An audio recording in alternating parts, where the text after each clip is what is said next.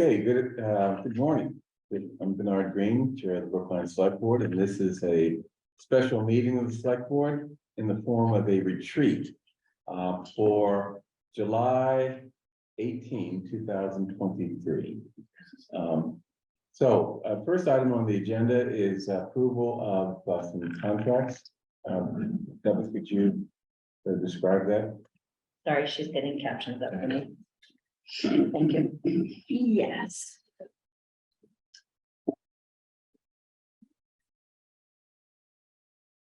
Items 1A through 1C are a question of approving amendment number 3 with Leftfield LLC for the continuation of the owner's project management services through project completion for the Pierce School in the amount of $6,750,000.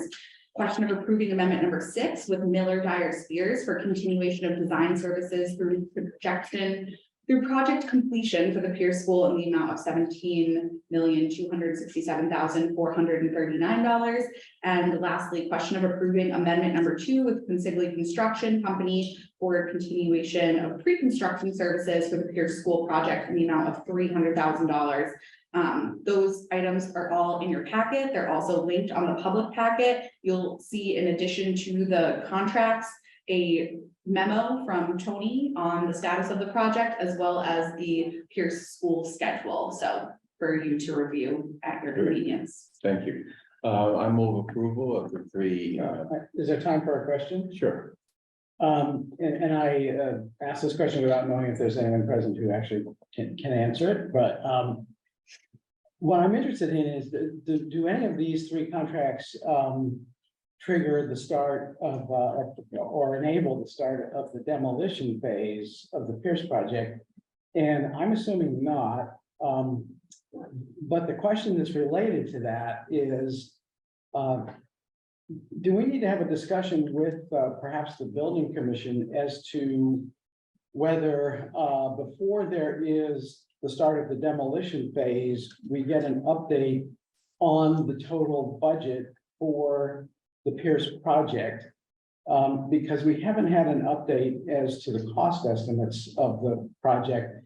And I've been hearing a lot of talk about the possibility that the project itself, maybe, but more likely the phase of the project that involves the ground source, systems, might actually require an increase in the budget. And shouldn't there be an approval of an increase in the budget before there is the initiation of a demolition phase of Pierce? Because once we demolish the existing Pierce, we're going to have no choice but to approve any cost increases that might come our way.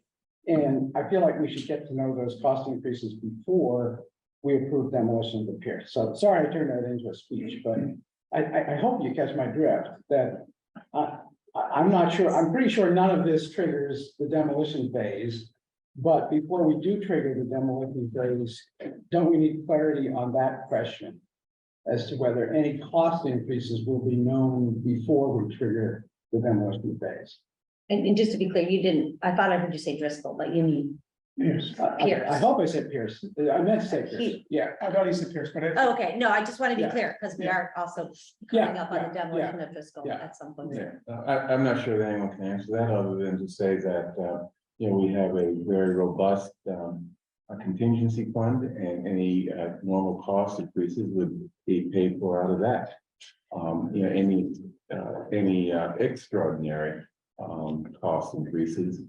For example, we find a school building underneath the building, which apparently is an issue that crops up occasionally. Will be dealt with differently. But the voters have voted to fund this project at basically at the cost. Well, I did hear a statement at the most recent building commission meeting that was along those lines, but essentially said that if the estimated cost of the project updated comes in higher than what is the budget for the project, that will be taken out of value engineering. which, again, I think it's information. That's one place it can go. Well, yeah, but that's information I think we should know before the start of the project or before we reach the point of no return in the project.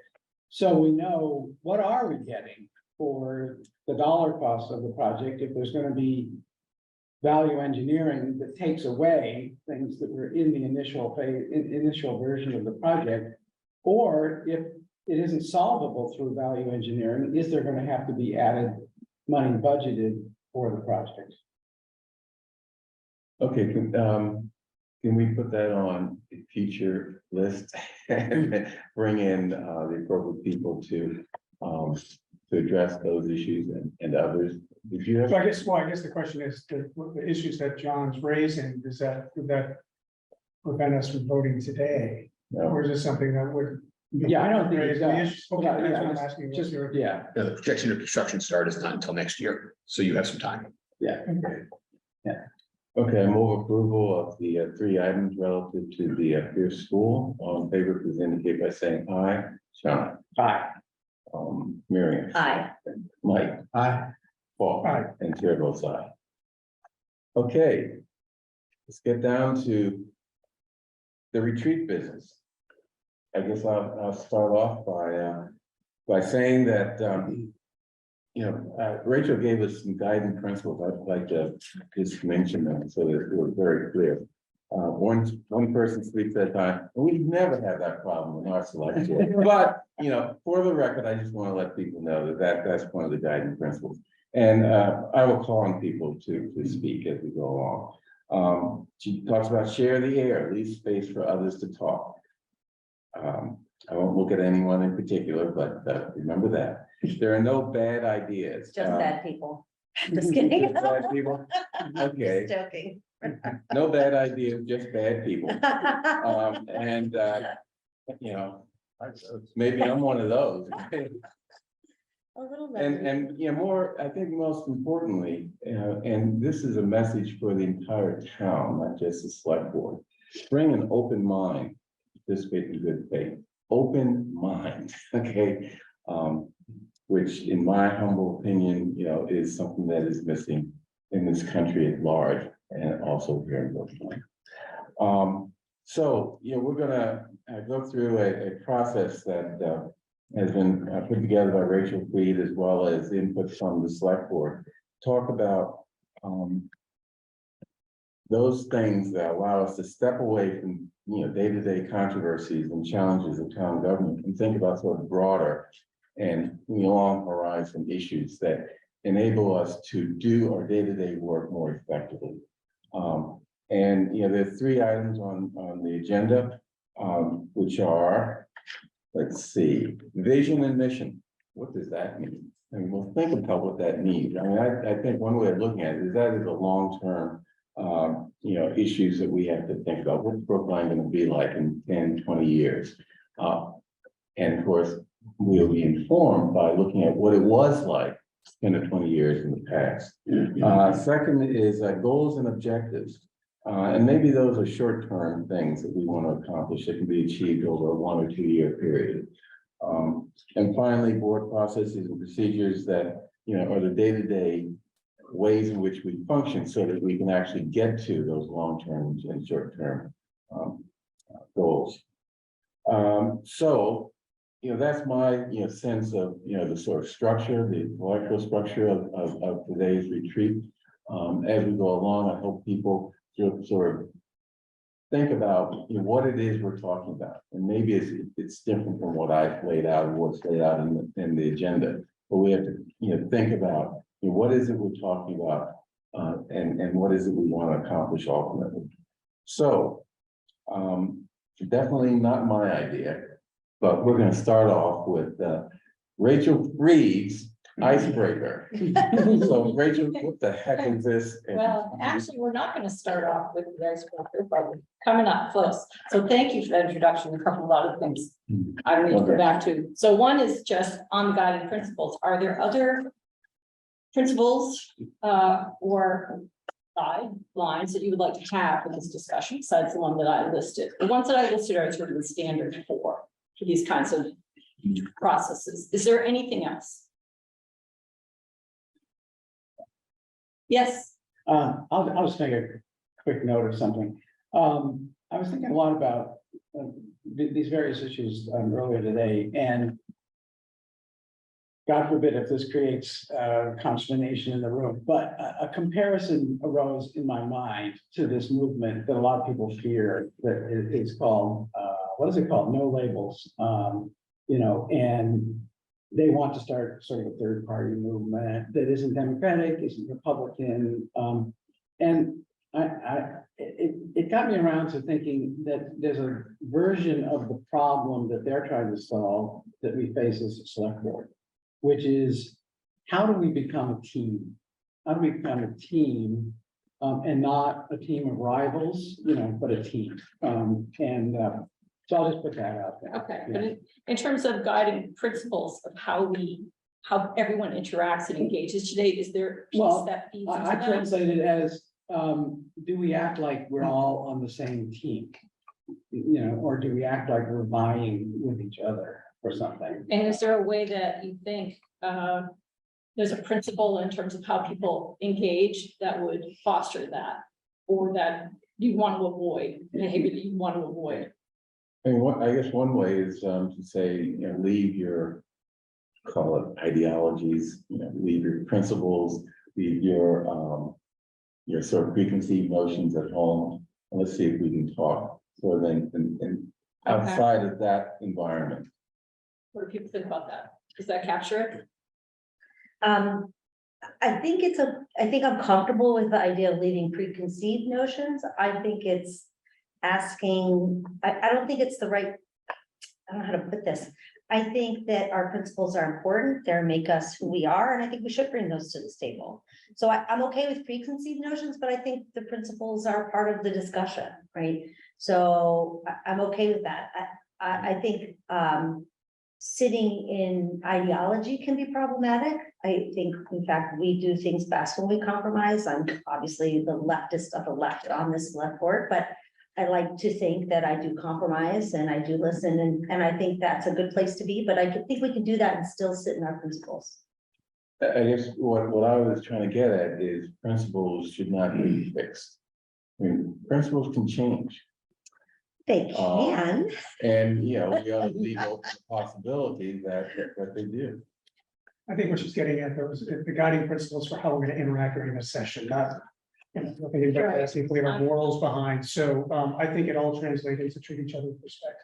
Okay, that's a good one. Everyone agree with that? Yeah. Okay. Absolutely. All right, so these are, as you said, these are like the basic rules of the road, how the discussion goes. And if you continually violate these guiding principles, you need to go out and hit 3 golf balls and then come back in. We stand outside in the heat for 5 minutes. You need to do a Cool down. respirator meditation. Okay. Okay, so I put together the agenda based on the conversations that I had with all of you. And as I said in my email, there's a lot of overlap. And I tried to draw from that. I mean, there's a lot, and you all know, there's a lot of stuff that's in front of the select. There's a lot of things you want to deal with. And I tried to focus down on things that we could make some headway on today. And as we go through this, I left space in each agenda item for things to go in different directions because it's your process. So the way that this whole retreat thing works, and I'm sure all of you have been in facilitated meetings before, and facilitators operate on sort of the same basic set of rules and processes. But my role here is to help discussion happen. It's to help you focus, to help you identify things, themes and ideas that are starting to kind of gather, to pull those out, to help you focus, and to try to help you reach the goals that you want to reach. It's your process. So I want your permission to be able to enforce the guiding principles if things go off the rails. I want your permission to probe and to circle back to things where people may want to just leave it and move on, and I might be interested in, hey, let's revisit that again. And then you can tell me, no, don't want to do that, and I'm fine with it. as a facilitator, I can exert a certain amount of control if you want, or I can really stand back and let you just, and you don't know me, you don't know my process. So my usual approach is to let people go, see what happens, and then start inserting myself as needed. And then you tell me, I want to be able to check in back with all of you to say, no, you're too strong. No, I wish you were involved more. Can you help us more? Can you help us less? So that's kind of what I'm seeking your agreement with, sort of that kind of balance, and we'll see how it goes. Is that okay? Yes. So overall, I find that these types of processes work best when people feel like they can talk. And at the same time, not talking on each other. So don't be shy on my account to like jump in, and I'll help manage. And I'm sure the chair will also help manage who goes when. But you know, the idea is to get everybody engaged and not feel like you have to sit on your hands or keep your mouth shut. So does that sound okay? Okay.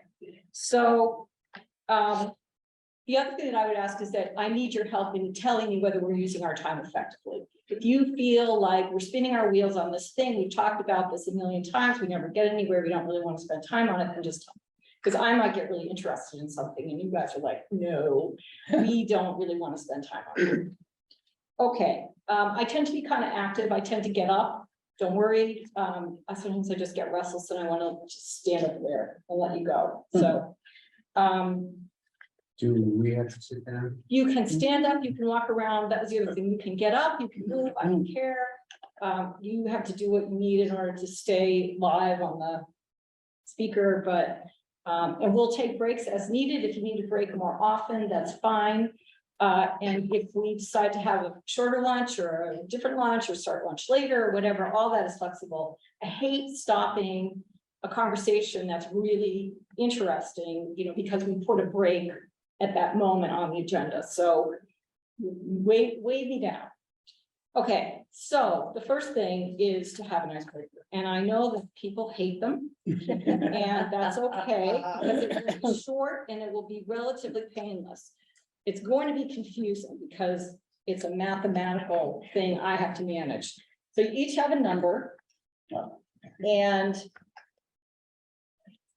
we each have a number. Hang on to your number because this is all, somebody doesn't have one.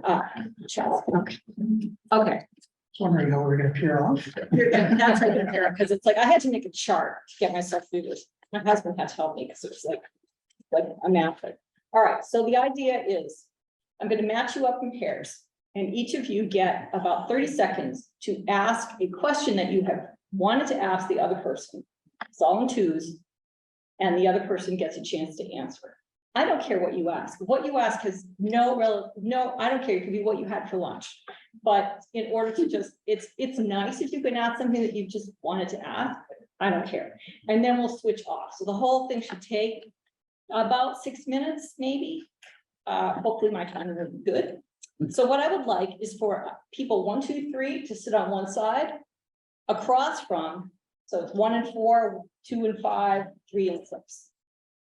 Pair yourselves off.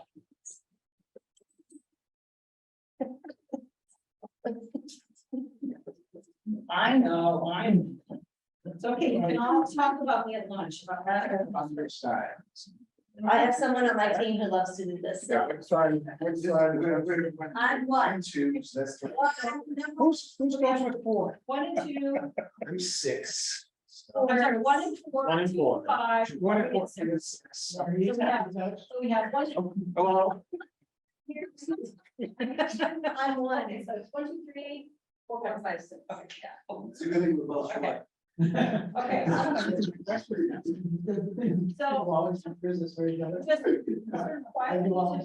quietly in your pairs. Yeah, ready?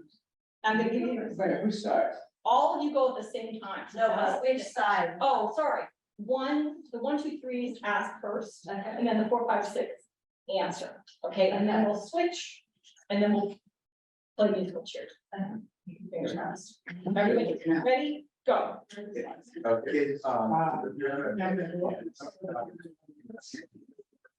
For the good and for the bad. Is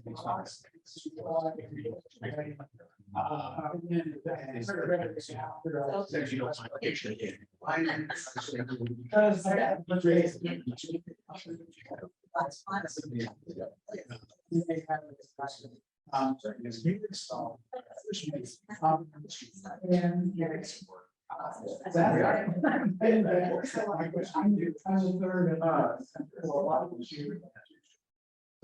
long.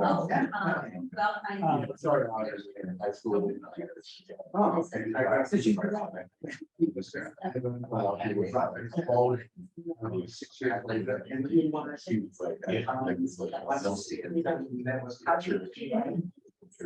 And then I would be something over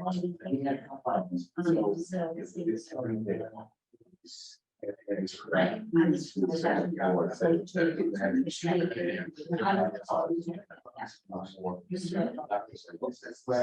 So I use the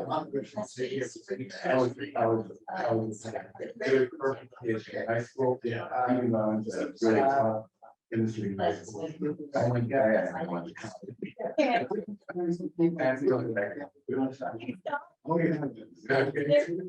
Did everyone have a chance to do both sides? Yeah. Okay. So next is 1, 2, 3, stay where you are. 6 come 4, 5, go. Figured I would be the most. Yeah, it's 5. Yeah. Slide.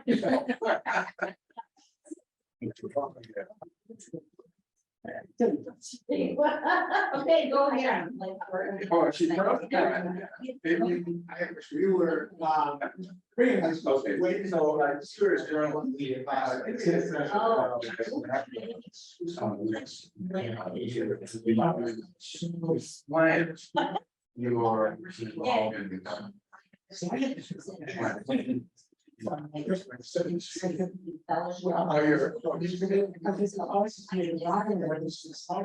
And I always said,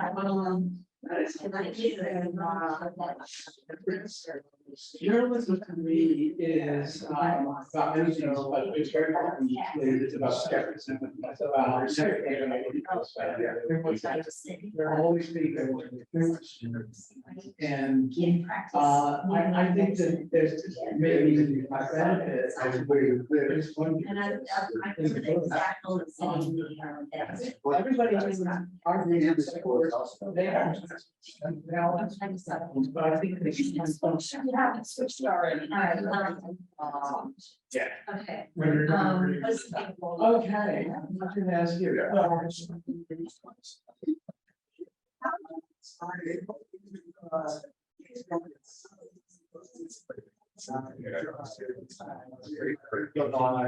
Same thing that.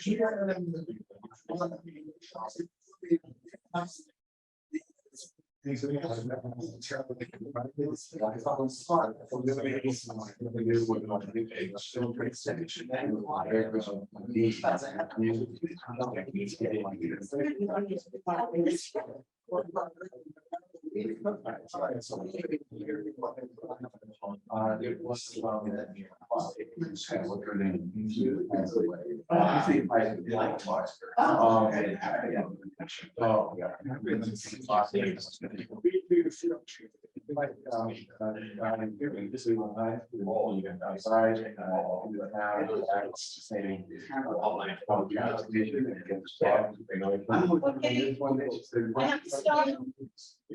All right, switching again, 1, 2, 3, stay where you are, and then 5 should be 5, 6, 4. Yeah, here we go. Okay. I think we figured out how to get. Yeah, it's very loud. Right.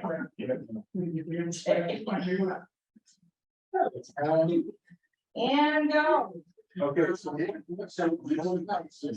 Yeah, please, you are involved in. Oh, I love to say it. You know,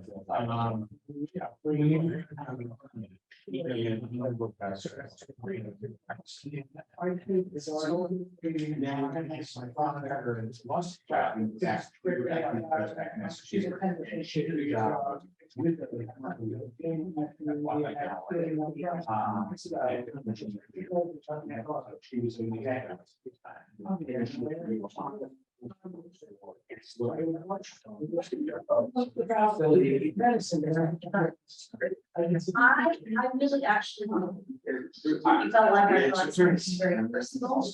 I would so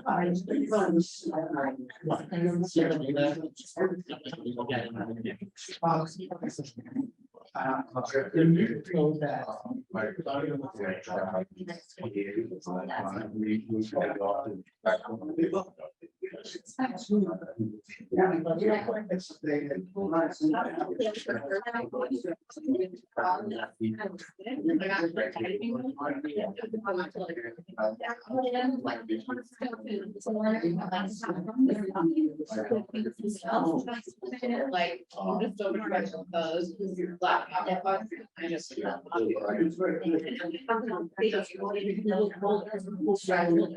like go back to that one, I'm like, I wrote this on your girl, I wrote this on all of it. I do that too, actually, yeah. Frequently fall my administrative strategy on stable government class.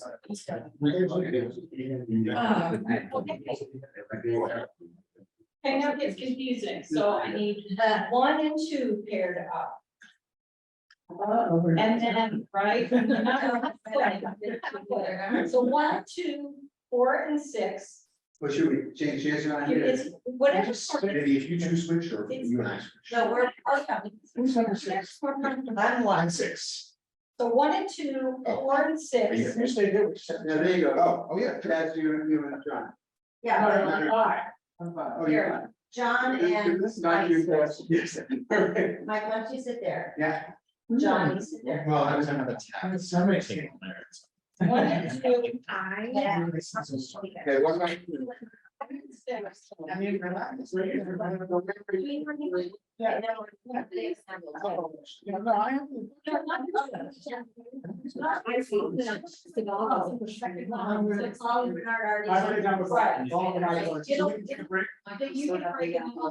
Oh, okay. 6. Yeah. Oh, no, I'm not. Okay, yeah. The oldest and youngest board member. We get. the No, next. I'm the youngest. Oh, no, I turned. Oh, yes. then Okay. Alright. Well, that's like, a cold letter. Okay. We're supposed to. Yeah. I keep getting the same 2 questions. So. I didn't understand. What am I doing? You know, I grew up in a. Because it involved that. So honestly, we keep the rules that I agree. 0 to 20. You stumbled on it. That. Never went back. And I really. So it seems like a very just. So that, you know, there's a lot of. This is the wrong place to do it. It's needed to be. Yeah. So. Outside, and no, I won't. I was person, now here. I really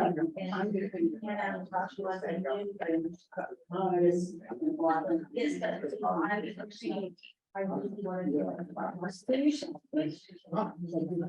If you have it. Okay. I'll tell you the rest. Yeah. So, What's the? I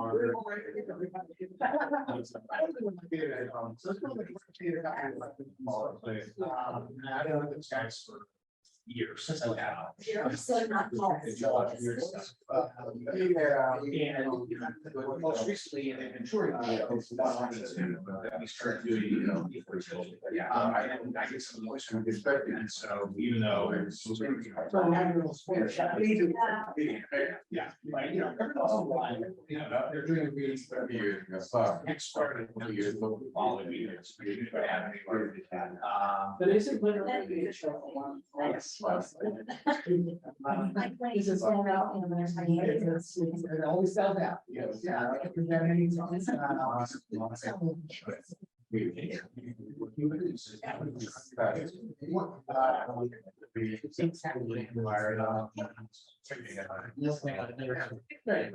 Have another switch? All right, I know.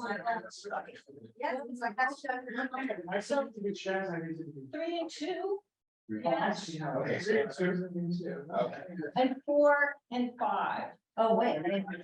You're No, One, we have. three. Oh, it's gonna be, it'll be in 4. Okay. Yeah, it's gonna be, but.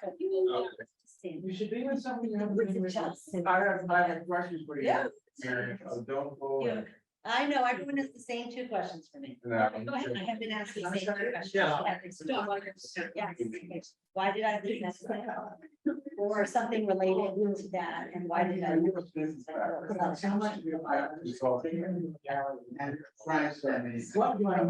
could just go to my cafe.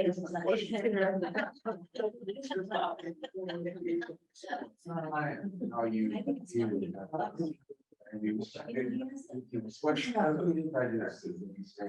From that background. In case you're wondering, I grew up in a blended family. So I really know that when I was 18, I announced to my parents, neither ever get married or ever. Yeah, but. Stuff does not carry out.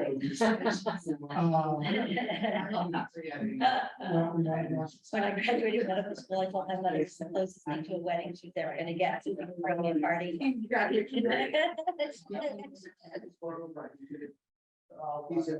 I left medicine because you can't practice good medicine without going practice. Discipline is not putting pressure. Still support physicians who just want to be. Which you have. Yeah. In your job. I briefly looked at education, the same. Yeah. Results in. Felt the same way. Yeah. I remember my boss said to me, you know, you should have just got this. You and I both was having to eat that. And I'm not.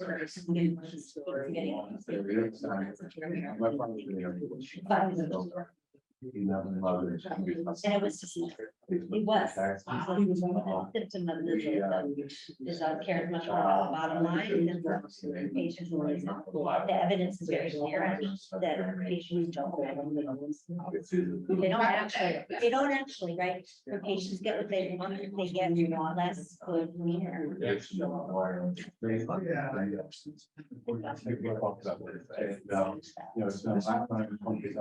The introduction of femininity.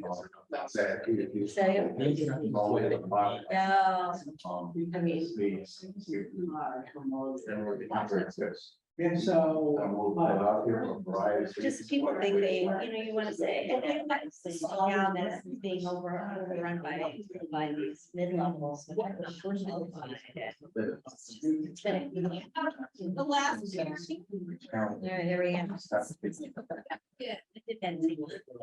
we go. Gave myself spare.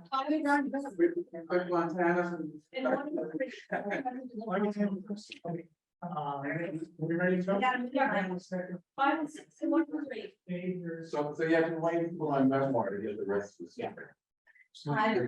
That's it. I told Mary Ann, we're done. I was hoping to hear what you said. Oh, yeah. Questions.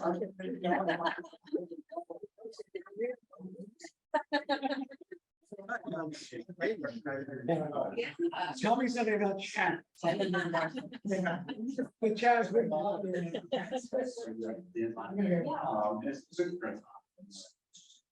But, you know, I play, which is basically just a run at. I had a great. So,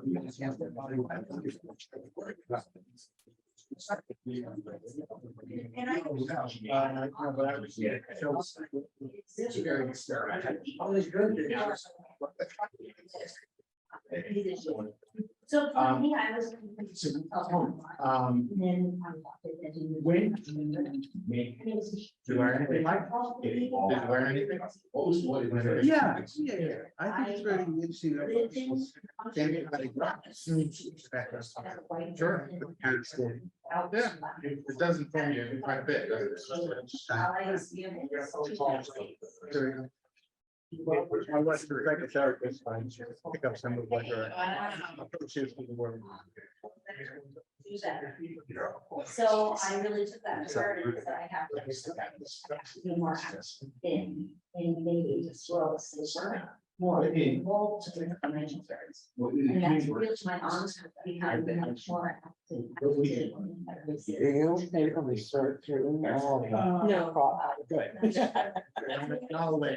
I got a text from someone in the audience being like, we can't hear, I'm like, we can't either. It's not so, yeah. And I can't imagine there being a Zoom audience for this. Can't understand the students that are even needed. You just can't. Okay, have to put who am I? Throw it at.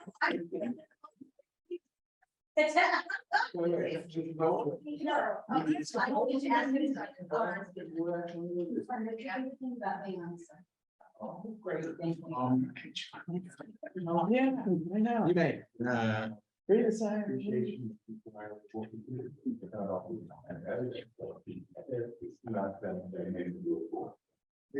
fine, I found it. You can think about it, come back later. Says that somebody who's been watching. And please start harder. Yeah, Not yeah. asking me this in 2 questions that everybody else asked. No. So thank you. Thank you for the cooperation on that part of the agenda. Less painful than I thought. It often is. So shall we start into the agenda? Yeah. So before, well, one of the things that I think is really helpful is we've got this first item of, vision and mission. But before we even get to that, like, what is the purpose of today's meeting? Do you have words that can sort of sum up why? What's the goal today? What is, in short phrases or words? Alignment of the select board Mhm. with itself. Yes. And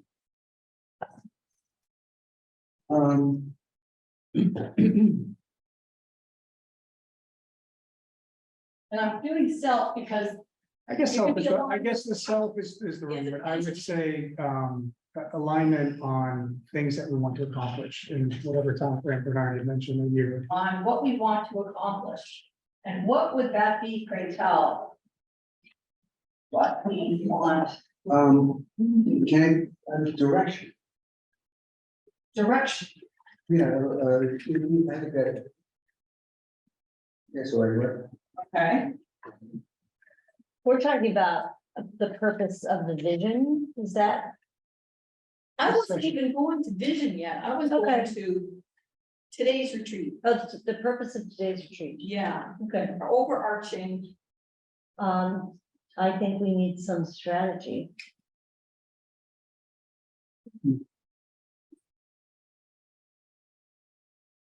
Any other big words, Self-consciousness about what the board is, what it does, and where it's going. And maybe what it doesn't do too. Yeah, okay. but what we do and what we don't do. The implication being what we don't do that we should do.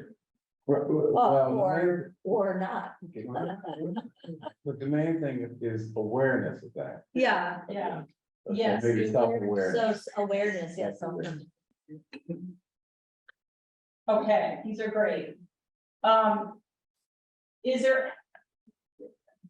are there any other defining terms that you would attach to alignment, direction, strategy, self-awareness? I've been thinking two terms, and one of them I already brought into the conversation, which is teamwork. But the other one is problem solving. Okay, do you have a place that would fit, Uh, or do I create another? I don't see that they fit yeah, they're kind of under direction, but, yeah, Which one? problem solving. Problem solving. Okay, and the And teamwork? teamwork is kind of under alignment, I guess. Yeah, I think so. Yeah. That seems to fit. All right, any other defining terms? Subterms. Would add, I'm not going to describe this correctly, but tone would be the word, but I think that the select board has the opportunity to set the tone through public discourse for the community. Modeling, Modeling would be a good way to, yeah, Does it fit under any of these? I think so. I think it's almost a principle, right?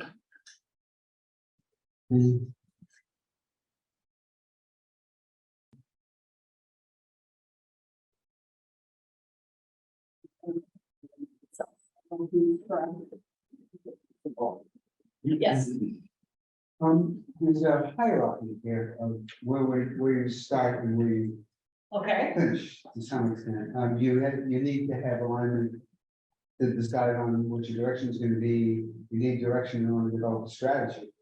And so I think that it's useful to say that there's a step-by-step process. what do others think? Do you see alignment as one? Does that speak to you? It doesn't matter. I feel a little bit like there's a Venn diagram here. There is. Hmm. There was a Venn diagram when I talked to all of you. Yeah. It's exactly the analogy that I used. But I was Well, talking to the arm. Did Mike essentially just say prioritize? Well, I think what Mike is saying is that just there's a flow. Yeah. Mhm. There's a flow. That there are here. some things that. You know, there's a starting point, and there's an ending point, and there's some things that, you know, give you all kinds of arrows, which Mhm. I'll do if you want, but I'm not sure it's gonna help you. Mhm. Because these are organizing principles, Yeah, you right? can't get to strategy without having some alignment and direction. Yeah, and they're really helpful to me.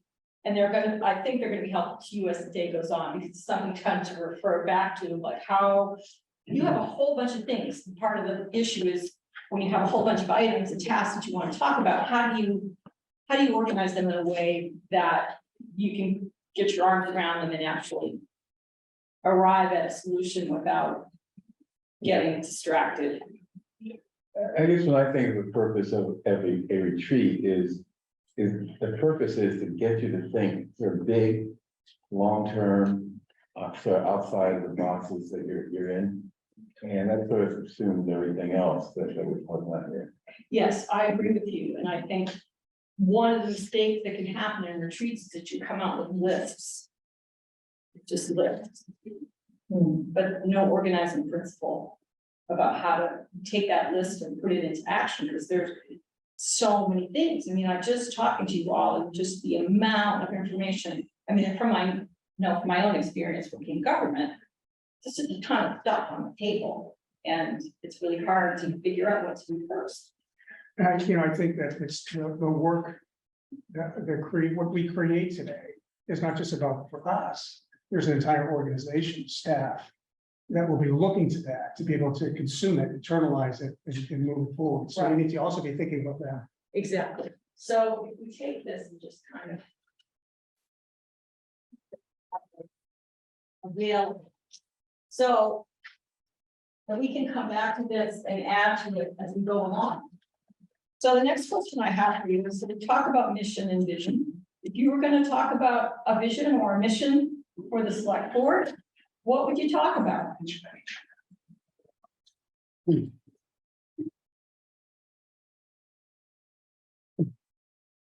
I have to fess up that I don't know about others, but when we did this, the two of us had our conversation ahead of time about this meeting. I said, I'm not big on visions, so. Well, that's why it's. I tend to be very suspicious of vision talk. It always feels like, essentially,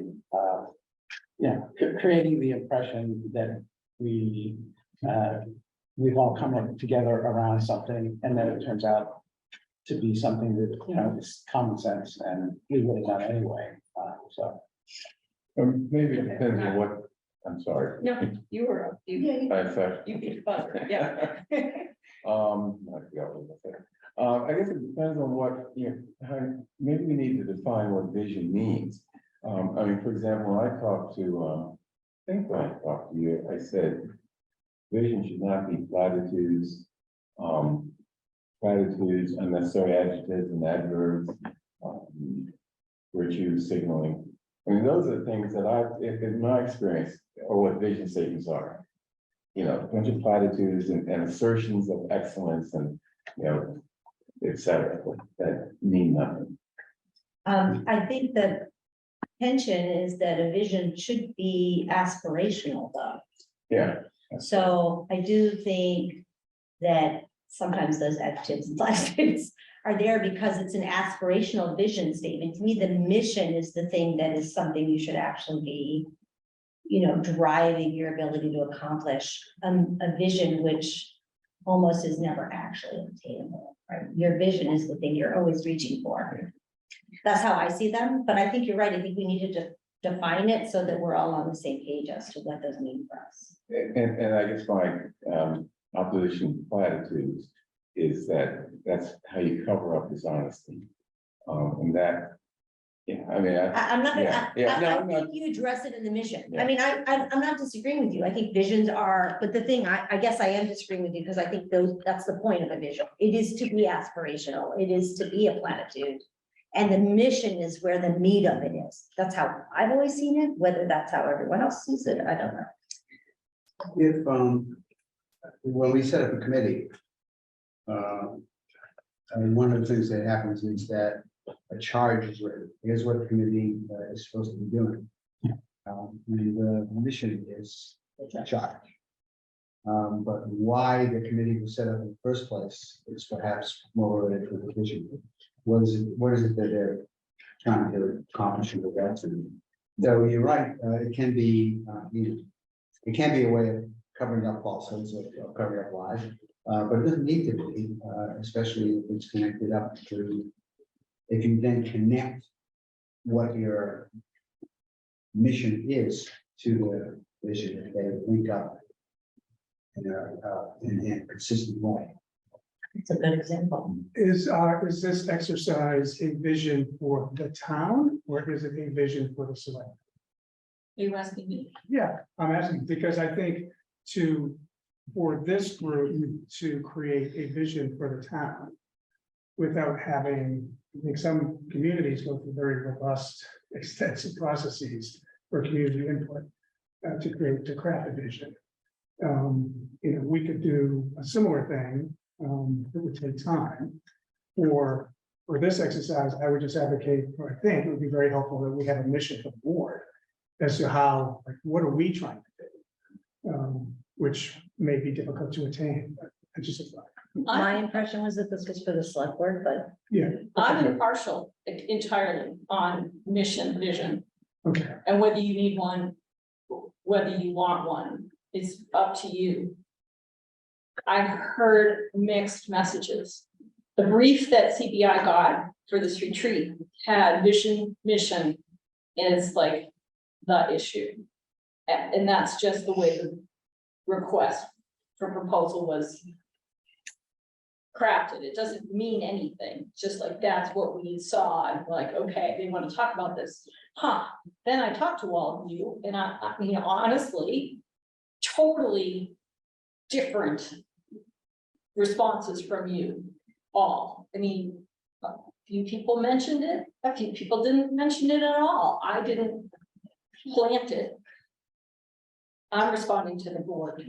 So the brief has nothing to do with that. Who wrote that brief anyway?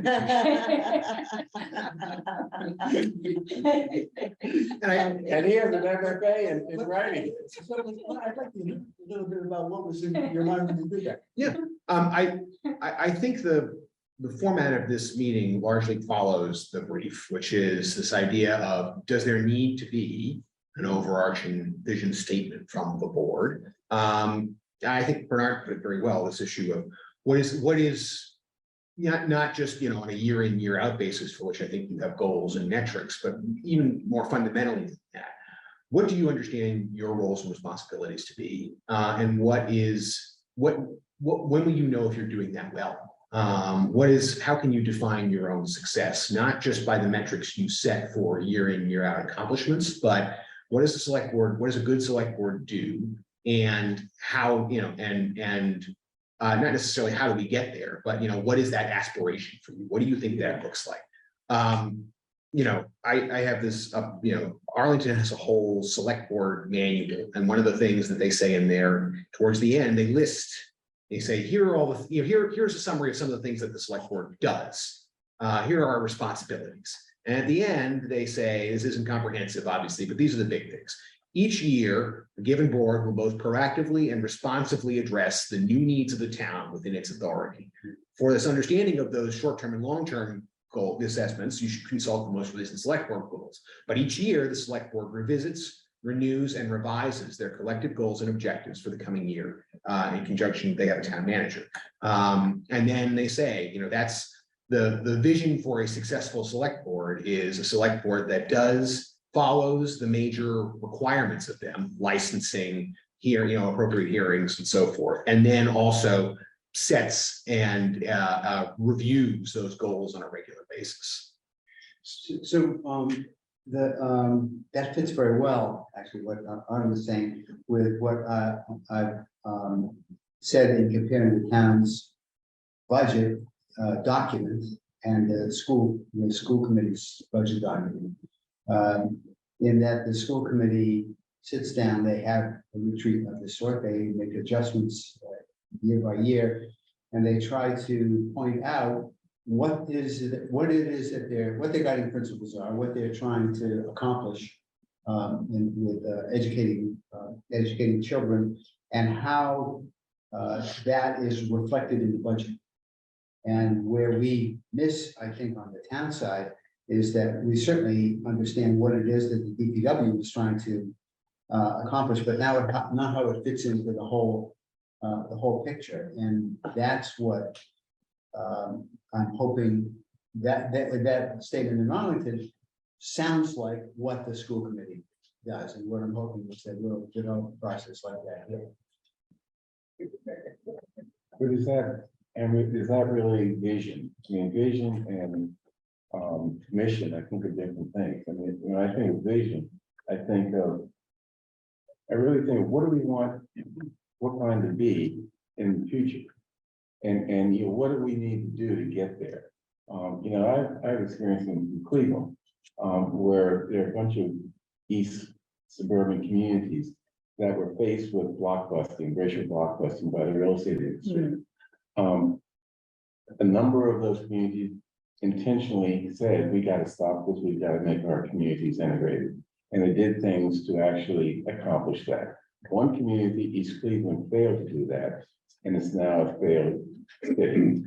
That's how I think of all the things that are happening here in Brookline. What do we want 10, 20 years from now that we need to intentionally work towards achieving? And that's a vision. I mean, that's a different mission, I think. I think it would help if you could focus in on, are you talking about vision or mission? Because they are different, I agree. For the board or for the board's vision for the town? Right. Because they're two. It seems to me it's the board's vision for the town, as opposed to the town, The board, I'm sorry, the board's vision. what our view is of where the town should be going. That's the very nature of leadership. Say it. Say it again, I missed it too. Yeah, say it again. So it's where we want the town to be going, and therefore what we should be doing to get it there. So this. Well, okay. Where we want the town to be going, okay, so it's we. Yeah. And how to get it there. So it's there's a embedded assumption here that you know what your constituents want for the town, the board, right? The select board, you're carrying the town's. Well, the town is very divided, so I think the town is very divided in the future for the town. You know, there are multiple visions for the future of Brookline.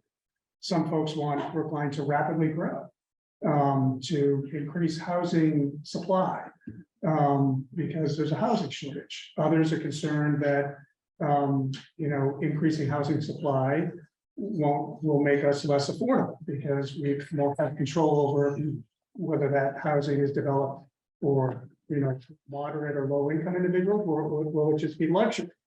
We have individuals that have no problem with 10-story buildings. We have others that want the charm of Brookline to retain. I think it's very, very divided right now. So how does that, how does that But those divided town selected us, to me, run it. right? Right. and so So we can therefore, have- in a very Right. imperfect way, we've got to, you know, we're the ones who have to come up with the vision. Right. It may not be the vision that everyone agrees to in town, it may not be a perfect vision, but, you know, it's how the system works, and So if we go down the road of vision. just Sorry, we talked about something you said, Yeah. you said something about how, you know, we would, you're assuming we would reflect what we think the town and community wants. That's not necessarily true. Yeah, I know. We reflect what some portion of the Give them community. what they wants. need and not what they want. Yeah, yeah, exactly. or we've been delegated the responsibility to come up with that vision. Right, you're somewhat of a microcosm Yeah. of the larger Brookline, you know, I think that's sort of the principle of. I think it's the vision of elected officials, right, is to try to, everybody gets a voice, we're gonna say something. I wonder, I mean, you know, you and I spoke a little bit about this, it's almost impossible to craft, wordsmith a vision, in a group.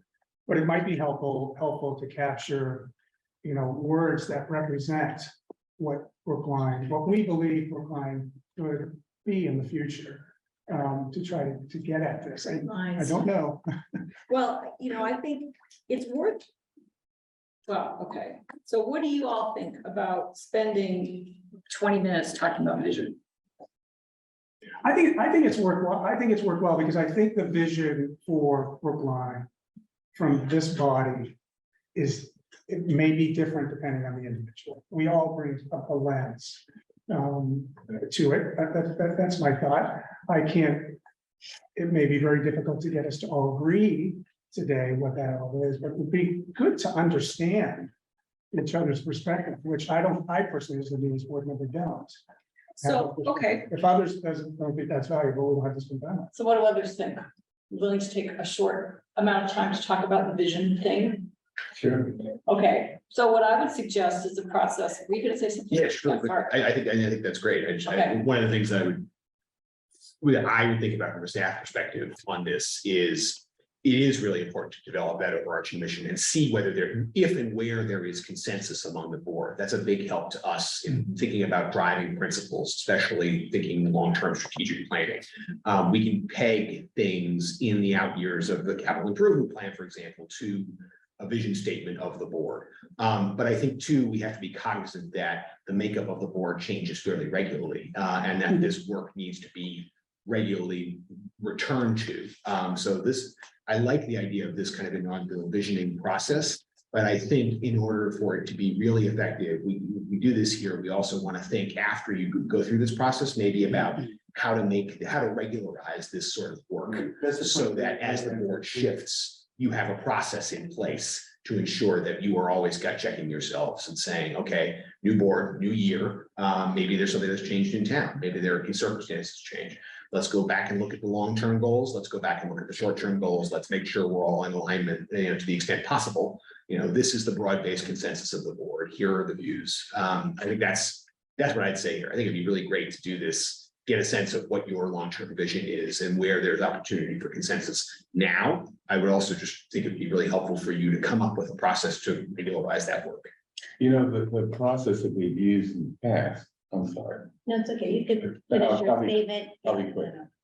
Processes we've used in the past is development of goals and objectives document. I'm not sure it's a great process, but it has some value.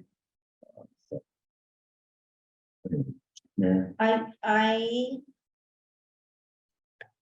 yes, think we should spend 20 minutes talking about our vision for the town, but I think we should spend the first 5 minutes actually talking about our vision for the select board. Because I think if we try to vision something for the town without understanding what it is we see our goals being, then we're gonna have a hard time. So I have a suggestion, You could flip it. that maybe splits the problem. Here's a definition of vision from Accenture, actually, management world. A vision is a shared idea of where you want to land. A statement that stretches the organization, provides purpose, is consistent with values, is inspirational yet realistic, is not a new idea. Some of the visions they give are the World Bank. This is the World Bank's vision. Our dream is a world free of poverty. It gets into the nebulousness, right? NASA. The world peace. I mean, and the irony from that Yes. coming from the World Bank. Yes, Sorry. so there can be a vagueness in vision statements that can be very frustrating. One of the things that occurred to me in planning this and talking to my cohorts back in CBI is that vision's kind of embedded, values are embedded in vision, right? That's how I look at it. And so one of the exercises that I thought that might be helpful is to talk about vision, but talk about the value words that reflect vision, the value words, because that's like free of poverty or world peace. Those are values. If you generate, this may be very naive of me, but it kind of feels like if the vision for the board would be a subset of what is the vision for the town. Yes?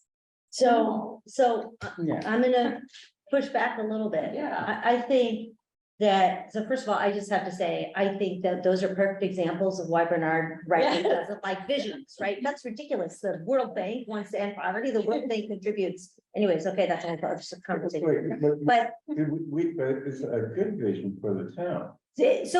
but here's the thing, I think I think the select board vision could be something as simple as we want the town to work well. But I think if we don't just define what it is that we want for ourselves as a select board first, how do we define what it is the select board wants for the town? Well, a lot of that is, I think a lot of it I'm is. sorry, wait, Yeah. let me just finish. So I feel like that's where I want 5 minutes to say, what is it we want? And it's simple, we want to get the job done. Okay, but what's the job comes next? That's the select board vision for the town, what's the job, right? But cart horse issue. Okay, well, So actually, I think John had his hand up before. Go I'll ahead. be Well, I think I'll be quick. Go ahead. Not for the first time, Miriam and I see things in opposite ways. I think we have to have the vision for the town first, and then the vision for the select board is to achieve the vision that we set for the town. That's just how I say it. So I'm gonna throw out Paul's vision. Just, it's not the World Bank. Where people want to come and are able to remain. Brookline. Today, we're not really too inviting for some people. For those that do want to come, we're not really very affordable. For those that are here, have been here for a long time, we're making it really hard for them to stay. Simple. Mike? I was, I think in terms of what, along the lines of what Mary was saying, you know, what is it that what we want to foster, that we want to do. But that's actually a piece of what you're talking about is a piece of the vision for the town is what's missing in the town is affordability for the middle. And where if you look at the income distribution in the town, it becomes increasingly bimodal. And so you have a situation where you have teachers, police officers, firefighters, and staff who can't afford to live there. And if you talk to the president of the police union, he's bitter about that. And he's perhaps a little bit of a troglodyte, but on some subjects, but on that one, you have to respect the point that he makes, that it's no longer possible for his colleagues, his brothers and sisters to live here, to buy in, and the next generation is going to be living somewhere else. That's a change that has occurred slowly over a period of time, probably began with the end of rent control in Brookline 30 years ago, 25 years ago. And it's if that's something that we don't want to see continue, then as a select board, that's one of the things that we should be focusing our attention. If it is something that we say, well, it's a broad economic issue, there's nothing to do about it, then that gives us a different direction. But Mike, that was, what you just said was kind of driven by reacting to a vision statement that I just put out. Yes, absolutely. Right, and I think that, Mary, that's where, if you have a broader vision, which is partly value-based, it's aspirational, it can drive, as Michael was talking, I made a little tweak, not just to, people that want to come to Brookline, but want to live and work in Brookline. Why come work for Brookline? What is it? Why, if you're someone who can go work anywhere, why would you want to work here? And if we think that that's one of the values that we'd like to have, we just recently, through some of the important work that you did with benefits and things like that, that was really important to help make Brookline more attractive as a place to work.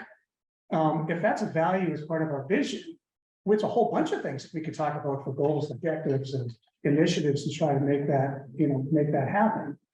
So I think there is, I guess what I'm saying there is, I think that vision, our view of the future can really help us dig into our role in helping that vision possibly. Okay, so Mike, I'm sorry, John.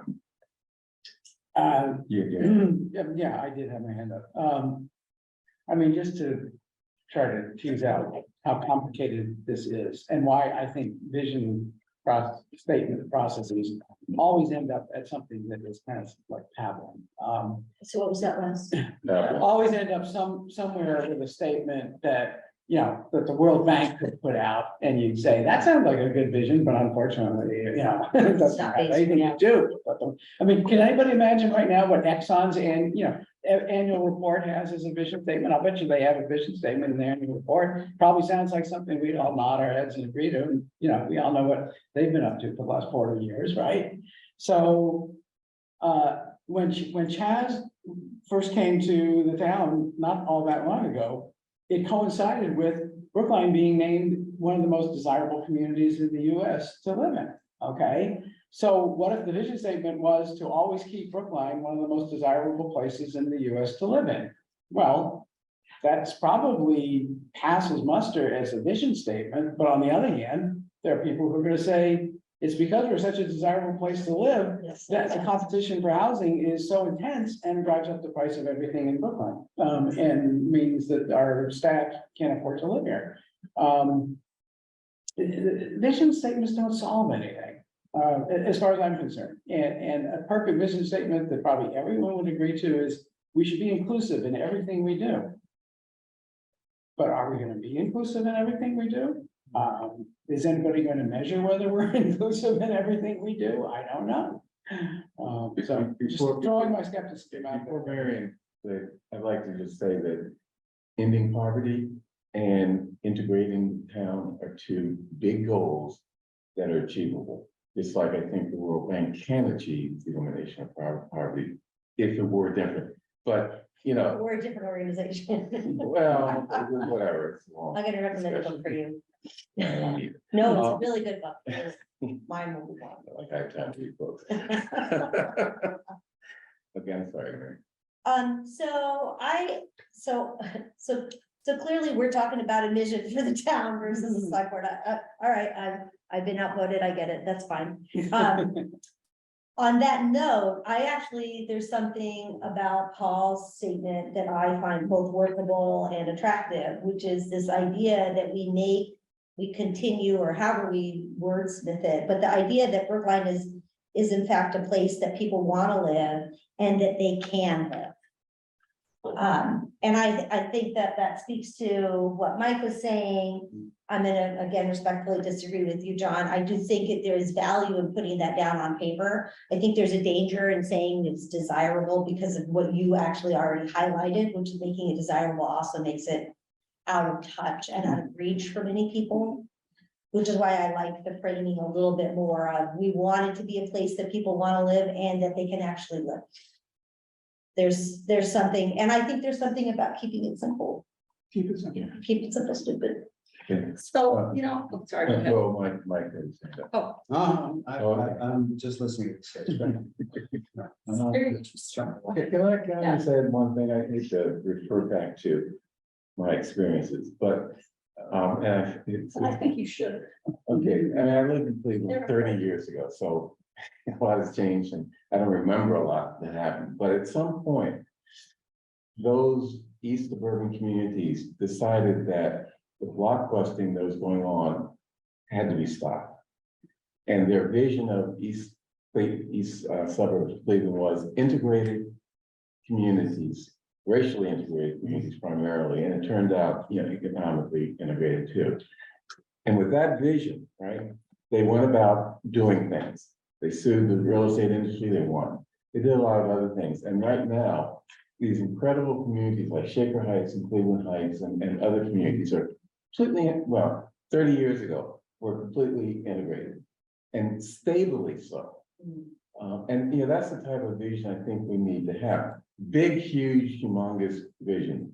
But you know, with a, you know, looking at it over a long period, we can actually achieve it. We just have to figure out how. Like, That is, well, what Paul has suggested, making it possible, and what I suggested, making it possible for a broader, sort of the middle, basically to live here, is a very large objective. It is not an easy one. Yeah. And John's skepticism about getting there speaks to the point of how difficult it is. no, And I respect the point. Absolutely, it isn't easy, but it is an appropriate. It seems to me like it is perhaps the appropriate goal for the town overall. And taking it, as I said, there's a hierarchy here, taking it all the way down into where I'd like to end up eventually. Maybe it's probably not in this session, but some other one. Is, you know, what do we need to do in the budget? And what do we need to do as a select board with regards for the zoning changes, a whole range of things. But what do we need to do with dollars and cents that we spend in order to get there? And you don't do those things unless you have already decided that this is the direction you're going to go.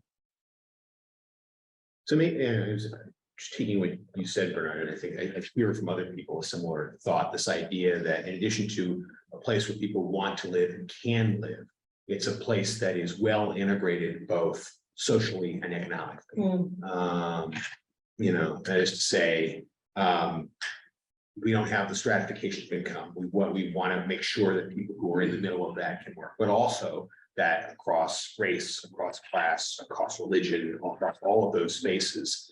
You know, it may not be perfect, but that is a goal, is to be well integrated. That is to say, we don't have all, you know, we have, you know, we don't have that stratification of racial groups, we don't have that stratification of religious groups, people talk to each other on the street, that's the kind of, small to mid-sized town vision. And I think to John's point, because I think it's a really good one, a vision statement from Exxon, right? Exxon is accountable to its shareholders. So whatever Exxon says it wants is almost irrelevant, because at the end of the day, the shareholders control that. And because of the corporate doctrine that has been established over the last 50 years, shareholder mandate has primacy, and shareholders can sue if they don't think you're running the company the right way. So the company can say whatever it wants, but they are beholden to that subset of people. And the vision statement doesn't have any teeth. Here, you are beholden to the voters at the end of the day. And that does have teeth. Because the voters can respond directly to that vision statement in an effective way. The voters can respond to that vision statement in an effective way. The voters can say, either we don't agree with that vision statement, or we don't think you're implementing it well enough. And that becomes the grounds with which you have that broader conversation in the community. You set the tone of the community conversation. It goes back to this idea of setting tone and message. It's less, at the end of the day, it is aspirational, but it gives people somewhere to hang their hat. If at the end of the day, they don't have the expertise to go deep into the finances and say, why did you spend $5,000 here in DPW when you could have spent it here in, police? They could just say, you had this vision and I don't see you getting there. Or you have this vision and you're doing a great job, I'm reelecting you. Good job. I'm smiling because nothing forces any of us on the select board to confront what is our vision for the town, like having to run for election. And so we do, and I hope, make pretty clear statements of our vision. And then the other candidates make a pretty clear statement of their vision. And then the voters end up deciding that 51% of them agree with one side's, vision, and 49% agree with the, counter vision of the other side. So we don't necessarily, have a unity in the town as to the vision of the town, and that comes out loud and clear whenever there's an election. Yeah, but I also think there's that gap between vision, which is it can be so vague as to be, and process, how do we get there? I think it's maybe a vision statement is something that is hard for people to disagree with, because it is encompassing of as much of a community consensus as possible. And then the argument is really over process, as opposed to the overarching policy. Right in my ball court there, process. So what about mission?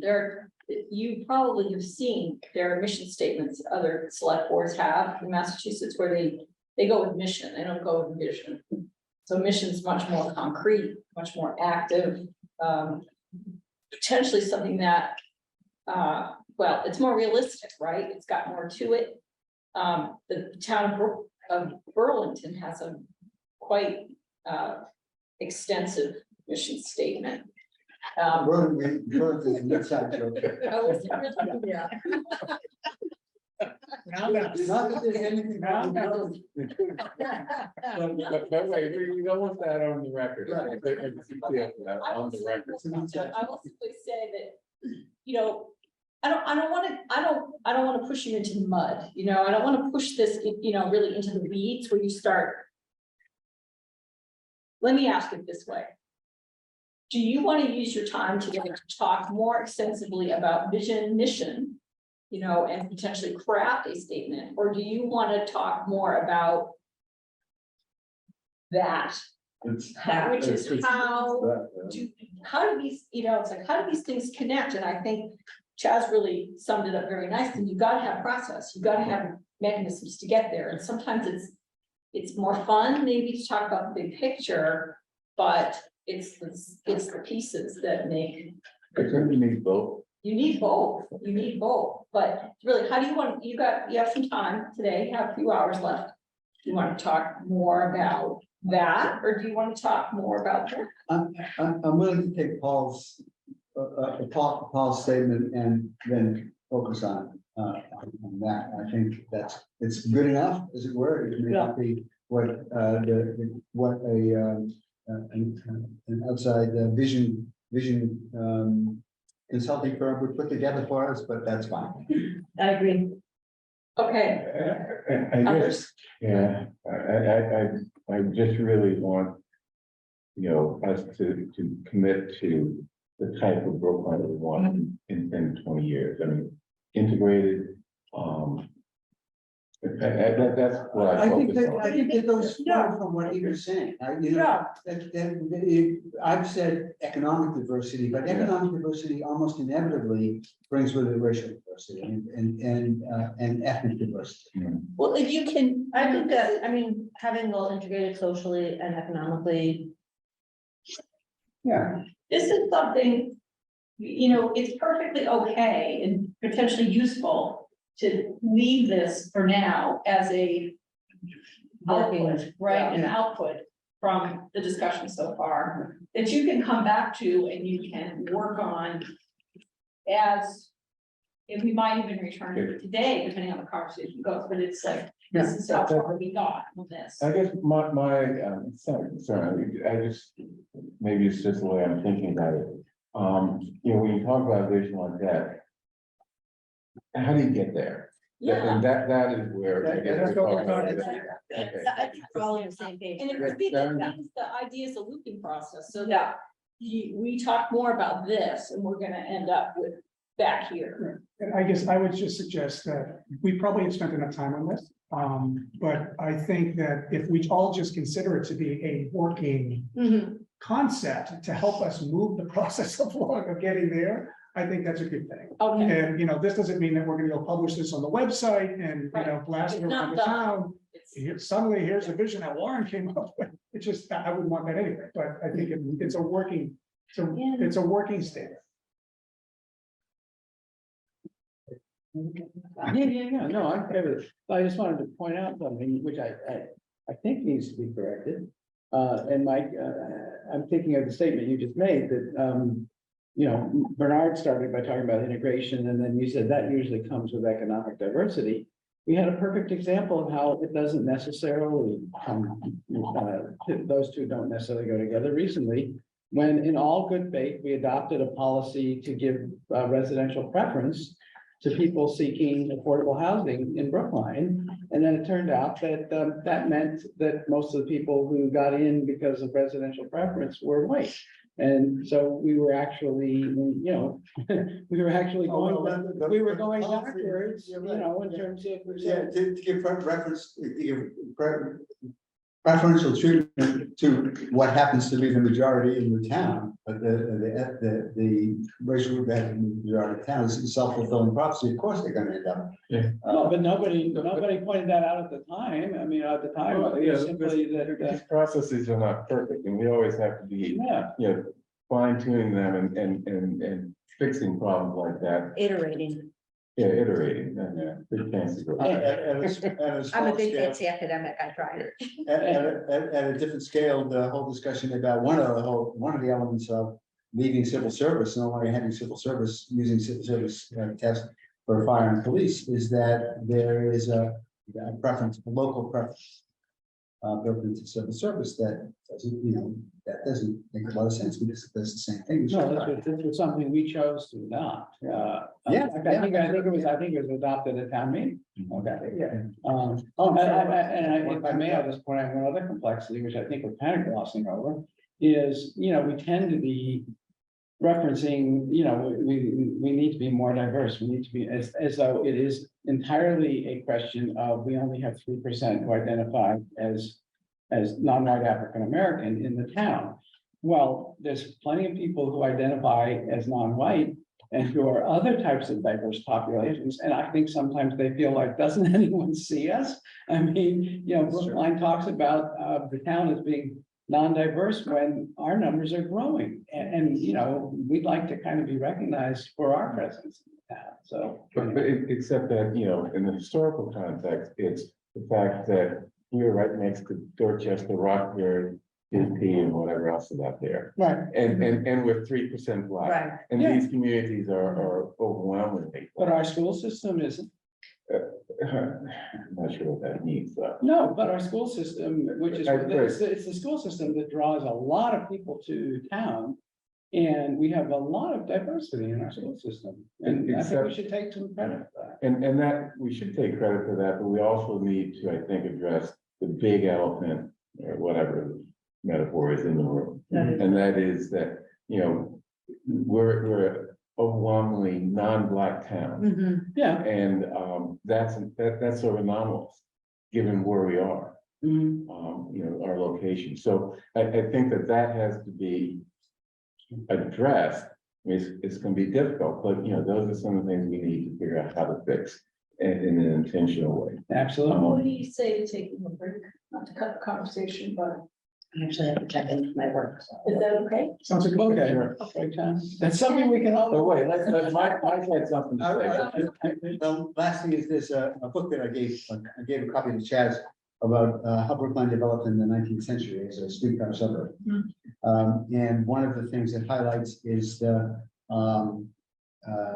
segregation, the housing segregation that occurred that confined the Irish population, especially the Irish immigrant population, but even next generations, to a particular section of town. Long before zoning,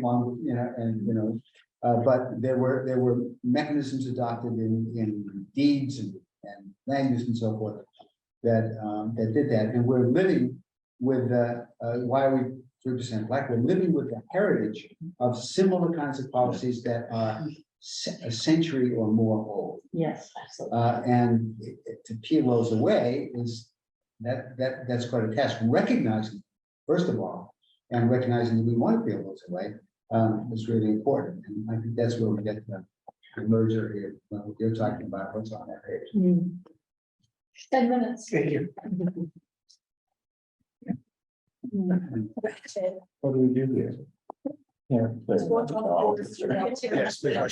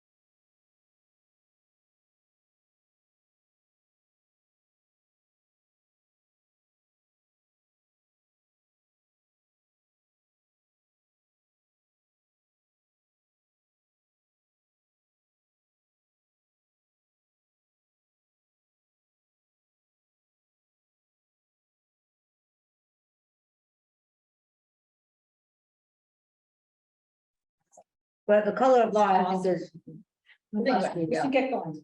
Yes, that's a good one. And Devin's pushing us along. Yeah. We're back online. Yeah, Okay, we have to, do you have to do anything to? no, no magic words needed. Okay, so we are now in item 2. So I termed this select board goals and objectives, just as I couldn't come up with anything more, I don't know, snappy. I thought it would be helpful, correct me if I'm wrong, but I thought it might be helpful to talk about what are the attributes of a high performing board, to try to come in that way, not talking about yourself so much as an outward objective comparison, right? Objective data is often helpful. What are the pieces of a high performing entity, and use those to try to move into gaps and needs for the select board. And I deliberately thought about this really in 2 sections, and that's why the agenda is divided up the way that it is. There's the inward, there's the board, and then there's the board looking outward to the accomplishments, goals, needs that then start connecting with other departments and commissions and committees and the other parts of the town operations. So I think of this very much as operational issues, but you are free, obviously, to change them and morph them into whatever you want. So I will just start you off with like the attributes of a high performing board, and you take it where you're at, and you go somewhere else. What are the attributes of high performing board? And for a select board, I think one attribute is how it works with staff, both in terms of conveying, our goals and stuff, but also receiving back useful information. And that's difficult because staff many times wants to propitiate us and, not give us necessarily the truth. But we've got to figure a way of getting beyond that. And then how it works with other power centers in town. And, we're going to talk about this later with respect to committees and boards and commissions. Committees, boards, and commissions. The school committee, and Right, and other, So going with that, then, what's the how? What are ways? how do you get to that How do you point? get, Yeah. what's the how? It- Yeah. One way, if I can just add, is just be clear and open and honest as to, what our relationships are. And I guess I say that because we have examples of that right now. Mary? well, I was gonna say authentic communication. Yeah, same thing, yeah. Yeah, same. Mike? Can you, That way. can you, I can think the word, you define, I'm sorry. Authentic Yes. communication, Yeah. authentic is honest. I think authentic means that, the whole story. yeah, the whole story, exactly right, honest and transparent. Yeah. Which I do think are different things. You can be honest and not tell the whole story. Okay, Yeah, but I think basic is identifying what are our roles, Yes, right? What do we do? What do they do? but I think that's different from authentic communication, Okay, Mike. but I don't disagree. I think that you just said something that I had this word in my head anyway, I was gonna say respect. But the respect and respecting the different roles. Yes. And respecting the different capabilities is important, and that goes for respecting the different capabilities of each of us as individuals on the board, and respecting staff and their capabilities and understanding their responsibilities. And likewise, not that I have any complaints about staff in this direction, but I think it's important for the whole. It's very easy to, if you're a member of, if you're a professional in an organization and you have a board to report to, it's really easy sometimes to sell the board short. Yes, don't undermine your staff. And so it's important to respect the things that the board faces. And it's important for the board to respect the things that your staff faces. Just a little bit on the roles and responsibilities there too, because I think that is, it's not just, I think, defining the board's role and responsibility more broadly, but within the board itself, individual board members' roles and responsibilities, I think, is a crucial aspect. One of the things that Melissa has told me about the history of this, of the board in the past and boards that have worked well, that I thought was really interesting, is boards. So Brookline Select Board in the past always used to have the person for a particular issue. For example, there would be a person, not the chair or the vice chair or whoever, who just took it upon themselves to be the licensing person. And so anytime a licensing issue came up, it was very easy for staff to say, go to the licensing person, talk to that licensing person. They have an interest in this. They have a proactive engagement in the work. Similarly, climate. There was always a point person on the board for climate related issues. And that person could be relied on to transmit, to offer their sense of where the board was, without breaking the open meeting law, just offering their opinion, because they were often the most informed about the issue. And then to be able to take that back to the broader board in an open session and say, hey, I'm reporting out on this issue to the broader board. This is what I think we should be doing. What do you think? And in that way, you have almost a project manager for, not even a project, but like an expertise, a subject matter expert, or subject matter go-to person on the board for the board's highest priorities. And that person then is, there's no kind of question in staff's mind, oh, we have this committee that deals with X, who do we need from the select board? We need that person. We have this question about X, who do we talk to at the select board? We talk to that person, because they can be relied on to bring it out to the broader board. That can be problematic, and BFAC suggested that with respect to budget things, but I think it's more about predictability. Yeah. Like if I'm putting something in front of the board, I want to know how you're all going to respond. You may not be in alignment with everything, but I want to make sure that I've got all the angles covered when I'm in front of you, instead of having to go back and, do more work in order to bring it back. Well, there's also, I'm thinking about first, so, I was transportation board chair, and I still have an interest in transportation. Somebody wants to ask me a question about transportation, I'd love to get back. And so it's that kind of thing, traffic and transportation stuff that if you were to say to me, Mike, when something comes up about this, we'll turn to you to. And when there's some other issue that comes up, climate change is one of John's really deep interest. That would be, those are the kinds of things that I think. I think we need to be careful that the process of being efficient around communication doesn't limit the opportunity for a five-member elected board. Oh, yeah. So I wouldn't want something baked, brought to the board, and it's assumed. Because we are subject to the open meeting law, so we never want to lose that opportunity.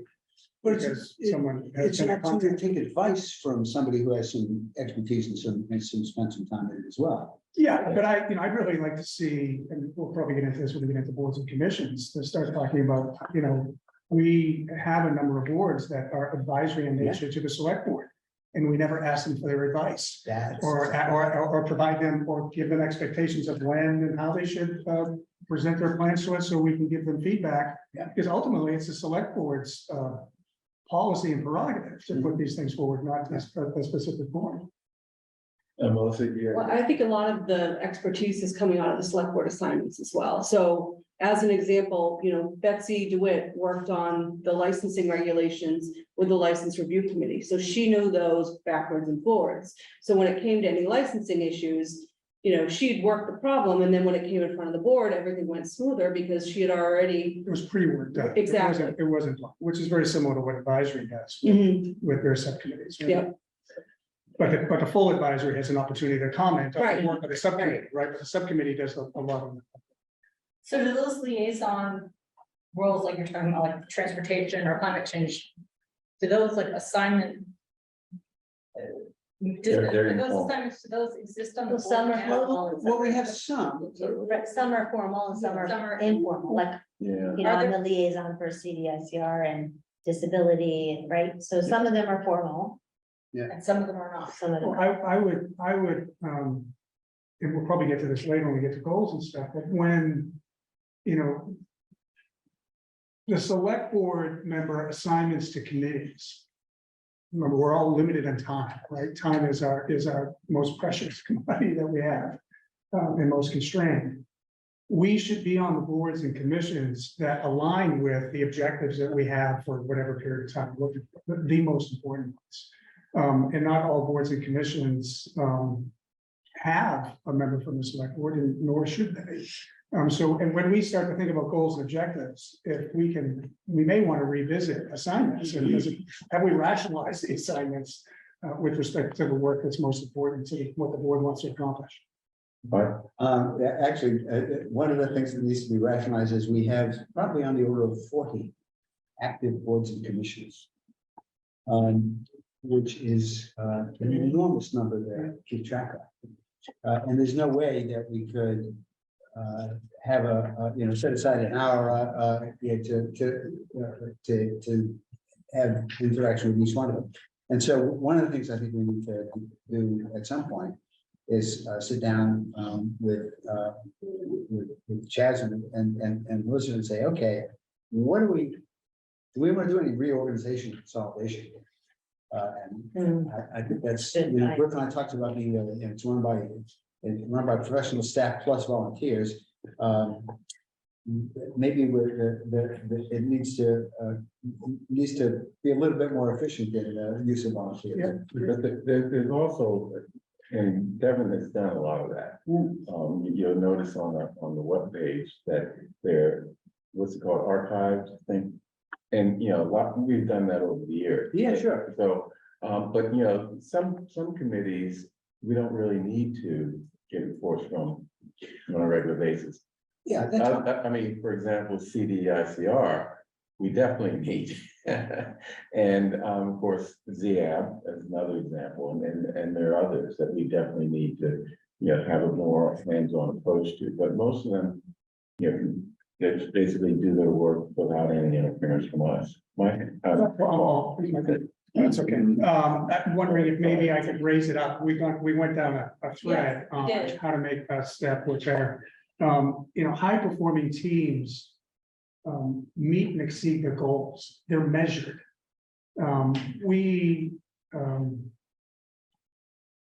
Be good to have measurable goals. For us or for staff or for the town, whatever it is, but something that's, measurable It's smart goals. to smart. Smart goals, yeah. Mary? I don't want to get away from this. We hinted at it, but I want it to be really explicit. When we talk about respect and mutual respect, my dad always used to say, you hire an expert and then you listen to them. And a huge mistake is people don't listen to the expert they hire. And I feel like we need to make sure we do not undermine town staff. We have hired these people because we think they can and should do the job. And we need to be very mindful, I think, when we come across as a select board. We can disagree. I'm not saying we don't, but I think we need to be very careful that we're not undermining our own team. So is that something that you think the select I board think sometimes does? we do, Is that yes. More, I think we are guilty of it. okay, And I think we just need to be, I think there are ways to have dialogue about maybe something you don't agree with without actually questioning the competency or the work and I will say that this is something, for those of you who don't know, at the last Disability Commission, I was really very upset at one of our committee members who did just that for the planning, for Dan Bennett, and I stopped the conversation. But I think, again, it happens at the committees, right? And we emailed Dan, we said, this was said, I want you to know what happened, I want you to know we've addressed it, but I think we need to be really, really mindful. It's very easy to do if you're not mindful about it. Mike? I think it's, since we'll ask the folks who are here, whether they have, whether that's a concern, or you feel at times that you've been undermined or contradicted or similar in a way that. Or maybe without putting them on the spot, Well, it puts us on the spot. Well, no, in terms of maybe examples of how some of our interactions. Right, are not- well, let's talk, it's an open and honest discussion. I think it's a really important one. Because I agree, there is that balance to be struck. You do not want to be in a position where where staff does not take your role as the elected officials who must make the ultimate decision with any sort of lightly, right? We can't discount the fact. We are not elected. We are the people. You have given us a charge, like you give committees a charge to run the day-to-day operations of this community. And that means a lot, because we are accountable to you and you're accountable to the people. So I take that very seriously. So I want to be sure in all the work that we do as staff that we do not disrespect, the pressures that you are under and the work that you do. So on my end, I really work hard to reinforce with folks that the select board's view, even if they disagree with the outcome that you are recommending, it has to be respected. And in turn, I think the ask is similar to what Miriam said, which is respectful disagreement on this can be based on that's based on clear and factual or policy related grounds. A disagreement that says, I'll give an example. I mean, there have been a couple of emails flying around my inbox. There was like a what to do and what not to do. There was an email that was sent to me that was like staff are like borderline illiterate, staff are stupid, staff are in the tank with some developer, just accusing us of all sorts of terrible things. And I sent a note saying, you can disagree with the decision of staff. You can. There is room for disagreement, but you can't do it that way. That's not the way to do it. By contrast, I got an email on the same topic about a week later over a weekend from another town meeting member who said, respectfully, I disagree. And I wonder whether or not you considered the following things. I don't know complaints about the competence of the staff or the law. I just think in this specific instance, I would like to know, did you take the following into consideration? Because I think I would come to a different outcome than you did had I taken this in. And that was perfect. That was, a reasonable disagreement based on, something that was easy to identify. And I think the other component of this that we have to be mindful of is timing. Now, sometimes this is on staff, right? This is something that I'm working on, which is I try very hard if there's something controversial, not to put it in your packet on Monday night, so that you have a limited time to read and respond to it. Sometimes that's unavoidable, but that's one of the areas of improvement that I've been working on, is that if it's something that's going to be discussed and there's room for discussion about it, I want to make sure you have time to digest it. By the same token, I think it's really helpful for staff to hear from you individually in advance of the meetings. If you see an issue, if you issue spot in advance to the extent possible, that may either alleviate your concerns or help staff frame out the response that we're going to give to you at the meeting. And I think that's particularly important for us to understand where you are and where you're coming from. The issue on the senior discount rates, right? Like that was a big issue that staff didn't expect was going to be a big issue, but it turns out there was something very serious underlying it. And there was in fact an issue that was going to require a town meeting to get involved on that. Aaron sent out the kind of proposal on that 2 weeks before you had that discussion on it, but it wasn't flagged that way. It was just kind of flagged as here it is. We should do, we on staff can be better at saying to you, we put this in your packet, here it is. And then I think it's important for the board as a well-functioning entity to give us the time, if you have concerns, to raise it, to send to us so that we know how we can respond. We know how to come prepared to your meetings and address those concerns. There's one thing in terms of, what is a high performing board? I've been on a couple of boards, but this is a unique one. In a couple of boards, in addition, this is a unique one in the sense that there is something, there are political considerations, and it's just a fact of life. We're elected, we have constituents, they talk to us, email us, whatever, and we have an obligation to pay attention. And sometimes we have an obligation to vote in a way that conflicts with what we might otherwise do, or what staff might say is the best way to handle something. And that is I mean, it's a fact of life. And so we just have to understand that we're constrained by politics, at least to some extent. But there are ways to. I always tell staff, politics is the art of the possible, right? We are here oftentimes in a iterative role. You come to us because you want options. Yeah. And we may present the golden option in a vacuum, but it's not politically feasible. Yeah. And we have to accept that. That's something that we have to do. And I think in turn, the board, the board can provide appropriate guidance to us when they say, here are the parameters of the world as we see it. So that you're not looking for, the pie in the sky option. If money were not an option in politics, were not a consideration, I would do this. But if you tell us the political bounds of the community are such that we cannot do X, but we can do Y, that allows us to shape our recommendations to you accordingly. In an ideal world, are there mechanisms that you'd like to see that would help with exactly what you're talking about in terms of the communication and the back and forth between the staff and the board members? The general parameters we have in place, which I think are helpful and worth repeating, is that the communication through departments usually comes through our office, right? Is that allows us to route it appropriately. And I think all of you do a really good job with that right now. You usually, I think it's important for you to be able to talk directly to department heads. So, you can always email a department head, but I ask that you copy someone in our office so we're aware of that conversation and I can talk to the department head about my conversations with you and what the political, subtext of this might be, all of that stuff. I think that works well. And I just want to call that out now as something that it's an effective policy that works. The communication is through the town administrator's office to department heads, and their department heads and the town administrator's office serve as that level of protection for staff, for line staff.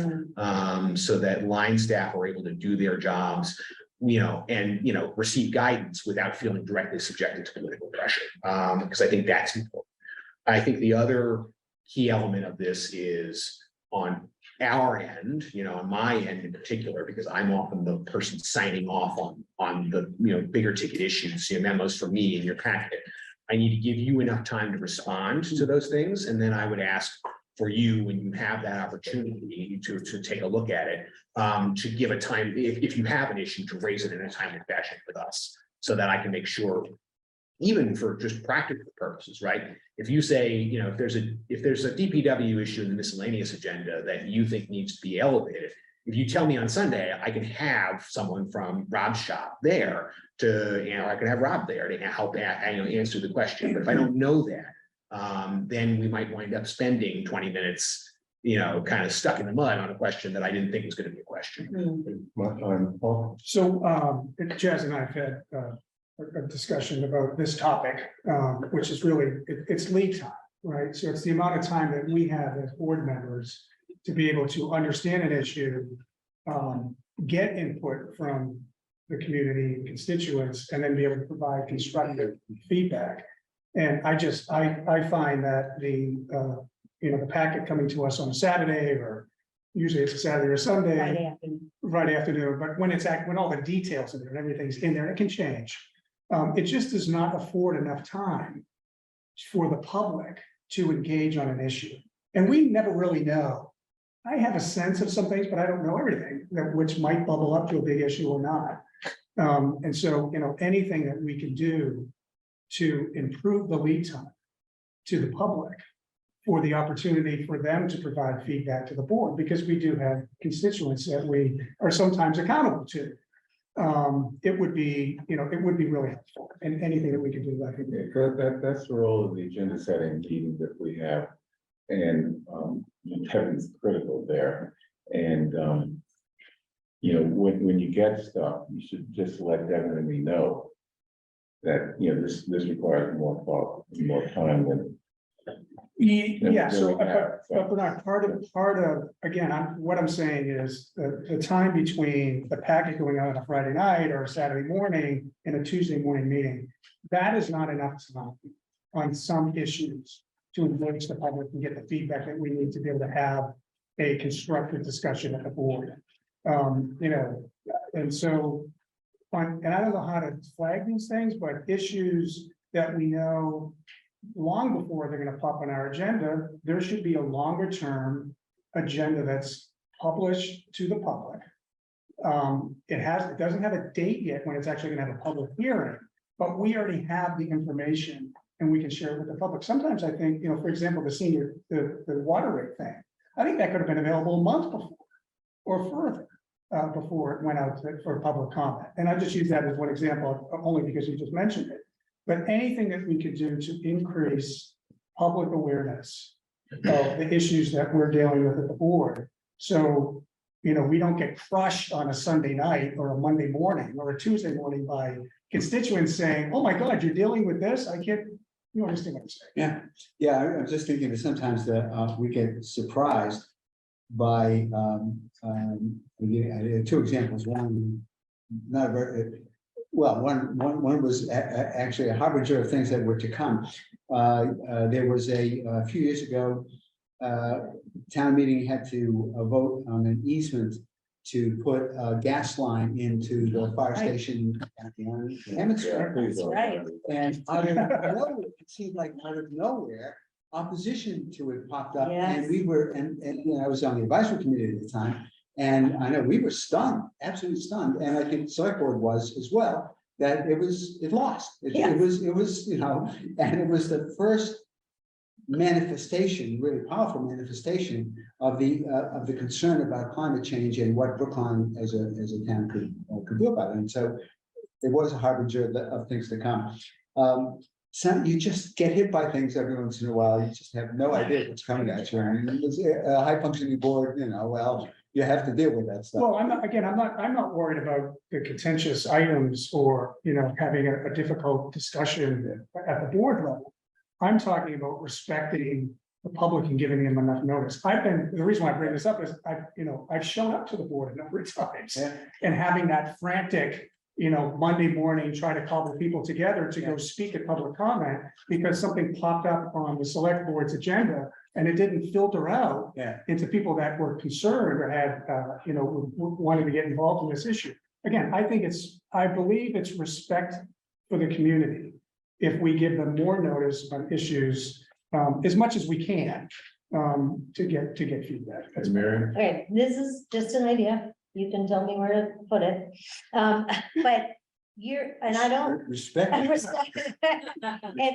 I don't go to the agenda setting meetings, but if you have a draft of what the meeting is gonna look like 2 weeks from now or 3 weeks from now, maybe you can make a draft available to the public that just says draft. That might give, Yeah, we've had that discussion. We Okay. have this futures list that Devin puts together. right, And I'm a little hesitant to put that out to the public because if we do that, what goes on that list is gonna be limited. From a logistics perspective, Yeah. if you meet every week, I am generating that agenda on Tuesday for the next Tuesday. And then I'm building it on Wednesday and the draft gets sent to the chair on Thursday and I'm posting it on Friday. So there's no time.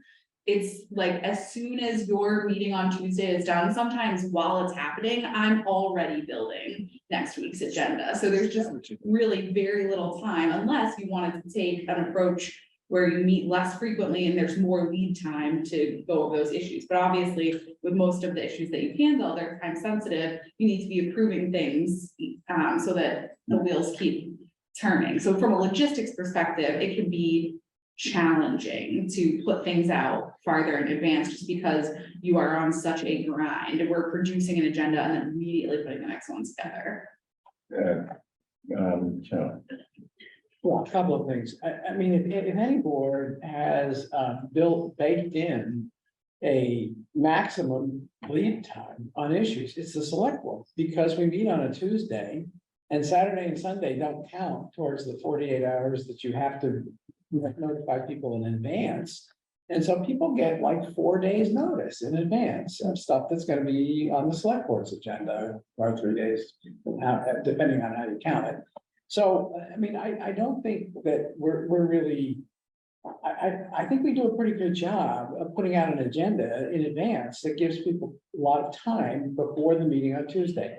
As individual board members, we do get packet information, right up until, and sometimes we generate packet information right up until the time of the meeting. I just want to throw out an idea, which I have seen in effect in other communities.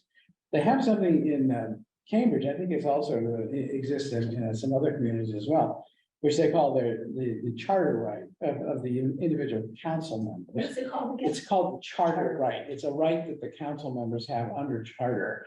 And the one that I'm referring to is all that a council member has to do is say, I want to invoke my charter right. And anything that is under discussion at a given meeting has to be put on the table for the next meeting. And You mean know, postpone? not decided until the next meeting. Table. Table, yeah, until. the- Postpone.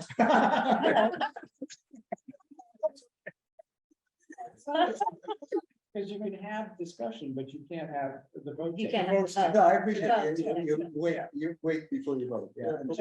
We do You that. get a lot. And we Yeah, tend we to do do that a that lot. without it being in our charter, because Bernard, to his credit, I think if he hears that there's a board member who doesn't think we're ready to Yeah. take action on any given item, we'll say, okay, let's take it up at the next meeting, and put it on the agenda again for the next meeting. Mary? I mean, I'm gonna take the opportunity to agree with John, because it. But I have to say, I personally not have a problem with when the packet comes out and the agenda comes out. My constituents have not, they always manage to show up on Tuesday. When they need to, and I think John's point that if we need more time to hear it, if it becomes an issue we hadn't expected, which does happen. I don't think this board has ever, in my experience, with Heather as chair, with you as chair, I've never had the experience where we have plowed through something Yeah. despite that. We have always said, okay, clearly this needs more X, Y, and Z. We'll take it up next week. I think she had. Oh, well, actually, I was gonna ask the two of you, for a little more input on what you've seen that has worked and what you've seen that hasn't worked with their boards. Especially Melissa, because you've been Just did been here a long time. And also you just did your executive ed course. Yeah, and there's that, and also Chad's coming in fresh. I mean, the two of you have a different, different perspective. So is this the question in terms of the timing of the packet Well, or? just in general, I mean, I think we've probably beaten that one to death, but, Yeah, I'd say just yeah. Yeah, moving to the next, Yeah. yeah. just Well, what makes very good broadly boards from speaking, your yes, perspective. Yeah, I mean, I think, well, I said earlier, the predictability, I think that, it's easier when you can anticipate how a board is gonna react to an issue. And it makes it so that not everything is bogged down and that you're only focused on the meatier issues that really, there are things that are simple that we get surprised by taking longer than they should. And I think that's kind of a difference that I've noticed, and especially with the board being more split. When I first came on the board, I think we had a lot of unanimous votes with a lot of boards that, at the beginning of my career here. And I would say in the last, 5-10 years, there's been this board's been very divided. So that just makes everything, Flows. well, Yeah. I think it makes it Very harder to in-depth. predict, and it makes it harder to put issues in front of the board because you don't know how it's gonna go. Yeah. What is that, how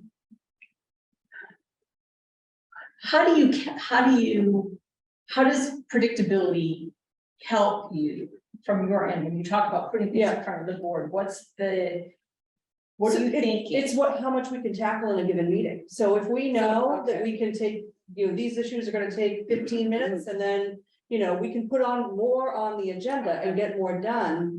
If we know that it's gonna go pretty quickly, and if we get stopped at every turn, it's harder to get the work done. Yeah, the other thing is, and Mel used to, Mel Plecker is Chaz's predecessor. Used to say sometimes that what he was looking for from the board was leadership. He wanted to know which way to go. And with a board that sometimes is divided through the two, that must be much more difficult.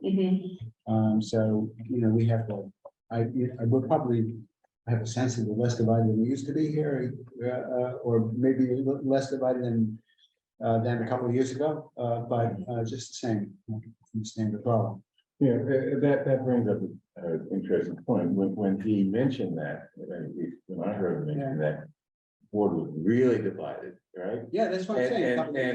And the issue is not so much leadership in the board, but leadership in Mel on issues in terms of giving us some better parameters in which to. Well, deal with issues? I think, Yeah.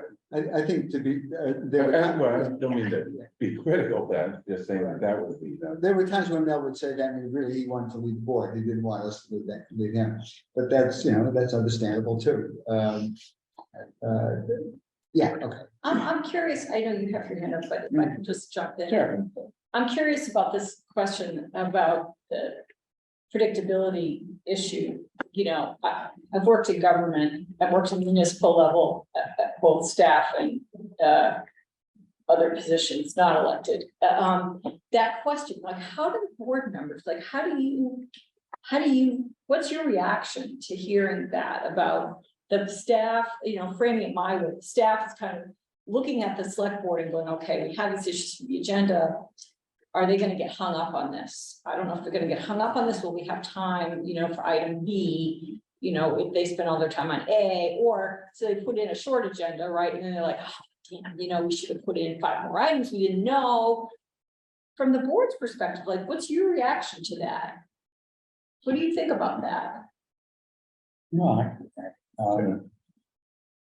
I think there's two things that I could say about it. One is that unpredictability isn't necessarily a bad thing. I mean, it means that we can't always predict, and we're open to there being a longer discussion than we anticipated. And sometimes what is unpredictable to staff is also unpredictable to the members of the board. Yeah. And we just need to be flexible and, take the time we need. And I think the other thing is, it gets back to, Melissa's point about there have been times when if you needed to know what's the board's reaction likely to be on this, or can I get some guidance on this licensing question? And there was a licensing sort of a person in the board. Right now, I would say, Bernard, not to put too much burden on you, but it's kind of evolved that if you need to know, is the board going to, just breeze past this one, or is the board gonna need to take some time on this one? The person most likely to be able to answer that is the chair. And that's as it should be, because, it's the chair that has to kind of figure out, are there 3 votes? I mean, there's not too much point in having a lot of meetings where things get rejected, or stalled or postponed. And we're all burdened by the reality of this thing called the open meeting law, which is, the chair can know what I think on something, or the chair can know what Paul thinks on something, but the chair, quite literally under open meeting law, isn't allowed to know what Paul and I think about something, because that would be 3 votes, and that means you had a discussion that is illegal, because it didn't happen at a meeting, and blah, blah, blah. So the burden is what it is. It's the combination of the open meeting law and the fact that sometimes even select board members don't quite know what to expect from town meeting members who can get stirred up about stuff we never even thought of. Let me just add something. So that puts actually a lot of power in the hands of staff like Devin, because I ask people to tell Devin what they think about things. And, by the time we get to the agenda meeting or the actual meeting of the board, we can have that discussion, which is to some degree governed by Devin and other staff members. That makes. Yeah, I was going to add that, there's a variable here that we haven't talked about yet, which is the public.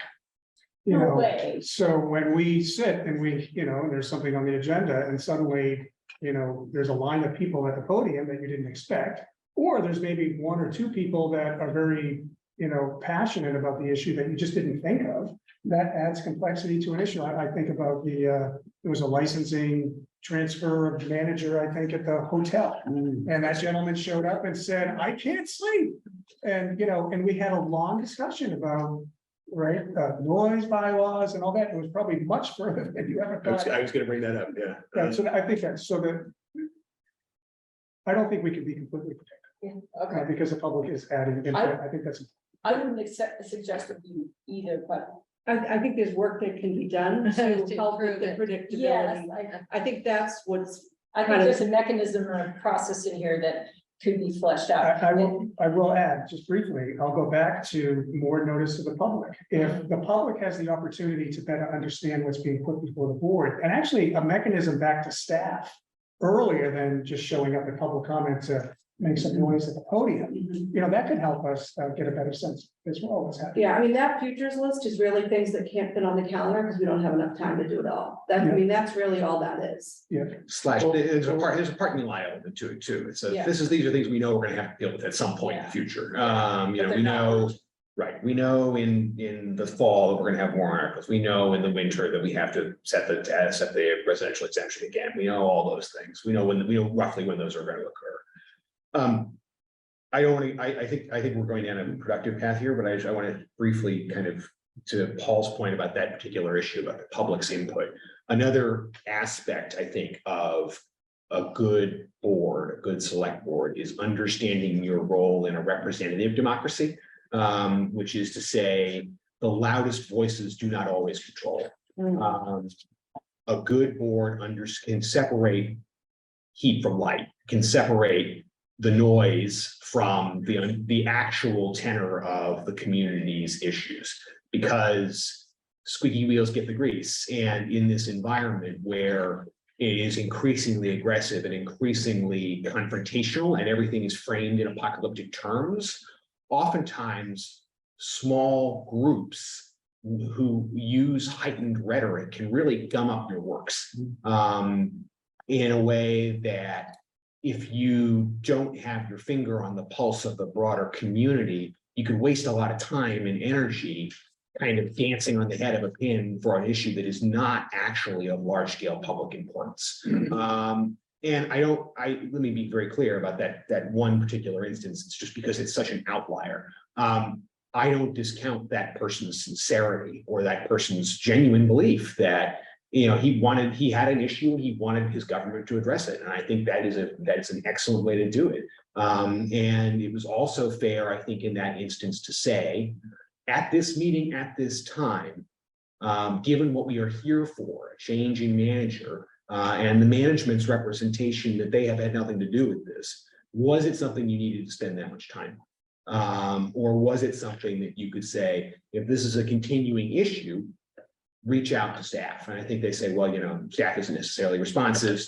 Oftentimes when you say that to someone, the answer is, well, staff isn't paying attention.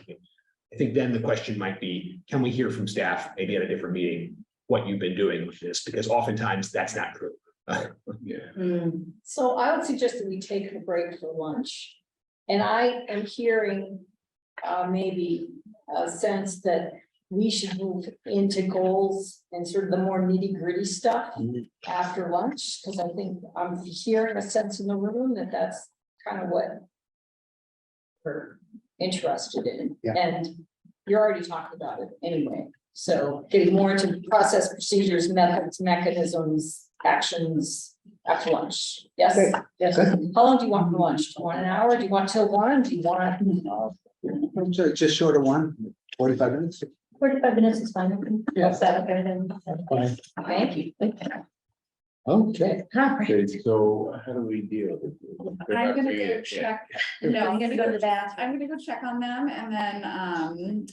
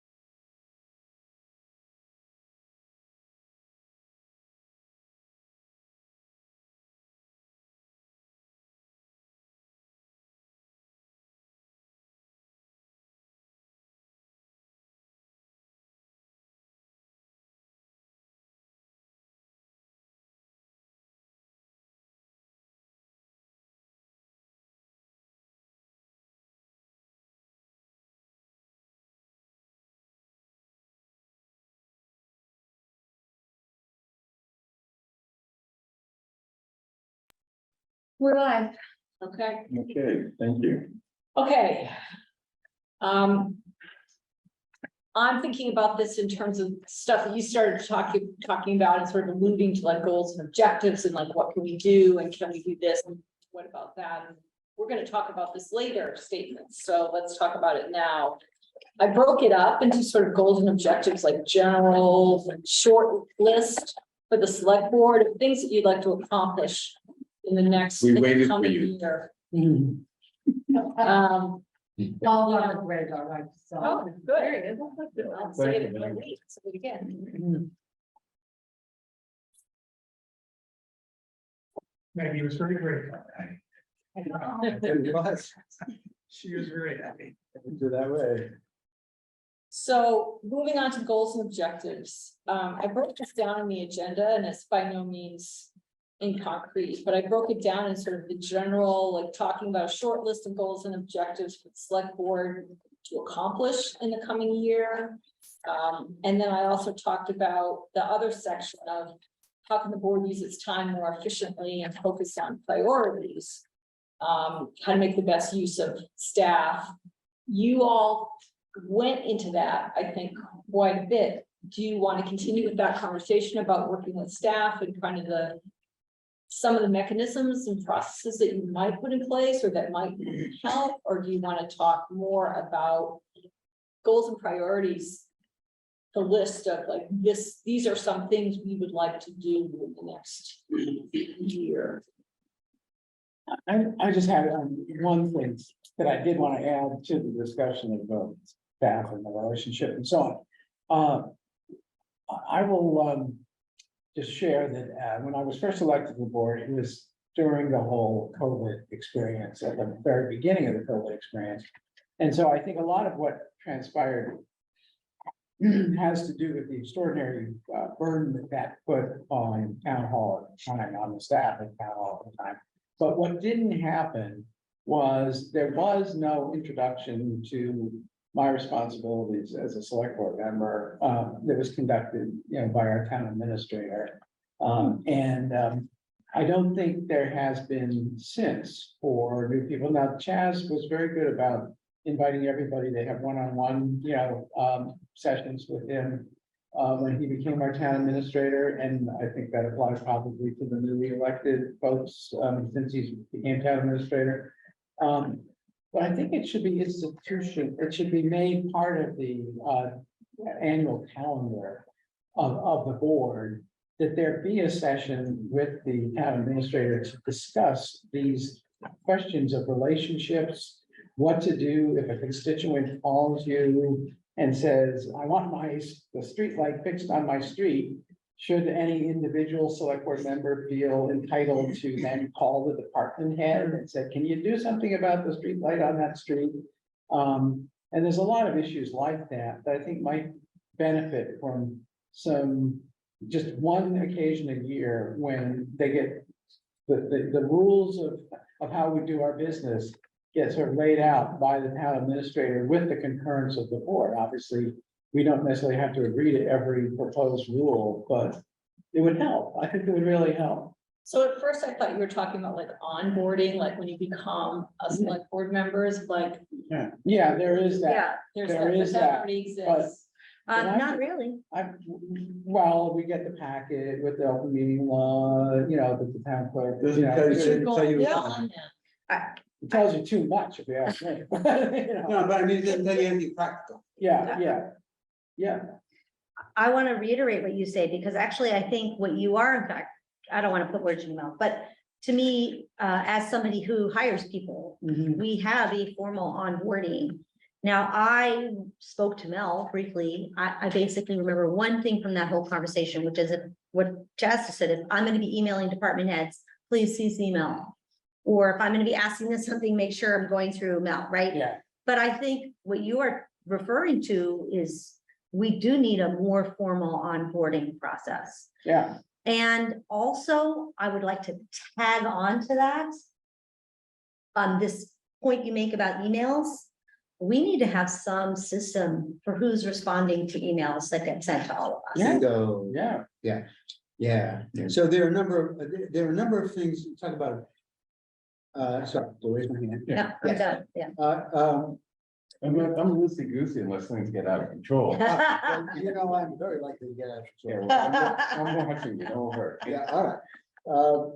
So, there are a number of things that we could do that are sort of minor procedural things that I think could help a lot. One of the things that we get email, Kate will send us a copy of an email that's come to selectboard@brookline.ma.gov, and there's nobody specific responsible for responding to those, and I tend to respond to almost all of them in some way. Because I don't respond to any of them. And in some way, and I think it's, what we should be doing is either parceling them out based on their topic or based on, well, this month it's Paul's turn, and this month it's John's turn, and so forth.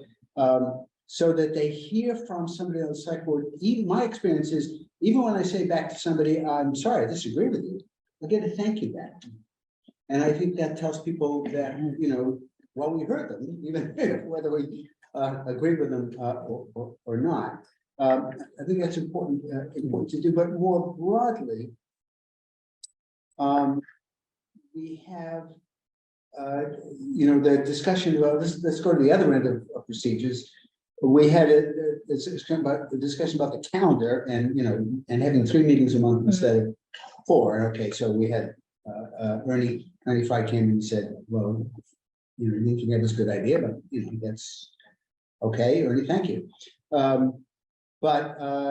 one of the things that we could do with some of those meetings is use them to educate ourselves on some specific topic.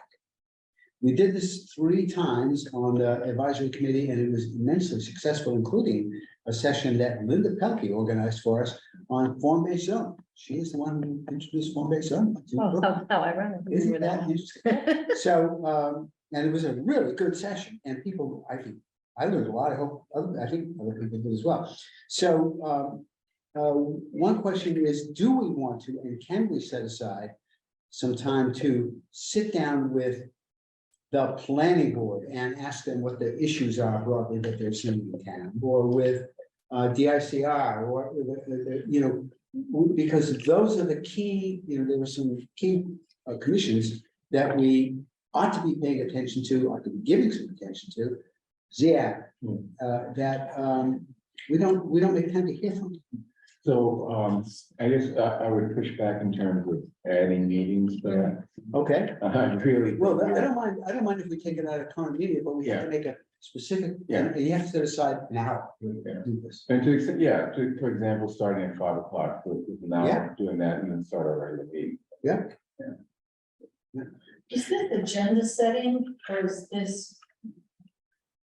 Proceed. Yeah, I was just gonna say, I think, this is like, Mike has sort of steered the discussion in a slightly different direction, which is fine, but what I hope was clear from what I was explaining was, all I'm talking about is the fundamental questions of what are our obligations to each other as select board members and what are our obligations to the town administrator in terms of when all of a sudden there's people like sending off angry letters to the town administrator and to the board and demanding action by a department head to deal with some problem.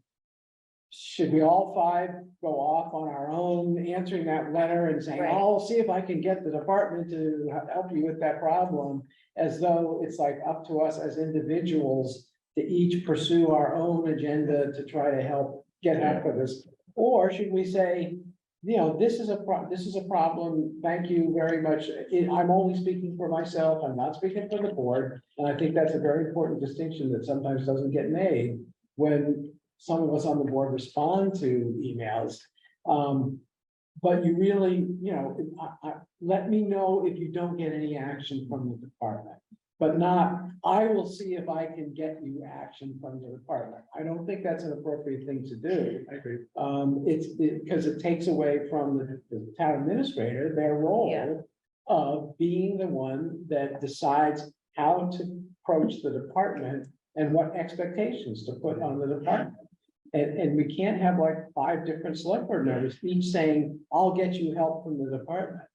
So. Yeah. Then Is then that can we something- have a We round? need a policy about We need a who policy responds about to who this. responds. So is this something that you'd like to take part in with it, this issue that you've raised, is that something? Take it about right now, or? Yeah. or- Right now, Well, I think we just need to stay high. Yeah. This is, we need to figure this out, but there's probably 8 other Okay. things we want to talk about in addition, and we can Okay. deep dive into one. all right, so I'm gonna start, Oh, So this is a communication protocol or Yes, something. yes. That's what we're talking about. yeah. Develop a communication. Yeah, yeah. Right, and John's right, I was doing things in different, it was communication with our boards and. Intensive. No. Yeah, well, yeah, it's kind of like, our annual session on how to be a good and productive and useful select board member without creating a lot of problems.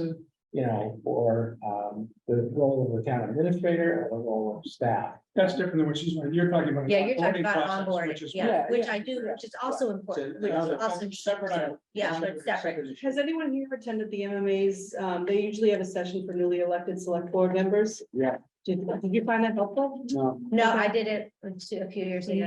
The answer is also. no. yeah, although I've been around since 1906, so.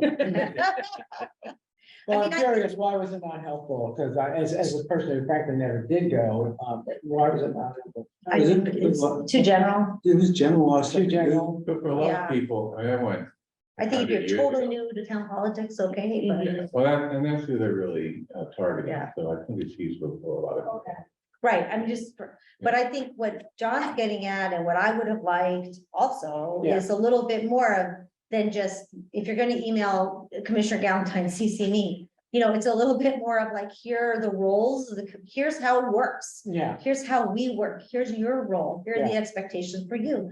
The packet comes out on Friday. Please take a look at it, because if you need something, we need to address it on Monday, right? Like that kind of stuff, I figured it out all, eventually, Mhm. but it would have been very nice to have it. And if we have communications about, please do this, please make sure. I Yeah. cannot tell you how many emails I got from Heather reminding me that I have to say, I'm speaking on behalf of myself, Mhm. right?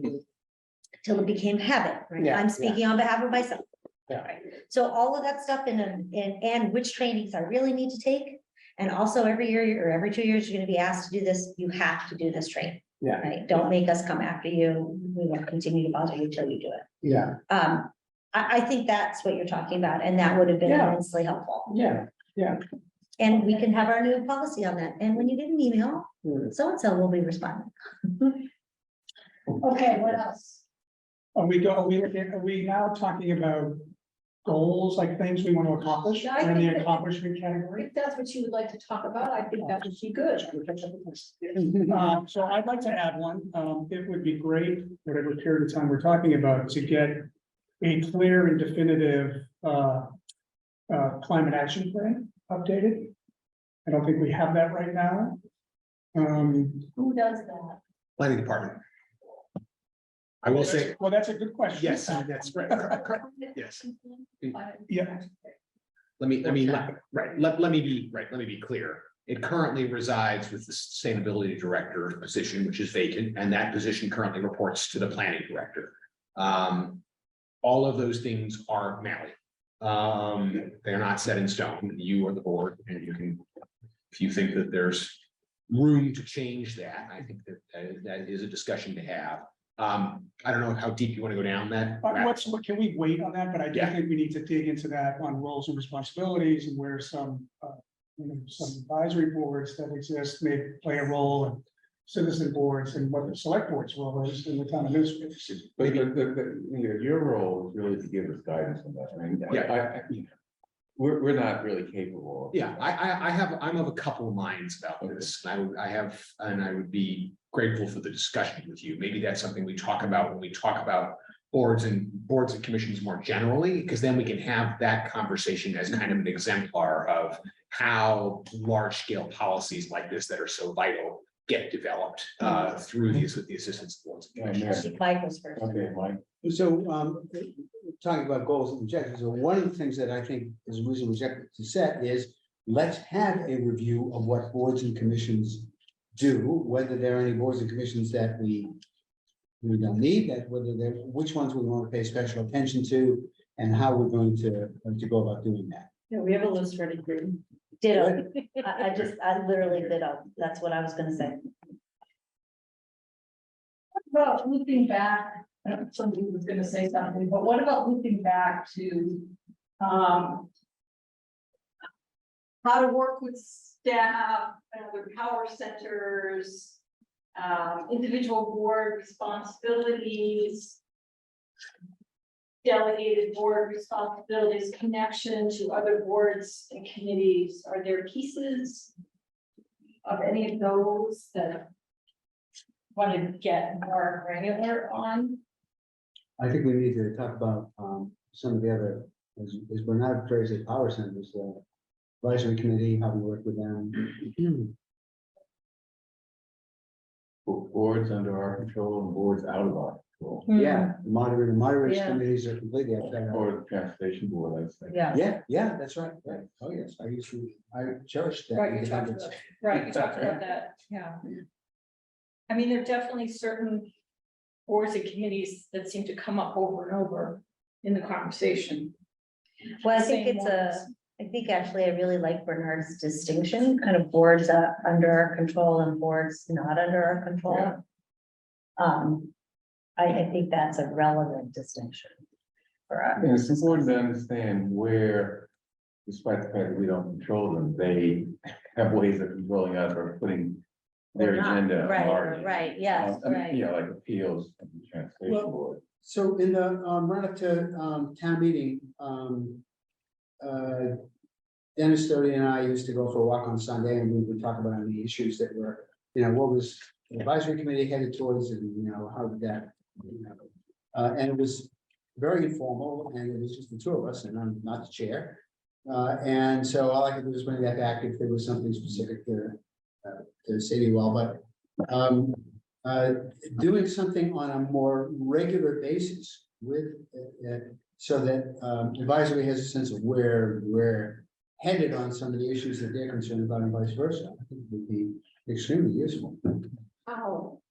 I don't know, that's a very good question, because It'd have to be a public meeting. you can't have more than two of us in the meeting, but It'd have to be a public meeting. What makes sense would be for the chair, of course, that's me, yeah, to, have that walk. with yeah, them. you pick up that, yeah, absolutely. Yeah, he's very, it's a good walk. Does it have to be the chair? No, it doesn't have to be, but. But I think that's the best. Huh? You're feeling. Oh, no, I that. don't think that. No, I that's- think it I don't should be think that's much weight. I just say that because I'm always concerned about. But I think it should be. I mean, it doesn't have to be necessarily, but it feels like it should be. It does, especially because I think the current financial advisory committee. How do I say this? Say it the way you usually say it. We know where you're coming from. Frankly, and I actually respect Dennis a lot, and I think he's got quite the job trying to get that financial advisory committee in any kind of line. So I would respect Dennis having a conversation with Bernard, and I don't know how I would feel about other members of the financial advisory committee doing that. So setting up, There, I said, setting up a straight line between I'll get it to the you. chair and the financial advisory committee to sort of have those ongoing conversations, like on a regular basis. But then the issue is how do those conversations get sort of dispersed to, Yeah, that's a separate issue. Well, and whoever talks to Dennis has to, or whoever talks to the chair of the advisory committee needs to inform the rest of us about the nature of the conversation. yeah. We do that at a public in meeting. the public meeting. So that means a report on the. No, but it doesn't have to be, yeah, it could be very, No, I didn't mean I written. don't understand what is the expected outcome of that? All of us should have relationships throughout the town with various boards and commissions. Yes. The advisory committee is an entity that is meant to advise town meeting. We're the executive, that's their job. Now, the one thing they can do is, they can monkey with the budget. Because they are the entity that is supposed to submit the financial plan to the town. So, and they also have the purse strings on the reserve fund. What are you hoping to accomplish Good question. by having Bernard and Dennis Doughty walk around the Muddy River? So, Where is that? so the, they actually, there's more than just monkey with the budget, as you say. The advisory committee probably does the best job, whatever their faults may be, the best job, their subcommittees do the best job of dissecting warrant articles and figuring out what needs to be fixed. Now, sometimes they go off the rails, but most of the time, when we're considering warrant articles, we don't know what the advisory committee said about it because they do a very good job. So it's a matter of saying what's going on with the work that they're doing on warrant articles and how are they tweaking them. Much more, I don't think I've ever talked about the budget reforms. So you're talking more about warrant articles and the process that they're going through and how they're thinking about changing things. And that impacts us because we end up having to receive their amendments. Yeah. And trying to deal with those. And every once in a while, when they are going off the rails, we've talked about that. And so it's kind of an early warning that, oh my God, we're gonna have to deal with this issue. Yeah, so but that's, that's a tremendous amount. First of all, Dennis Doughty does not know how far off the rails one of his subcommittees is gonna go. He First- absolutely acknowledges So, it. Yeah. so, I mean, it's advisory committee, they could be looking at 30 warrant articles.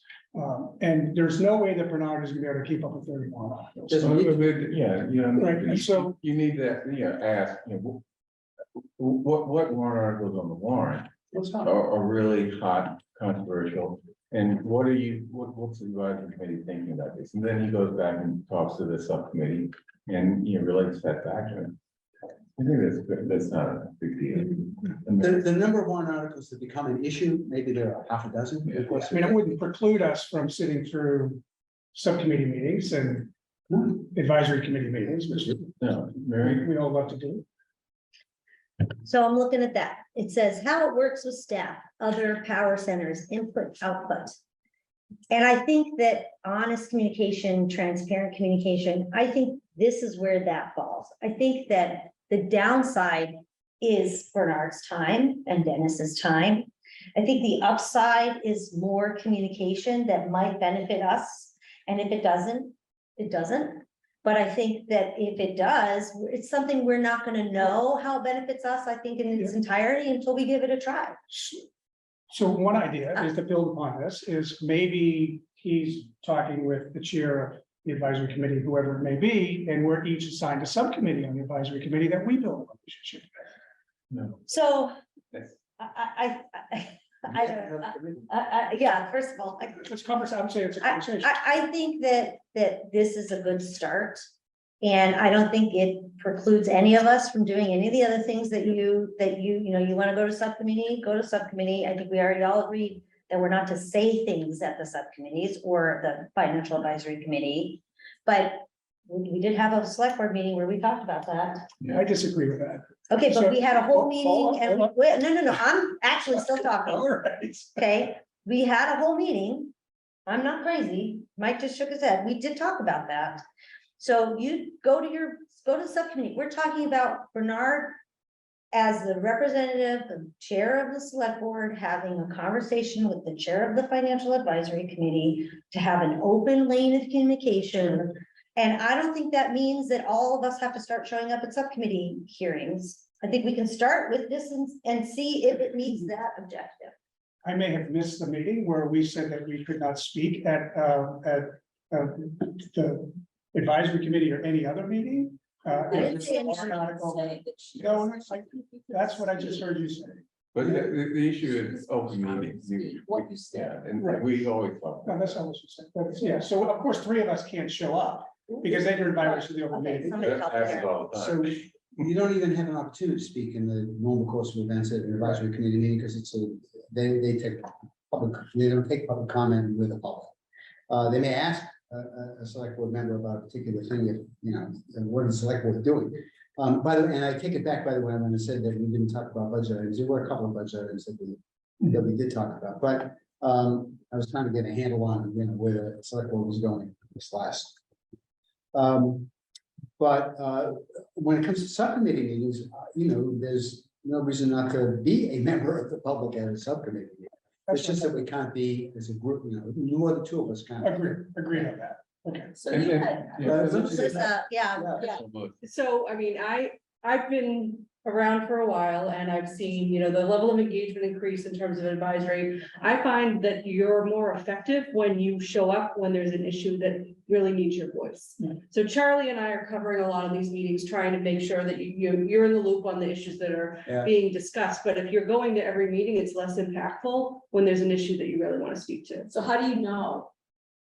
Because they'll be saying, we'll be telling them, the boards. How do they know to show up that there's at a meeting where their voice? I think it depends on the issue and whether or not, it could be like a personal issue for a select board member, that they want to make sure that their voice is represented. But sometimes we'll be relaying the board's sentiments on a warrant article because we've heard it upstairs, in the hearing room, and they meet at the same time, so they don't have, the same information.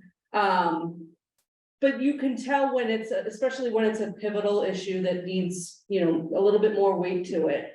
That we would, we probably would signal that there probably should be a board member there, speaking for the board. That would be a good idea to sort of say, yes, we are going to do that as a practice. So that's kind of it's a communication thing. That's really a staff, I hear it as a staff select board communication. There's an internal group that's saying, staff flagging, select board saying, hey, this is an issue coming up on this committee. You might want to go. And vice versa, perhaps. I wonder, I'm thinking, what are the unintended consequences of that? And maybe the better approach is for staff to consult with the select board. I mean, you can call it every one of us, right? And sort of get the sense that then staff convey that to the subcommittee. Because if we go there, there's a chance that anything we say is going to be taken as gospel, and it will be used against us at some point. Are you saying, I'm not sure I understand, are you saying that it would be better if staff conveyed the select board sentiment on those issues? I'm throwing it out as maybe a better way of doing it. I don't know. It's the other way that I'm looking for the communication. We need to know what the subcommittee is thinking. And the subcommittees typically meet before we meet. And so if there's something going on, Melissa goes to this, either Melissa or Charles go to a subcommittee meeting, then it is at one of those half dozen hot issues. Then I think on a regular basis, let one of us or all of us know that this is a topic. And you don't have to take a position on it. That's not, we don't expect you, that's not fair to you. But just let us know that it's a topic. So I was understanding it the opposite. Yeah. No, I was understanding what you were saying, Melissa, as the opposite of that. Not, I mean, it both ways are important, but that you were emphasizing getting a select board voice to the subcommittee versus what he's talking about, having the word about what's happening on the advisory committee coming back. Yeah, I mean, I feel like we provide, we come upstairs and, we regurgitate the meeting and, we make sure that Chaz knows when things are kind of going in a certain way. But I think that sometimes when the select board comes to these meetings frequently and they, former members of the committee, so they're there's a level of comfort there. Sometimes when you want to use them as a way to help persuade them, it's not as persuasive if they're there all the time. Yes, leave them wanting to watch. I know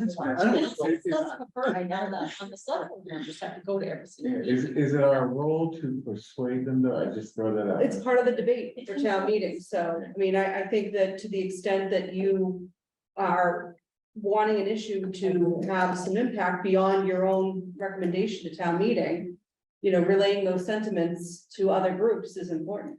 They need to hear, and it's beyond the advisory committee, and these are other boards and commissions that are weighing in on warrant articles and they don't know where the board is on these things. So, that's kind of where the relationship with the boards comes into play as well. There are a large number of committees like that I mean, this can get out of control and the unintended consequence is that nothing happens. Right, but I mean, just think of yesterday with Ziab. I mean, that was, you know, an important conversation on the impact that that warrant article would have on the town's efforts to move forward with the climate plan. Yeah. And I think, you know, having used there was, you know, important as well, kind of weighing in. That's the kind of thing that I think I'm trying to say. Yeah, Were you- Well, I think it was important that you worked with the chair through that issue. I was thinking, yeah.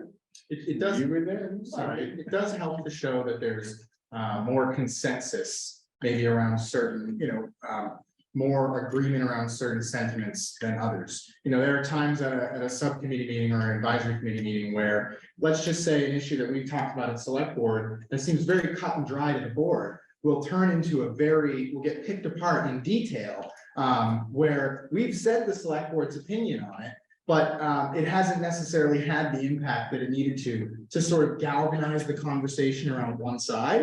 And what ends up happening is that subcommittee's time gets wasted effectively, because later they're going to hear a very affirmative select board opinion, when the select board weighs in on the warrant article themselves as well. And I think that there is some, as Melissa's saying, some severity lost at times if board members are there too much, or if they're just not there at all. You know what I mean? Both problems exist. Yeah, I don't imagine that any of us wants to attend regularly any of the subcommittee meetings, because it's just a matter of time. It's a miracle that the subcommittees spend the amount of time that they do. They do incredible work. Or they put incredible time in. Sometimes they do incredible work. They certainly put incredible amounts of time in. It's a matter of saying, well, as I said, there are half a dozen hard issues. And if those are the things where we go and at the very least listen to report, and the same is true with the various advisory boards and committees. You went to that meeting, you performed a great service by going to that meeting and saying, wait a minute. And so that's even if the group doesn't, if they don't listen, for us to know that there's an issue that we should be thinking about. So it isn't a matter of all the time. You don't have to worry that we're going to show up to the point where people are bored with us. So, one of the challenges is the balance between the issues that the board is agreeing on. Yeah. And wants to speak as a single voice. Yeah. And the board isn't always in agreement, Yeah. I assume, that on some issues. And you still, as a representative, there may be something that you're passionate about that the rest of us has said, Mike, you're wrong. Yeah. But you still want to try to go influence Yeah. the legislation because you want to have your voice heard.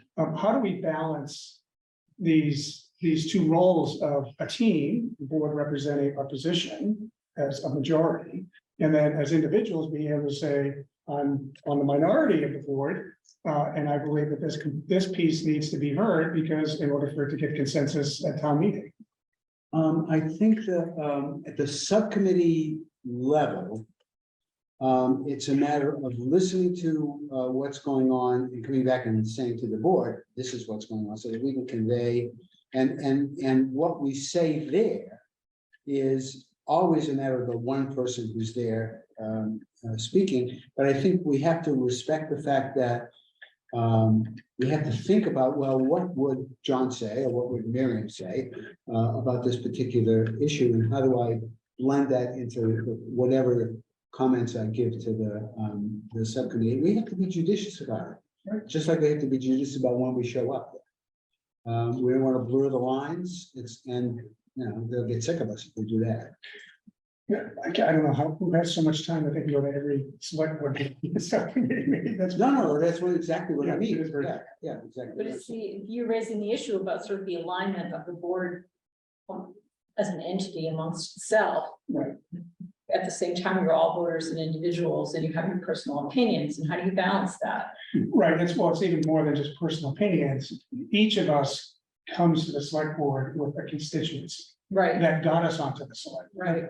And I would assume that there are expectations, I don't know, I just started, from your constituency to represent their opinion at various points. And the question is, I don't know how far to take that. I'm just raising it as a conflict between the board as a majority, it only takes 3 for a position on a warrant article, and perhaps a minority saying, yeah, but and wanting to, still be able to maybe influence the legislation. I don't know the solution, but it's complicated. Do you think there's a value, and I mean a value like a principle in Brookline, in the expectation by the voters that the select board act in unanimity? Or more, Sometimes. does it is, it's like, is there a cultural expectation about what the voters are used to? It has more of an impact, but honestly, I don't think that when something is unanimous on the select board, it's rare that there are very many voters interested. Um, It's contentious issues. Yeah. Exactly. On the other hand, that the community may expect it to be a 3-2 vote, but we as a team say, how do we get this to unanimous vote? Yeah. Because there's some issues that really should not be split vote. So you yourselves, you feel that the board should be able to reach consensus? Yeah, on some issues, Mary. This is something I personally struggle with, so I'm just putting it out there. But I feel, when Paul talks about his responsibility to the people who put him in office, I feel really conflicted because 80% of Brookline doesn't vote, right, or didn't vote. You guys had a very high turnout election, or you two, sorry, but the rest of us, not so much, right? And even with a high turnout election, what are we talking about? 70% of the town didn't vote. So I find, and I find in my personal, in my professional life, I guess I should say, knowing what I do, working at a political policy school, that the people who don't vote not because they don't want to vote, because they don't, for all sorts of reasons, they're marginalized, they can't get to the polls. Like, these are the people who need to be represented, sometimes exponentially more than the people who are so vocal, in our face, at every meeting, involved in every committee. And so this balance between the people who actually show up and the people we actually also need to be representing, but who don't have the bandwidth or the know-how or the means to get their voice heard, is a tension that I struggle with all the time. So in the end, for me personally, I put aside the idea that I try to be more neutral in doing what I just think is the right thing. For all of us, that's a little different, right?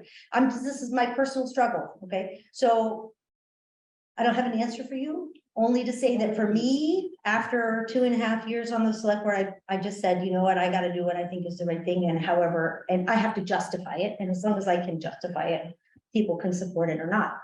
But I do think it's a real tension, and I do think it's worth at least mentioning, because I'm sure we all grapple with it. Yeah. We had a very vocal, a very involved minority in this town. Hmm. So go ahead, Chess. No, basically, yours. Oh. I wanted to kind of resign. We're in this space now where we are talking about this relationship between commissions. And I think that's okay. It's clearly where the board wants to go. Actually, it would be helpful for me to think through to kind of take another step back on the upper level and think about other objectives that you might set for yourselves, goals and objectives. But while we're on this topic, on the specific issue, before we let it go, your relationship more generally with committees you don't control, advisory being the most significant of them, I think goes back to the conversation we had at the outset of your roles and responsibilities for yourselves.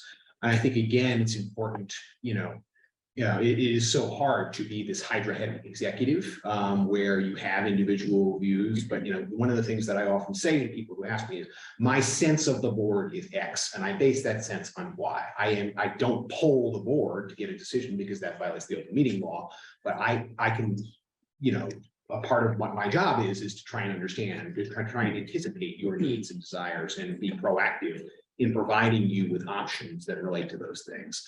You are the executive, and in that role, you are tasked within our bylaws with the initial development of a fiscal plan, which you, through hiring me and Melissa and Charlie, you have a staff that does that, and then that is the budget that is the budget aim of the community, and you are the executive, and that is the document that shepherds through. I think what you might want to do in having these discussions with advisory is to make clear your view on advisory's role with that, because I think that advisory is looking for guidance, right? Advisory has had a special subcommittee that has been thinking about this, what advisory's role is in the development of the budget in that process. And I think they've been eager to hear from the select board on that issue in particular. And I think in the absence of clear guidance, Miriam says sometimes it feels off the rails. That's when I think the absence of clear guidance leads to a misunderstanding on the advisory committee that they are responsible for executive decisions. They're not, you are. And I think being clear on that and saying, thank you very much for the analysis of this, but what we did not ask you is what programs do you plan to implement for the town? If you want to do that, run for select board. What we're asking you is within the boundaries of the fiscal plan that we have submitted to you, where are the, what do you see in terms of maximizing the efficiencies here? What do you see as potential pitfalls? What do how do we utilize that expertise, that real intense expertise at making warrant articles better to make the budget better? Rather than saying, I don't believe that you should be undertaking this executive program, and therefore I'm not going to vote to fund it. I've said a lot, so I gotta have a response. Yeah. Don't use that privilege. And talk forever. So is it me? Okay, yeah. I think actually I know what you'll hear the advisory committee say in response to what you just said, Chaz, is it's the advisory committee's budget. Yes. Yeah, and I take them at the word on that, under our particular, mini charter and bylaws. The budget that is presented to the town meetings to vote on is the advisory committee's budget. And I think we should just sort of accept that. And if we don't agree with the advisory committee's budget, we as the select board can always offer an amendment to the advisory committee's budget and explain why. I don't think we necessarily have to spend a lot of time trying to convince them that they're wrong and we're right. And that they should change what they're recommending to town meeting. I think for the most part, in my experience, the advisory committee has tended to want to agree with the select board, and the select board has tended to want to agree with the advisory committee, but we don't always. And then we have to present our differing positions and let town meeting decide. So I'm just wondering, we're talking about goals and objectives, and I think we're in a process issue right now where we're going down a rabbit hole, right?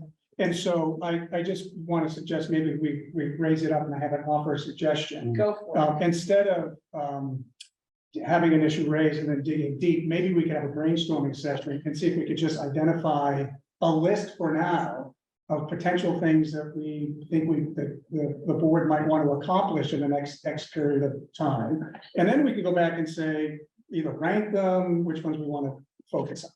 Just a thought. I think it's a good thought. What do you all? So I was going to actually say something along those lines. What I think is, particularly with the relationship to the advisory committee, but also just for our own sake and for the sake of staff, we need to interpret what the community tells us and what we see that the community needs, if the community doesn't tell us, and translate those into priorities for the budget, and particularly making changes in the budget. And that's kind of where I started at the very beginning of this discussion, that if we don't understand how priorities have shifted in the minds of residents, then I'm not sure who will. And the budget does get created by staff at pretty much our direction, not the advisory committee's direction, but at ours. We're the ones who say, you need to spend more on salaries, or you need to spend more on DPW or whatever. So I'll stop there and say, I think that one of the things that we need to identify is how we achieve that goal of dealing with or revisiting budget priorities on an annual basis. going back to what Paul has put on the table. Are you on board to try a brainstorming on goals and objectives? Yes. Yeah. Okay, That's just one of the goals. that's good. So I'm giving you all 3.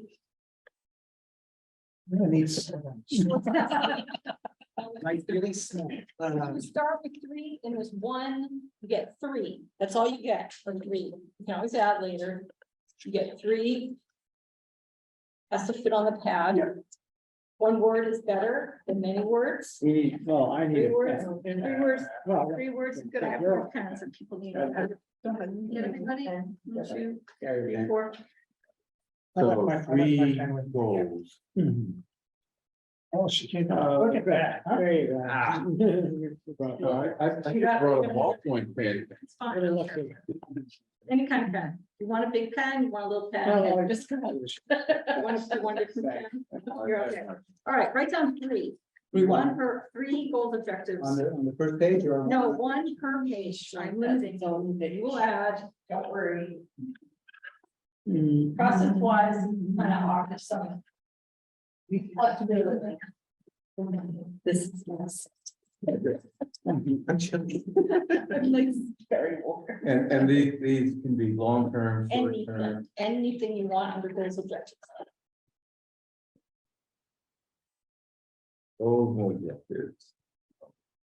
And if you could put your initials on the corner, just so we can, Anonymous. not anonymous, sorry. Because if I have a question and I know who to go back to, like, Okay. We know okay. your handwriting anyway. Oh, yes, very true. Goals and objectives.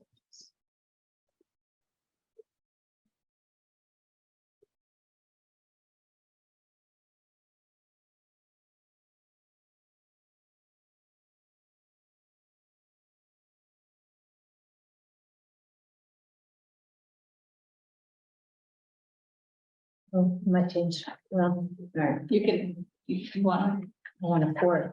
no, you'll get one. Let's try to make it into a manageable word first to start with.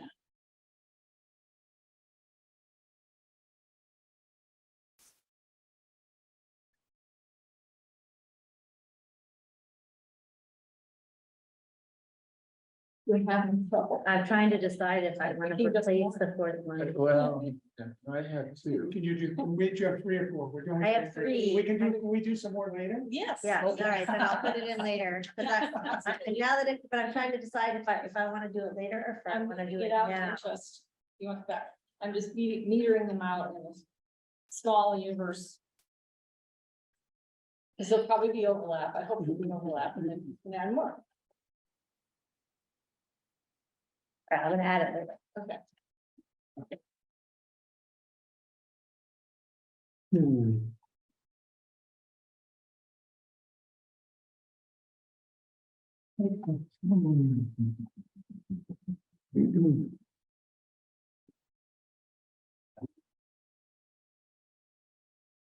I use 3 words for each, so they need some explanation. It's okay. So does Some people only use. No, you both have Yeah, 3 3 words, 2, yeah.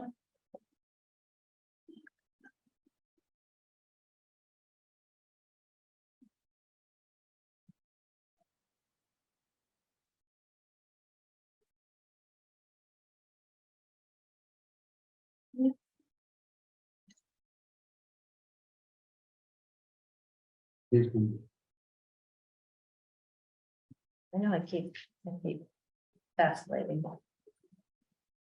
It's okay, it's not like it's a never, it's, you'll have a chance to add.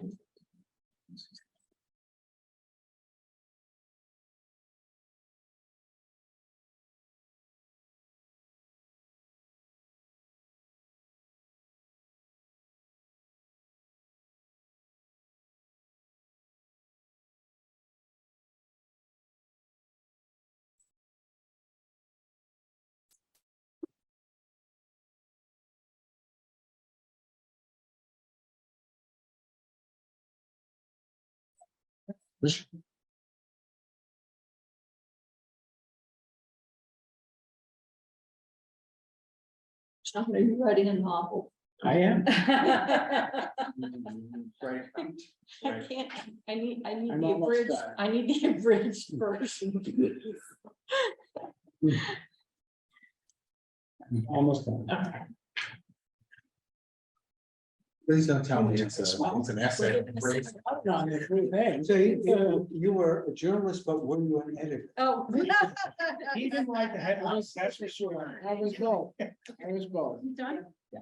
A treatise on Okay. rights. All right, I'll read them off to you and then I'll. We're gonna be back. Rowdy, have- in no particular order, Not me. we have budget. Oh, that was me. Annual budget priorities. Positive impact on rezoning and MBTA CA compliance. Allocation of select board time. Increased affordable housing. Advanced equity objectives. Advanced climate objectives. Structural deficit plan. Charter study. Senior community plan. TA Town administrator. hires, okay, town administrator hires sustainability director who reports to the town administrator who coordinates. Select board. ZA. Climate objectives. Yeah. Yeah, And sustainability director behind actions on climate. you could probably put that with advanced climate objectives, or put that as, it's, Yeah, that's a subset. Getting ahead of me. Budget strategy for defining what is the acceptable limit for labor costs and tax increases. A building program that clearly states what is the life cycle and maintenance cycle of our needed buildings. I wonder who came up with that. Address social services and address alienation of many youth and people of color. Long-term plan racially integrate Brookline. Long-term plan for building up protection, middle income families. Okay, let's see, so we have, no, actually, so ours really aligned. How do you know what I'm on? I. okay. So, so If your name's on it. we should get one more, Okay, don't worry it out. get one more to add All right. right now. Yeah. Okay, who has one more they want to outright it, who has one, go ahead, Mary. Oh, I want to align our financial, align our budget with our priorities. Next, I'm not gonna phrase it right, but commercial development expansion.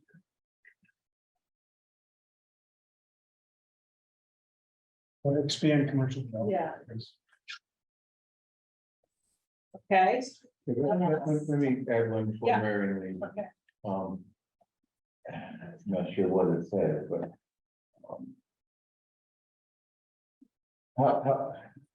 An appreciation of our need to be prudent with the management of town resources.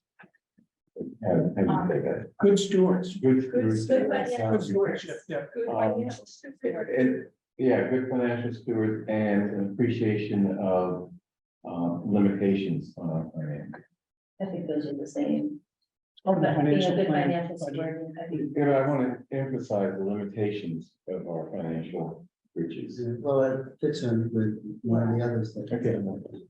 It's very involved. Yeah, there are clusters here. Okay, two more, The better, link to it, better utilization of our time and the resources that, and the communications that we have with other boards and committees. And that's very much an implementation thing as opposed to a higher. okay, one more, This one may already be in flight, Chaz and Mike. Yeah. And we're not, but finding a balance between town and school priorities. Is that the town school? Yeah, partnership which we're that's working on. budgeting priorities.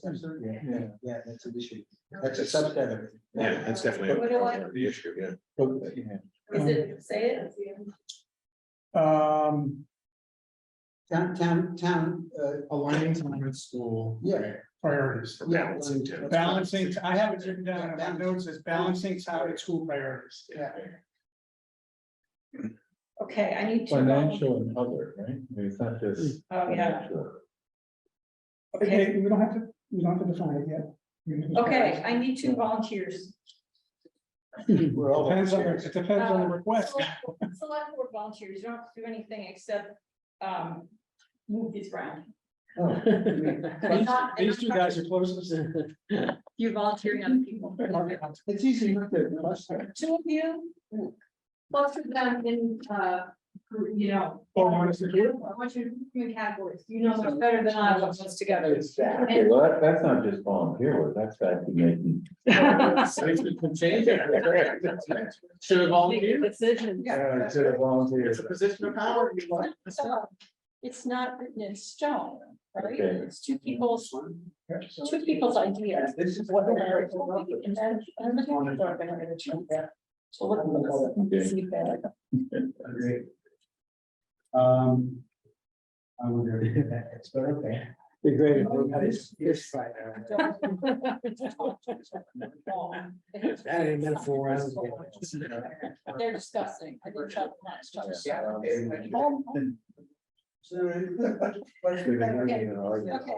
Okay. You know, I think you picked it up to your paper.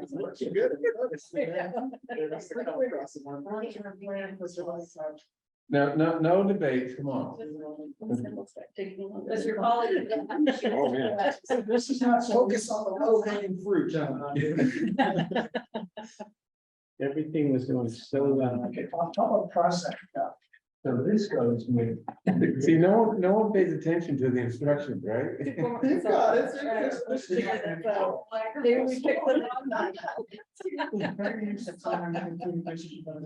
is a. What's this category over here that's got like everything? Does this go, this goes with the reorganization chart, these two go together. I'm gonna put all mine in. I'm- Mine's all long-term plan. And I'm sending in the next team. Okay. Right, I'm gonna leave. Yeah, okay, I'll get you second. We'll move the ones already moved. And your time is up. Okay, 2 more volunteers. Well, actually. Only 2 left. Volunteers. To do what? So you can go, now look Put 'em at in their brackets. categories. Yeah, I know. See if you agree with their categories and get these to the point where you can put on the category. So our top left is. Okay, so let me explain what we did. So this top left is kind of financial stuff, right? This is organizational process, how we function. This is longer term planning stuff. And I'm not sure what this was. So start, you can start. So You can start in a category. So these are not like Yeah, just this. put them in. What are we doing? Only 2 at a time. You get the last crack. That's right, that's right. You're the final. That's okay. Most. That's All the best. Finance, I want to start with finance. Just grouping it where they think everything belongs. Oh, okay. Okay, and then. So you'll have the final say. You're I gonna love get the final say. I like this. I'll take it. One of the most interesting things I learned in college. Mayor, did you make that or did you? Say that again. Yeah. Sorry? No, I was just. One of the most interesting things I learned in college was that at the Constitutional Convention, Alexander Hamilton was a junior delegate, so he had no power, he was young, he was annoying. And he spoke forever and ever and ever and He was ever. very unhelpful, but Yeah. so he alienated a lot of people right out, and then when the time came for committee assignments, he was like, I'll just be on the punctuation and editing, like the finalization committee, and everyone's like, yes, please go on that. And then as a result of that, he had the final say. Yeah. Right. He came up with the idea, of commander in chief, he had a bunch of stuff, and he was like, what does commander in chief mean? He's a. It's not defined. in the He's a chief Constitution. process guy, yeah. yeah. Turns out What the did you person have, was the Paul? pen last. It's okay. Oh, this? No, Oh. I forgot we're still. Oh. Look at the small thing. I was just showing Devin, I bought my son his first pair of Birkenstocks. Yeah, but that's not. And having grown up in the Pacific Northwest, of course, I had half a dozen pair of Birkenstocks all through high school. And he should send me a picture. These are my new favorite shoes, by the way. Everything old is new again. 16. That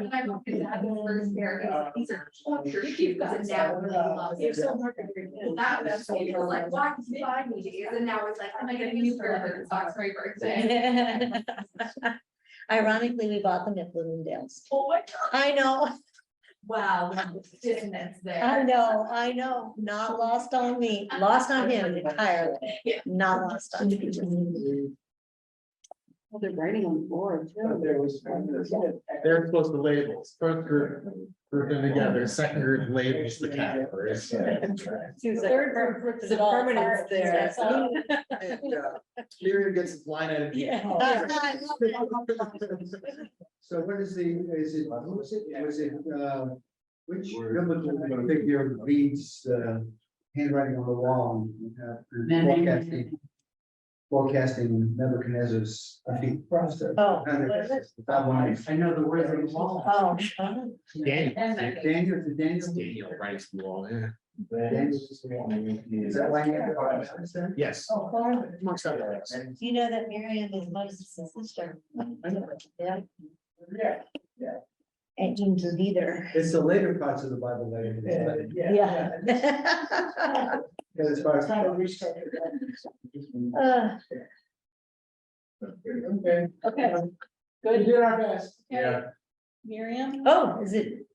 And Jenny Paul, I Bean. love Paul. I've already, Paul's already. That's good. I've already got it. You want me to go back? I want you to go back. That's great. Would you go back? Give her a different code. Give it What am I another, supposed to give do? it another look to see if you agree. So these are the buckets. Okay, so these are Buckets so far. finance, social, long-term, and process. Right, and the other thing I would ask you is. After you list out these categories, then let me know if there's a category that's missing or categories that are missing, should not, that we didn't have anything under. Then you gave him a different color pen. No. I got one. Brown, okay. Just want to make sure that's clear. That's true, as to who did what, that, you know. We don't want to speak with unified voice here, you know, one pen, one. And enjoy. Think about it. It's a very good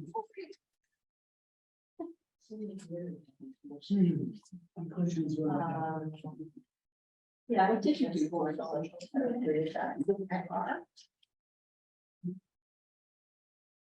On the floor, like, anywhere? I dropped. Did you have? I will confiscate that phone if it goes off again. And I'll have the, And I will say my first. well, it's about how the constable, how the constable take you out. You got the bill? Give it to Melissa. Okay. Right, No, I've never seen that. find some room for this. Don't get. For Yeah, I'll fun. scrub it when I. But I wonder if anybody's shown you, this is a really interesting study, to follow on to something that was done 10 years ago by the Community Foundation.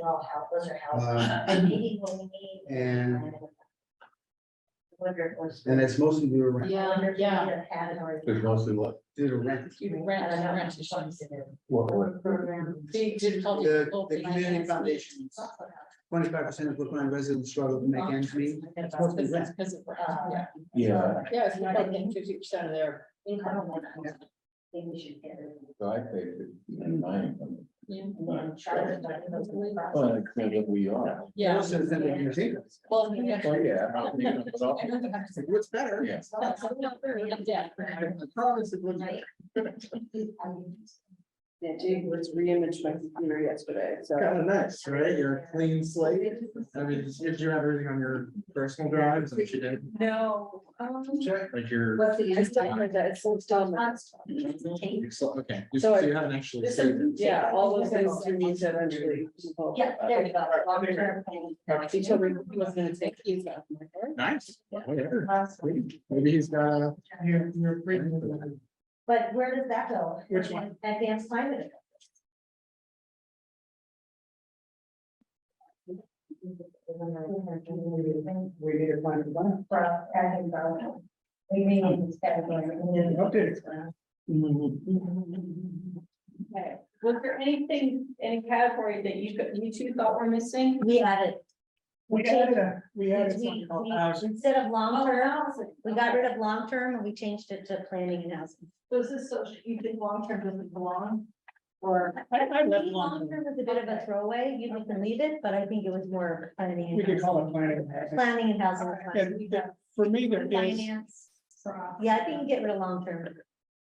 No, hold on. She didn't strike it. Not striking. No, not gonna strike. I think. You guys strike it. I think it's important to view certain things as not something we're gonna accomplish this year, but Right. which we have to. It's on the table for. on the table. But I think that's true for a lot of those Yeah. things, including like the racial equity integration stuff. So that's why I feel like long-term doesn't. Long-term applies across the board for some of those things. I'm not disagreeing with you, I just think it's got its own separate category. Okay. Finance process, social and long-term planning, housing. What would you like to talk about? Finance. what's is our objective to go through each one of them and just asking where to start? I don't think we're gonna be able to get through all of these. I'm wondering, when we go back to the purpose of being here and kind of aligning and direction and strategy and modeling. Is there one of I these think- categories yeah. that's gonna get you some bang for your buck today? Like, if there's some, I know where I would go personally, but I've got my own. Well, bias. so the danger of always focusing on what you can do today, you know, the immediate and important is you miss the long-term and strategic. And I think that, you know, we shouldn't exclude that lower right-hand corner to expedite what we need for the next year. Right, if you work backwards, so if we take this. Long-term housing planning. Are there objectives or processes that you'd want to have in place? You could use the word initiate. So for example, you know, some of these things are just initiate the process of dealing with structural deficit, or initiate the process of having a more comprehensive commercial development plan. Mike? So I think what we should be trying to do here is figure out how we're going to approach each one of these categories. And, you know, what because we're not going to finish any one of them, No. for sure. And if we put in place a sense of what we're gonna do next with each category, where we go with it, then I think that's accomplishing a fair amount. Don't know. Yeah, Sorry. I'm sorry. Yeah, get back. You know, I'd like to suggest that I think there is one that is more urgent than the others, and that we might even have some consensus on today, and we might be able to give Chaz and staff some direction today. And it's the one that I identified as, you know, the town administrator should be the one to hire the next sustainability director. So, I mean, that's how urgent it is. We have an open position, which could be one of the most consequential positions in our town government. And we are facing a decision as to whether to leave it in the planning department or move it into the select board department under the direct authority of the town administrator. And we can't hire that person until we make that decision, and we can't postpone for too long, you know, having leadership when it comes to, and direction, when it comes to what we're gonna do about climate change. And, you know, I don't need to tell people that this current week, given what people have been experiencing. So why don't we weigh in on that? So what, another way of sort of structuring this is to have a list of these goals, maybe by priority, and then identify short term, long term. So that Well, you've got kind of long down. Yeah, maybe that shouldn't be there. Because, you know, expand commercial development, I mean, that's a long-term goal. But what are we doing about it? You know, like, is there an active? I know we have EDAP, but who's actively working on identifying parcels, reaching out to owners, trying to find partners? We've had some fits and starts on this one.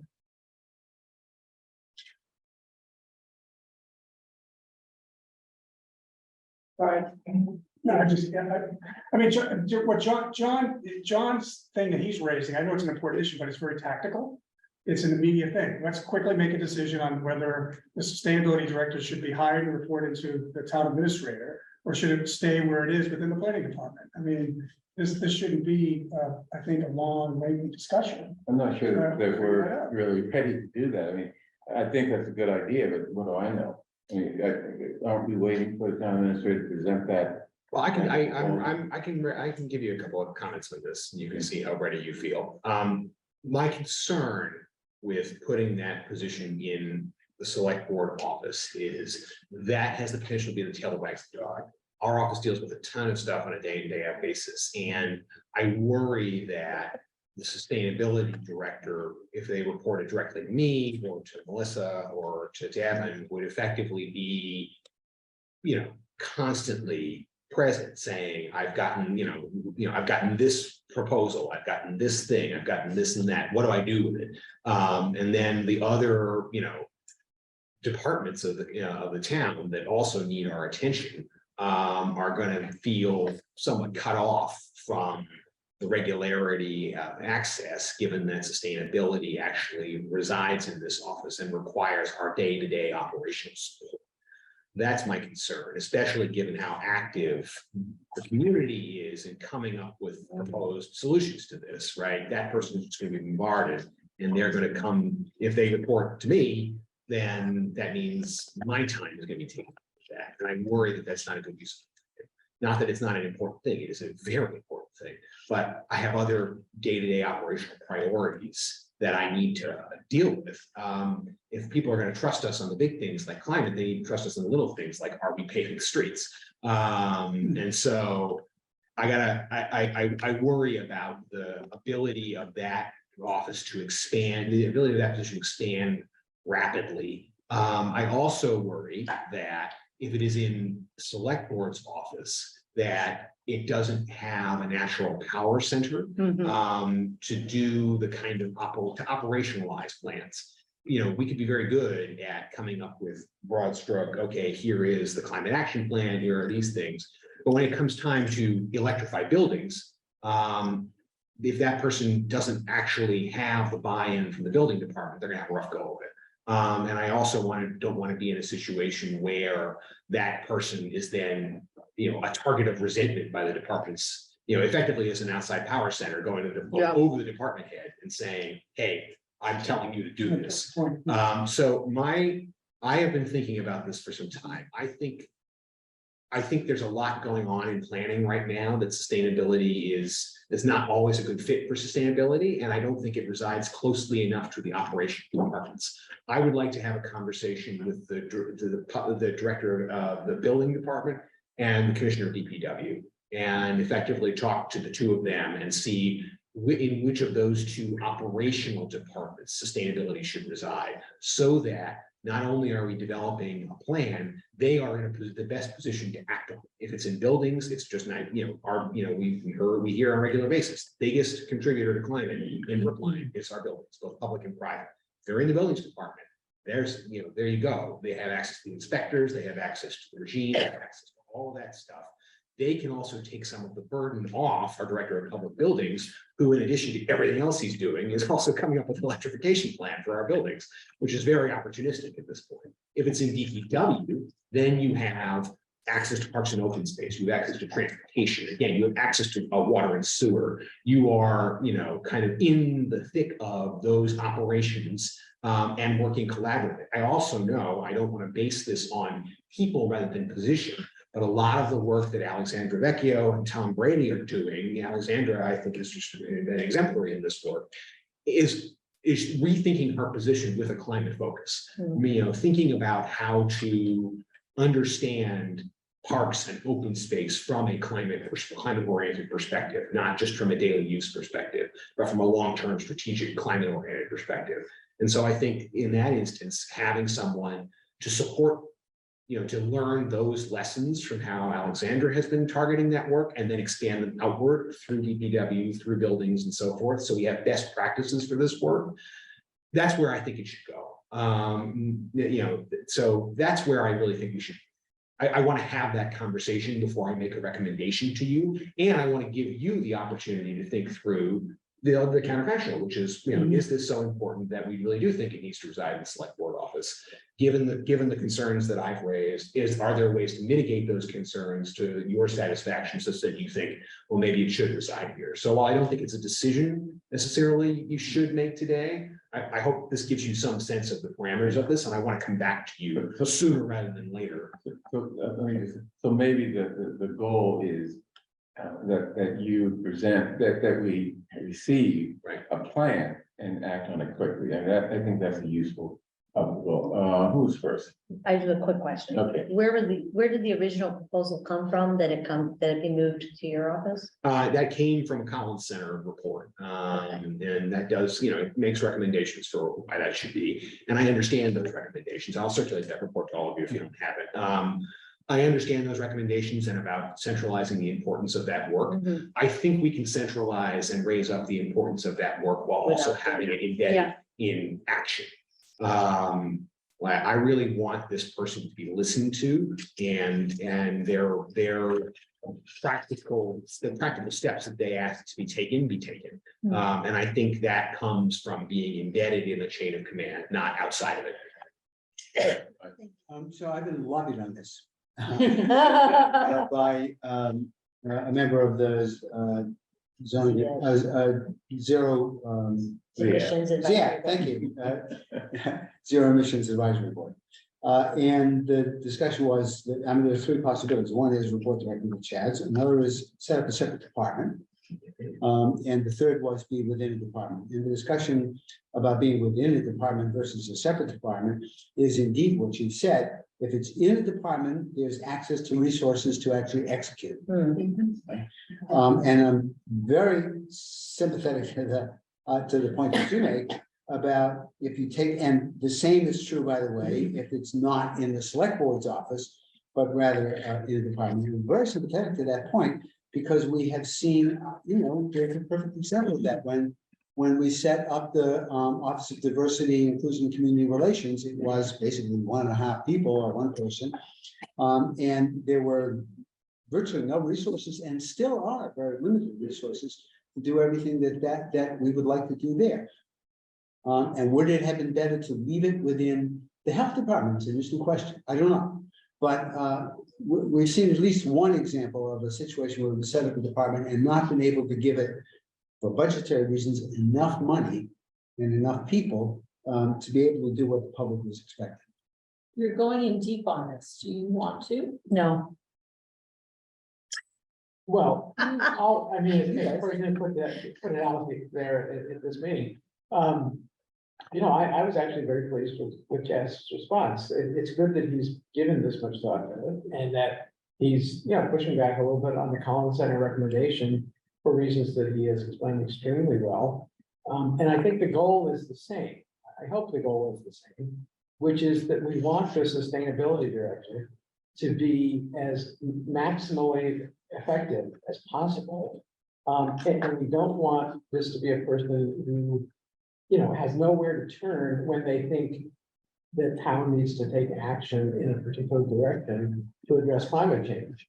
And maybe that would work through the Department of Public Works. I could be convinced of that.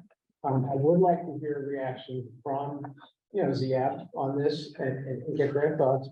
And I'd also like to hear at some point, but that's not to be now, you know, your thoughts on how that would then coordinate with ZF and ZF's role in all of this, and sort of what the what the relationship between ZF and the sustainability director and the select board should be. But I think the end result should be leadership from the top on climate change. If we're not leading from the top on climate change, the most urgent issue of our times, then where are we leading from? And why are we leaving it to someone else to lead, on this?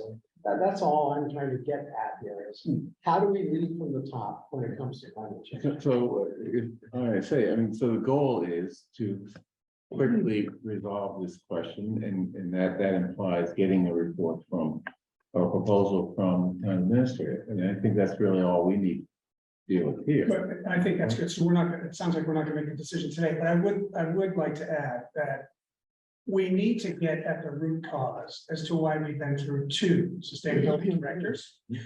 Why has that happened? And what are the reasons for it? Is it the reporting structure? Is it boards and commissions involvement?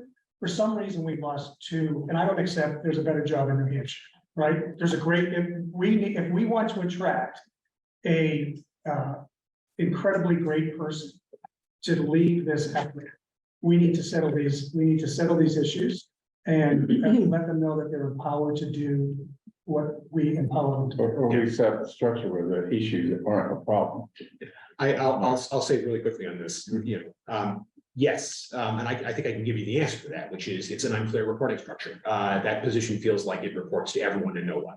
And they are pulled in many different directions, and they feel frustrated by that. They feel that to the extent they have time to take their own initiative, their initiative can be overruled by the department head, they can be overruled by ZF, it can be overruled by the select board, it can be overruled by me. And we overruled by town meeting. At any given time, any person could put their hand up and say, hey, chase this ball, and they have to chase it.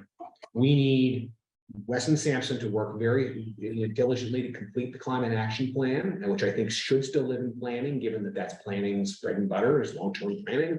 And we need to have this person brought on board to work with Weston and Sampson through that process so that they feel comfortable understanding not just what the climate goals are and what the milestones are to achieve those, but what the reporting structure looks like, so that they can feel comfortable saying to a ZAB or town meeting, I understand that this is something that you saw that you're interested in, but that's not the most efficient use of my resources. I have a climate plan that I am following, and I am not going to be distracted from that by the next big shiny thing. I am working towards the goals that you have set for me, which is net zero by fossil fuel free, by 2040.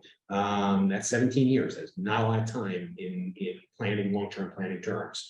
So to be able to give that person the freedom to say, we have set these goals together, we have developed these goals organically as a community, and therefore I am following these goals in this process, and I am not necessarily going to jump when someone puts their hand up and says, hey, I got an idea. That's going to be the way, that's going to be the most productive way. And just to follow up, because I did answer my original question, I think what's important when you do come to us with a definitive answer, that we have clarity on the select board's role on setting the strategy and agreeing to the strategy. Now, I understand the select board changes over time, but right now it's been outside of the select board's purview, and it's been a hot mess.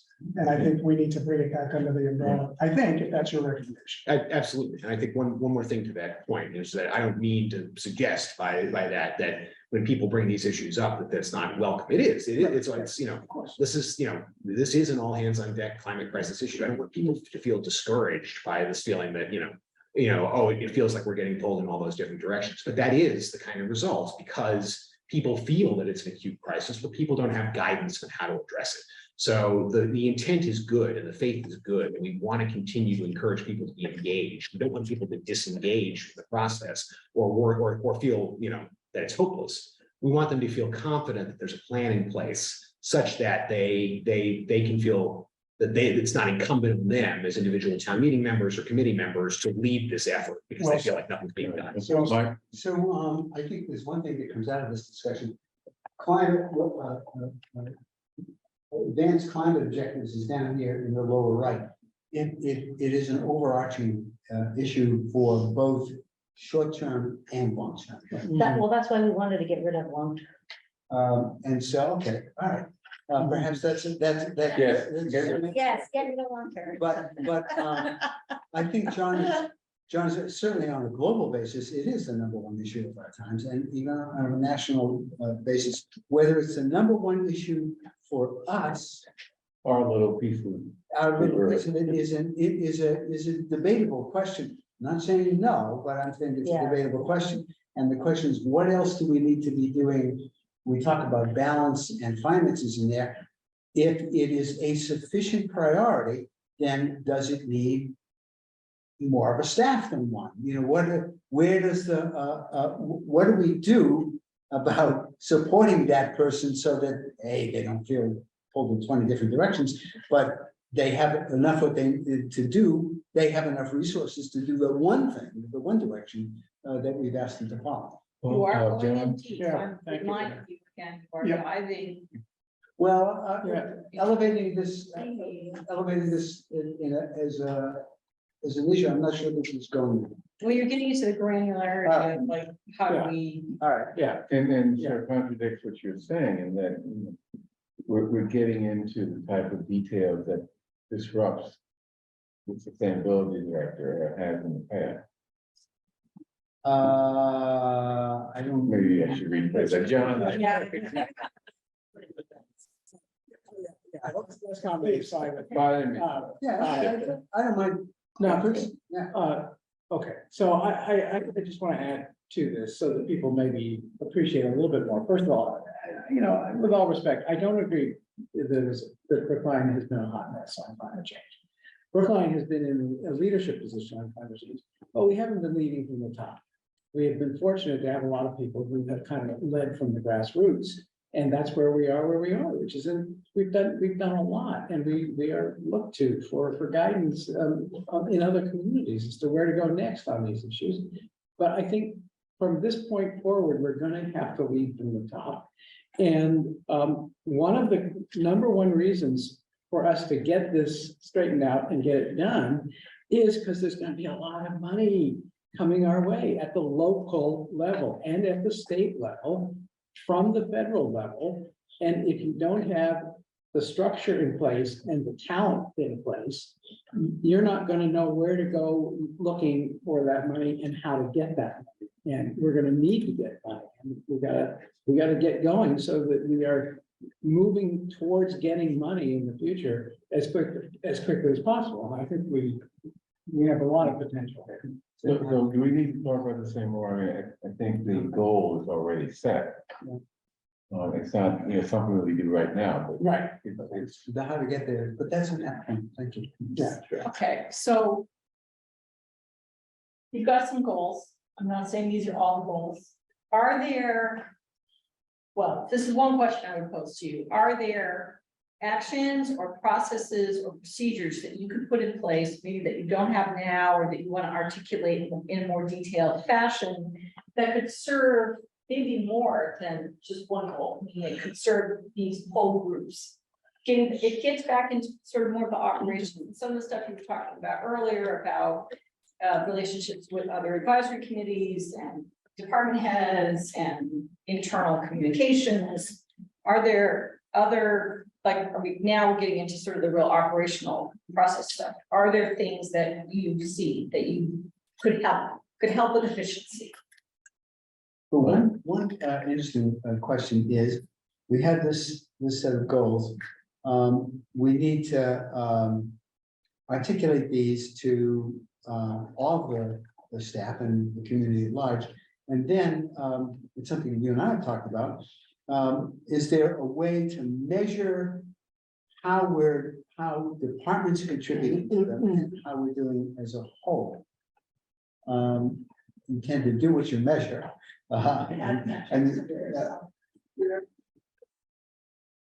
Right, it is on measurable goals. Yeah, right.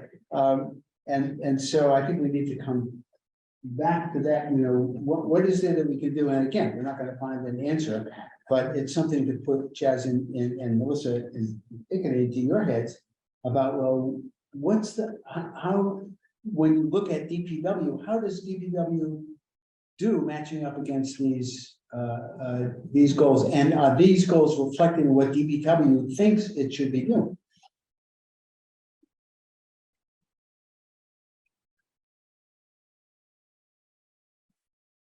Not sure. Reaction.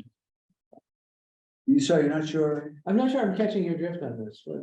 Well, what I'm saying is, if you don't, you have a set of objectives, if you don't measure how you're doing against the objectives. Honestly, you don't do anything, you don't do very much anyway. And you don't put, additional resources where they need it and subtract them where they're not. Well, I guess the first question I'd ask is, are we doing all these things? Like, we've threw stuff on the wall. But we do have these clusters. Well, we have, it's a cluster. Yeah. And so the question is, are there things on here that we would like to actually take action on? So for example, I'm just gonna, because it's big and bold around, do we want to appoint a charter study commission?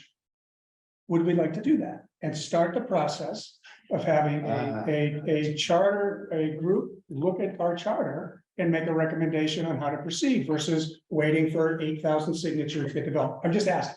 We could say, no, we're not gonna do that right now, but I think we should start picking the things and prioritizing them. Are you aware of the implications of a charter commission versus an elected charter commission? I think one of the things, that can be helpful, what Paul suggested. If you talk about a question like that, should we have a charter study? Just try to block out of your mind for the moment, the complications about feasibility. And just go with, does this hang out there as something that I'd really like to do? You can get to feasibility afterwards. Sometimes it's really helpful in terms of priority, to be like, here's what I really, really want, but here's what I can do. Could we, just as a suggestion from across this, if we had 3 of these things on the wall, immediate, midterm, long-term, and we each walk around and we can move the stickers around, that would help us with prioritization.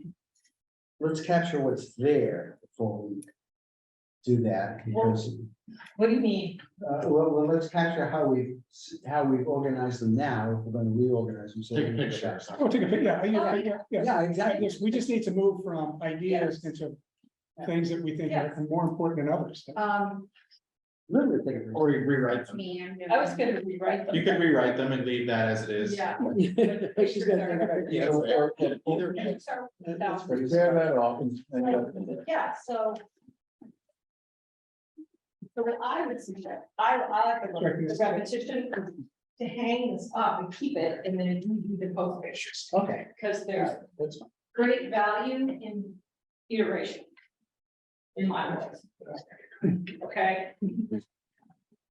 Is somebody taller than me, maybe?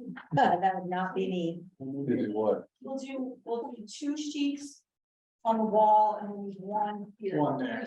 Total. So here's another one to hang. And then another one to maybe line them up kind of close so you can look at them. Where do you want to do it? On this one?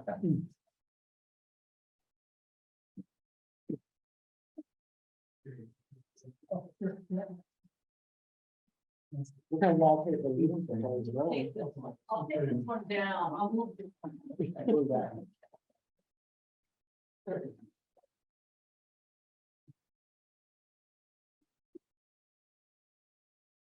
Here. Yeah, put one, put one here, and then I'll just move the easel over. And you'll have 3 sheets close to each other. We should get it in. Maybe high, medium, low, or You can have, you can do long, short, you can do. 3-dimensional. Probably do. What do you want to do? You want to do long, short, medium? You want I to feel do like, high, low? well, we should agree on what, Yeah, you how do you should. want to categorize We need to priorities, agree on right? categories. So we do high, low. you can do, well, that's when there's a framework for this. I think long trail really. long, short, medium. That's You want to do the, the temporal, or you can do. Short, medium, long. Well, does that mean how long that the thing takes a long time to do? Yeah. Or is it that, so when you do priorities, what we- what we- so typically what you would do if you were in a workshop trying to do this in a business, you'd have high, medium, low priorities. And then you have complexity, which is high, medium, low complexity. And there's things that are super high value, but are really complicated. or- One refinement of that is to do a quick hit. Stuff you feel like we could deal with this quickly. And then long-term, short-term. Because long-term, short-term are pretty, pretty clear, but quick hit is. Check this out. Just as a way of category. It doesn't mean that, again, nothing's in concrete, it's just, it's a sorting. It's like making your bed in the morning, you accomplish something. Okay, so you have, Can I suggest a break? yeah, oh, yes, Okay, good. yes, She said. sorry. Hey, no, I'm checking out, so I'm like, I need a break.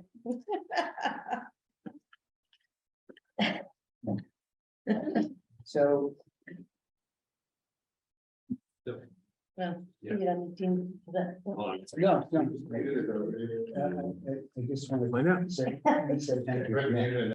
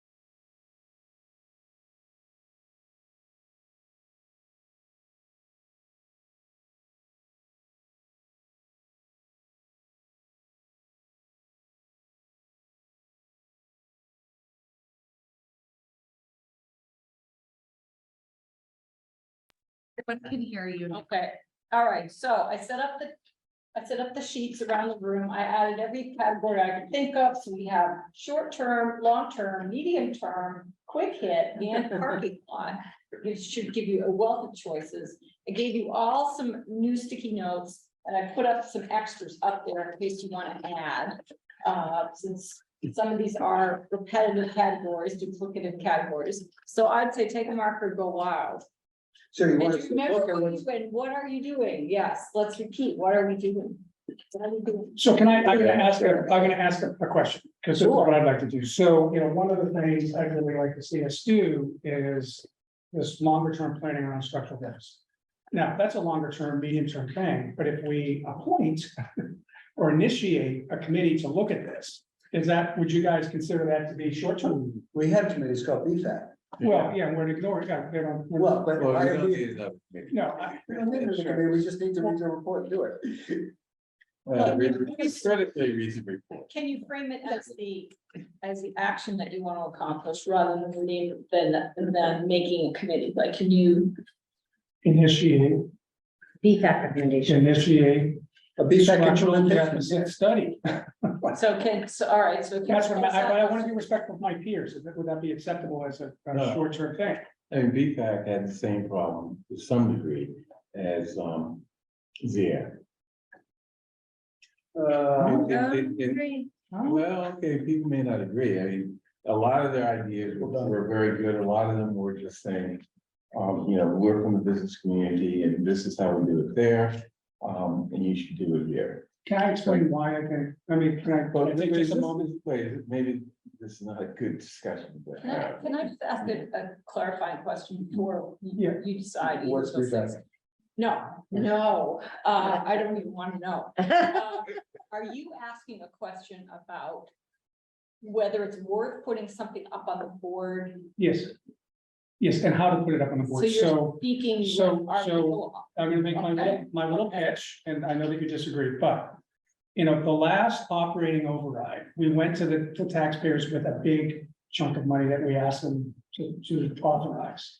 The amount of time that was spent, it was done admirably by staff. The amount of time that was spent planning for that.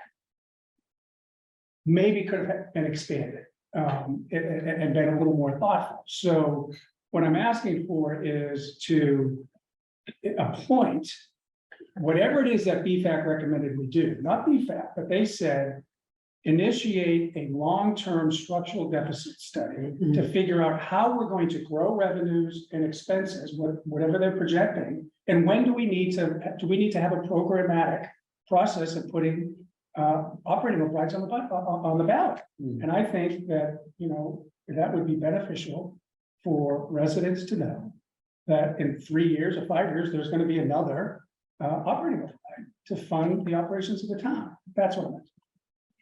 How does the comprehensive plan fit into that? Because that's really what we're talking, no, it's Well, not. comp plan isn't a fine, comp plan is real about land use, but go ahead. Well, no, it's about land use, but. Sorry, You have something to say, or you? No, this is you my just day say job. something on- Yeah, Oh, no, okay. sorry. All right, so you want waiting. No, So sorry. the comprehensive plan is about land use. Yeah, no, okay, I guess. Not something else. the fact that we need to pay our firefighters more, our police more, our teachers more, we want to add staff for climate, we want to do this, we want to do that. Yeah, Our tax don't we bases are do growing. something already? So, If we do, how do we make it better? so we have a cluster of things that are related to finance. And some of them are relatively short term, some of them are long term. I don't know they're quick hits, but it seems to me like what we should be doing is separating those things out into their respective time boxes, as it were. Okay, can I just offer something? I know this is really like I know this is really your conversation, but I think that one of the purposes of this exercise, or when we were talking about it before we took our little break, it seems to me was to sort of synthesize what consensus might be there around when to address different things that are up there on that board, right? And so I actually think, Paul, your question is something that would stem out of the results of doing this effort. So everybody goes up, puts where they think different things need to go. Maybe some of you don't even think charter study needs to go on one of them at all, right? Some person puts it under short term, the other people don't put it there at all, but a few people put, structural deficit under midterm or under short term. Then from that can flow, okay, we know we want to address this in this period of time, in the near term. How do we do it? And so I think that while it's great to know, it's great to have an idea before you go up there and put your idea in one of the buckets, whether or not you're going to get support on it.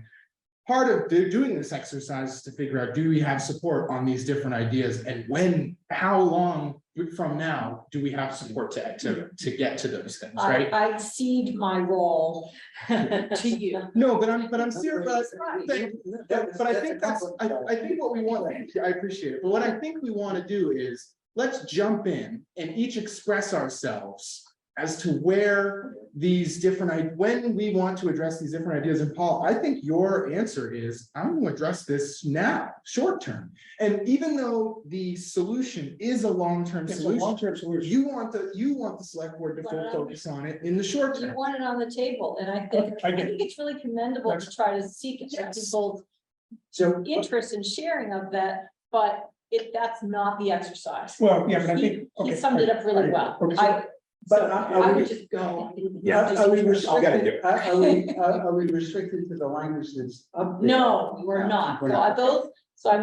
that's why I want to leave those there, because they captured that process, okay? So what I would ask you to do is to go and look at the notes that are up there already, reframe, rephrase, revise, restate, ignore, and go do this exercise again, trying to identify your wants and desires and needs into the correct category. And I don't care if they repeat, it's okay to be, don't check with each other. It's okay if they Do repeat. your own, If do your they're, own thing, and it's a short, I'm gonna give you like 12 minutes total to do this. You cannot spend a lot of time thinking about pick it. your favorites, And right? don't think about feasibility, don't think about cost, don't think about future implications, don't think about any of those political realities at all. Go with the university is important. So ready?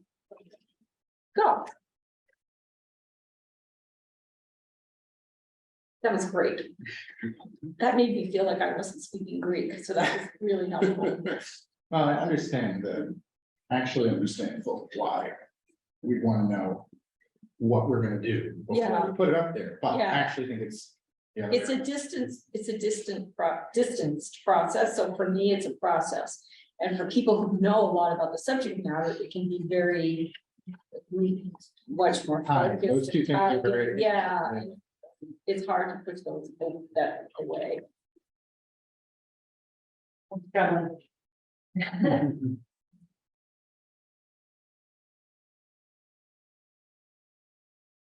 We don't get three.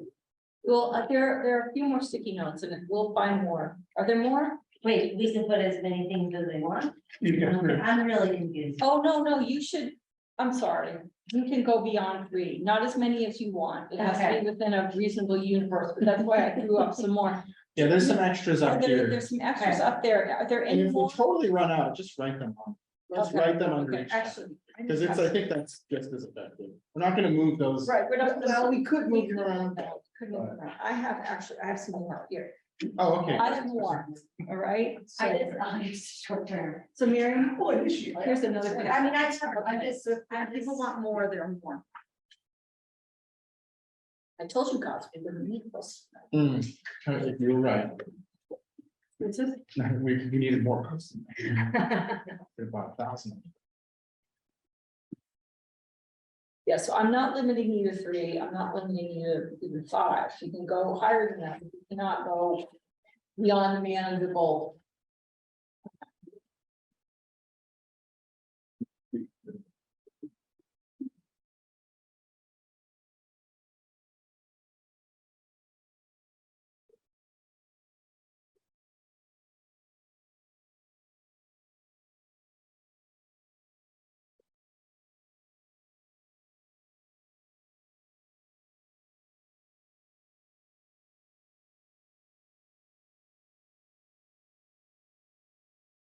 Well.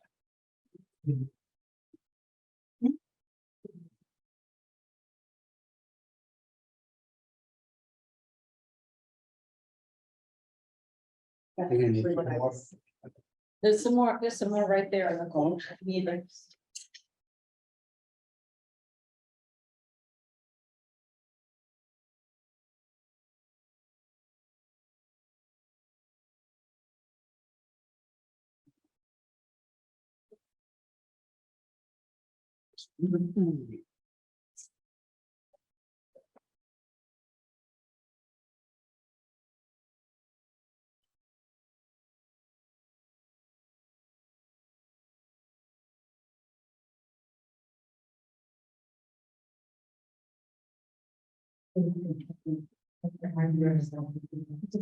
Review and adopt. That's what we got.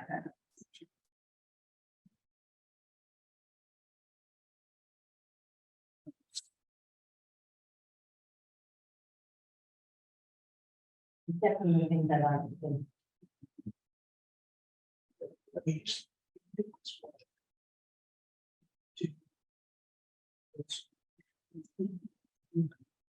Mhm. Yeah. We define. Yes. And then you apply it. Right, and there can be arrows, like the arrows of output and input and what are the blockers of decisions. Yeah, you can get into a really extensive process. Oh, my God. Yeah, it's a Kaizen. It's a Kaizen process. So, I would have done stuck two of them, my two, right next to somebody else's because they're very closely linked. Okay. So Were just so you know. you checking, you check marks? Is that what you're I saying? am giving, yeah, I can check marks on ones. Yeah. Agree with. Yeah, I think that's another thing you can do is shorten your writing. We just had some big happen, so I'm just trying to. Yes. Life just go on outside.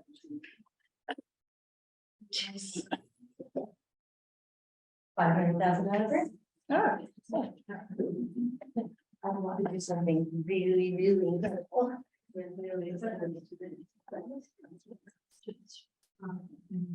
If you just want to second somebody's opinion, you can follow Miriam's lead, just put a check on their note.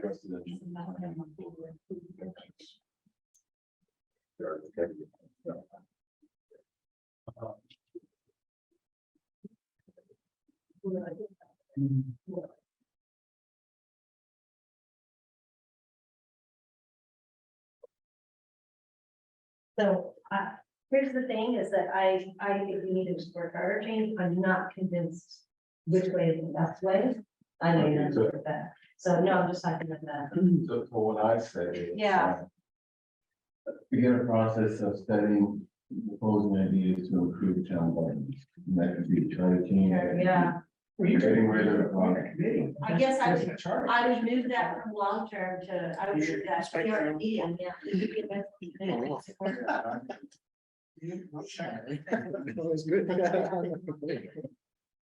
Because I agree, I think we need to discuss it and then know what.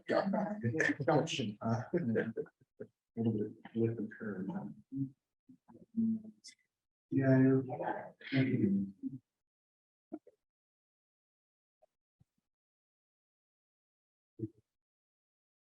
All right, that's 4, that's enough. Sean, what did you do? There was nothing wants to.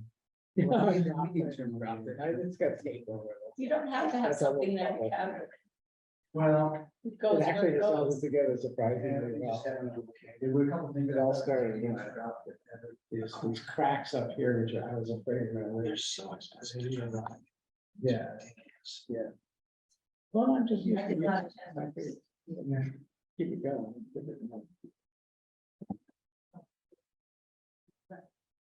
It took me a long time to figure out. I initially had put tape across with the lines for the. Oh, that's good. You actually get a crack right through. I guess it doesn't see it. Probably. Yeah, I don't think it's.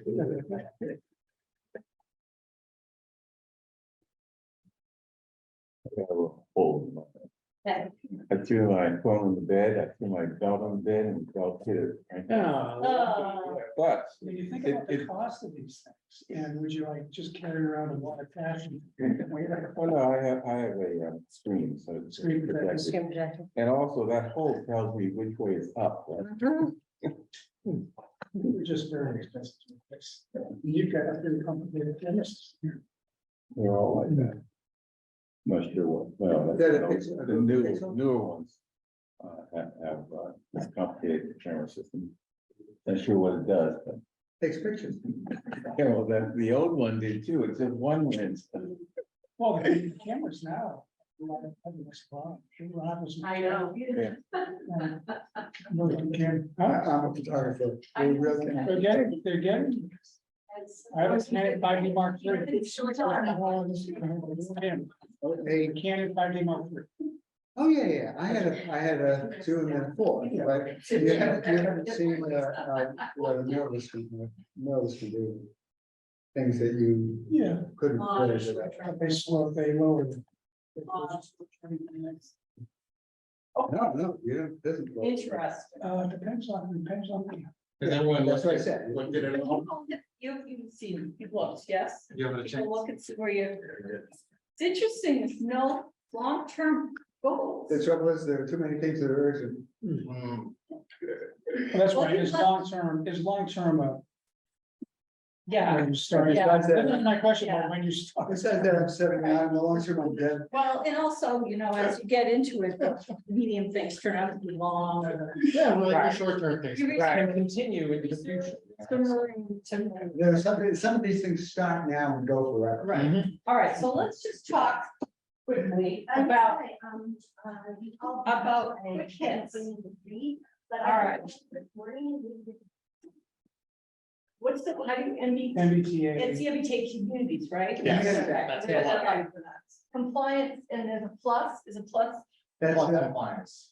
I think it's. oh, in compliance, Yeah. okay.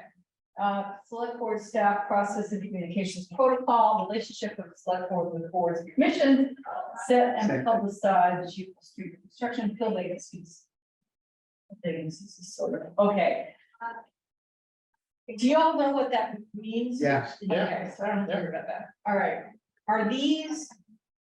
Looking at these now from a slight distance, are they all, these are, you all feel these are doable actions? You're asking staff? Short term, and I'm sorry, sorry. What's, John, what's set, I see that you're writing, set and publicize achievable street reconstruction In in FY FY 24. 24. Do we already have a? We have 24, and that's 25. No, We're in 20. we're at the beginning of 24, why not? Is Aaron, is the? How many miles of street are we gonna reconstruct? Oh, I think that's already been. But that's already, So- which Right, no, one? John has a good point, which is that, yes, historically, we have a process in place for this, but sometimes we are as with much maintenance, we are often opportunistic in how we execute it. Which is to say, we definitely know what is most in need of maintenance, we also know what we can afford. And we try and marry those two things in such a way that we say, okay, we've got the following projects in the pipeline. If we, if we get this money, we can do this, if we get this money, we can do that, and so on.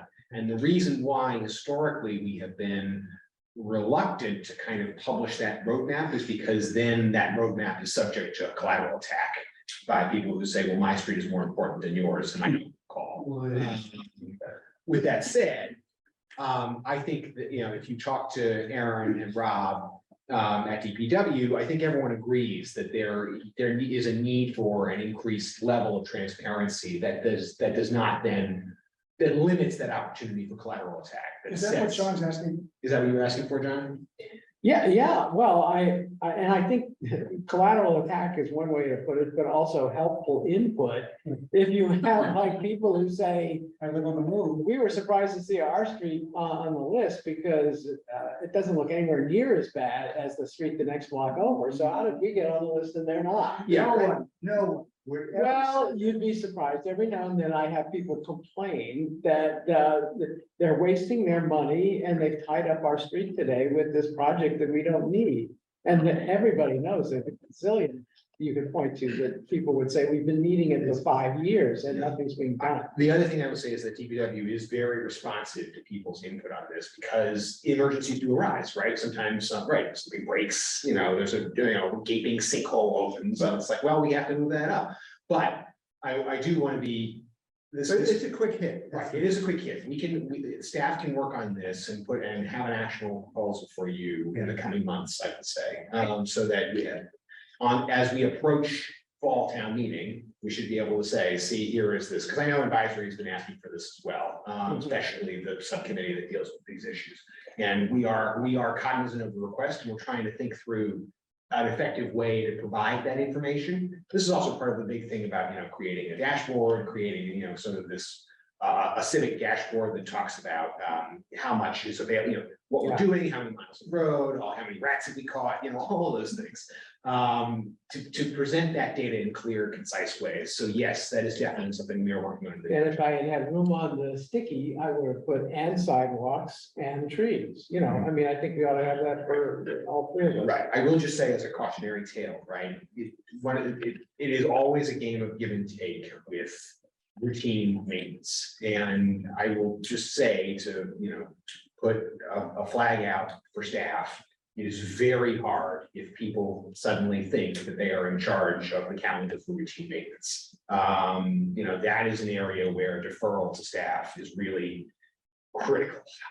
Because if all of a sudden I have to have, it's not that we don't welcome in, we do, but if there's an expectation that in town meetings, if any town of the 255 town meeting members say jump, and we have to do it, it's gonna be very difficult for me to hire people to do that work. They do not want to serve 255 different leaders. No, but Chess, there could be, and I don't know if maybe this process already exists, there could be a process of asking for public input. If for advisory as to how to prioritize streets. You don't have to take the advice, but it's an opportunity to have public input. I don't know if that's what John was talking about. We're spending too much time on this.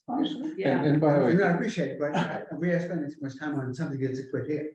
So can I let's tell you this, is your dashboard the solution to that?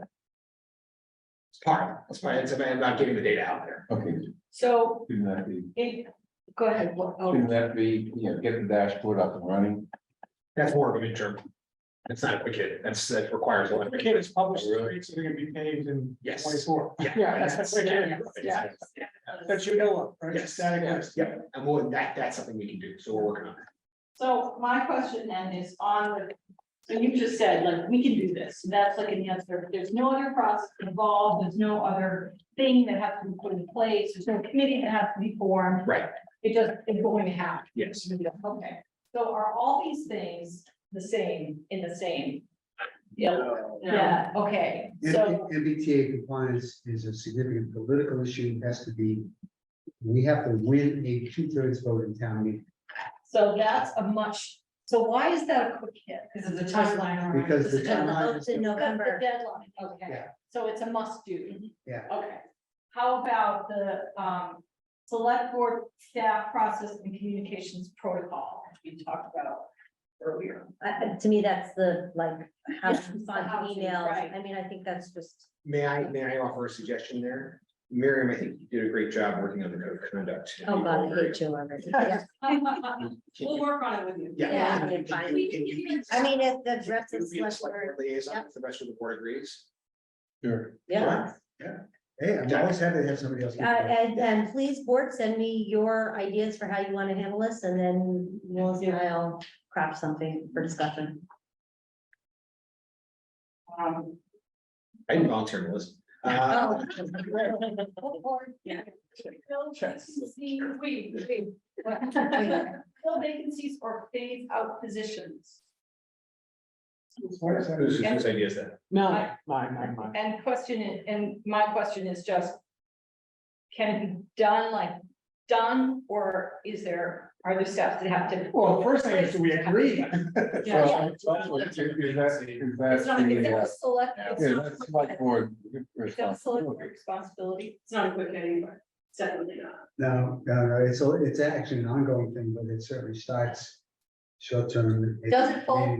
So does it fall within Just, you know, it doesn't. I would argue it does. It is within your purview as part of your setting up a plan, fiscal plan and a long-term plan for the budget. But I also think that right now, I mean, I don't know. You know, we had this conversation in Town School Partnership, right? You know, where one of the members of the advisory committee who serves on that committee said, you know, I want to know basically, you know, how many, are we staffing too many people in for the fire department? Do we have too many people to an engine? Do we have too many, you know, XYZ? Do we have too many open positions? And my response to that was, I can give you the answer to that, but politically, that is a dead issue. No one will voluntarily cut the police, the fire departments. No one will cut sanitation service. No one is willing to do that currently. So it's just, that's the reality of the world we live in. So, you know, yes, I can offer you, you know, there are vacancies that we can phase out, there are positions we can cut, you could look at minimum manning, but again, the political response to that is yours to bear. And so I don't know if you want to go there. My point in putting it up there, if I may just say, is, that I think I'm right, that there are certain departments where there have been a certain number of vacancies year in and year out, year in and year out, year in and year out. And at some point, when do we say, I guess we don't need that many positions in this department if we can carry vacancies year in and year out in significant numbers, you know, 3, 4, 5. Is there examples on it? Yeah, there I'm is. not gonna cite examples, Police but department's the obvious example, except that they get filled in with overtime. Then the next question is, that is the problem with vacant positions. but then that Yeah. is, then the next question is, the same question is, you need somebody, you need this many fire trucks and this many people in each crew. The same thing, the same question is, should be directed to the police department. Do you need patrols, the same, you know, the same number of patrols? Yeah, And I'm not saying the answer is no, but I'm saying it's a worthwhile question to ask.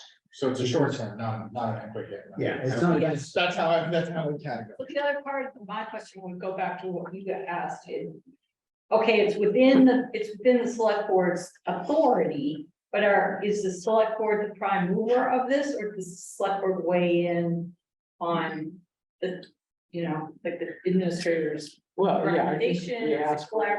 evaluation from the town administrator. I think that's right. So short term, Short term. okay. And, yeah, What? and we follow the town administrator's lead on that. I don't want Yeah. Yes. to, I don't want the select board to say we need less police I think or that's, less I think firefighters. it's Oh, well, really, you've done. And the it's select really, board well- may not agree with the recommendation Right. to have less police, less. Right. Well, Right. Even no matter what the town means. Right. It's But we go through a process.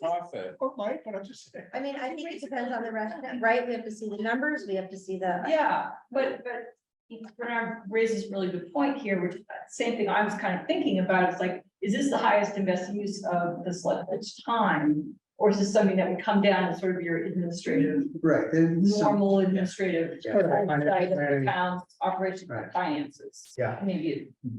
Okay. Relationship of select board with boards and commissions, is that a quick hit? Is there, what is needed? Is this? I think that goes with the protocol. Those are sort of. Read that one, what was that again? Relationship of select board with boards and commissions, which, you know, had to do with that internal. You know what she's dealing with? That's, yeah, It's doing. She's dealing, so Marion, my understanding is Marion's gonna. Among us. Yeah. Well, Yeah, so but for example. what this relates to is the list of boards and commissions that we're gonna hear later. Are the boards and commissions that we control, boards that we don't, and how do we relate to them? That's For a example, the I think ZF that's issue separate. that. Okay. Yeah. okay. First Separate commission issue, issue. still a quick hit.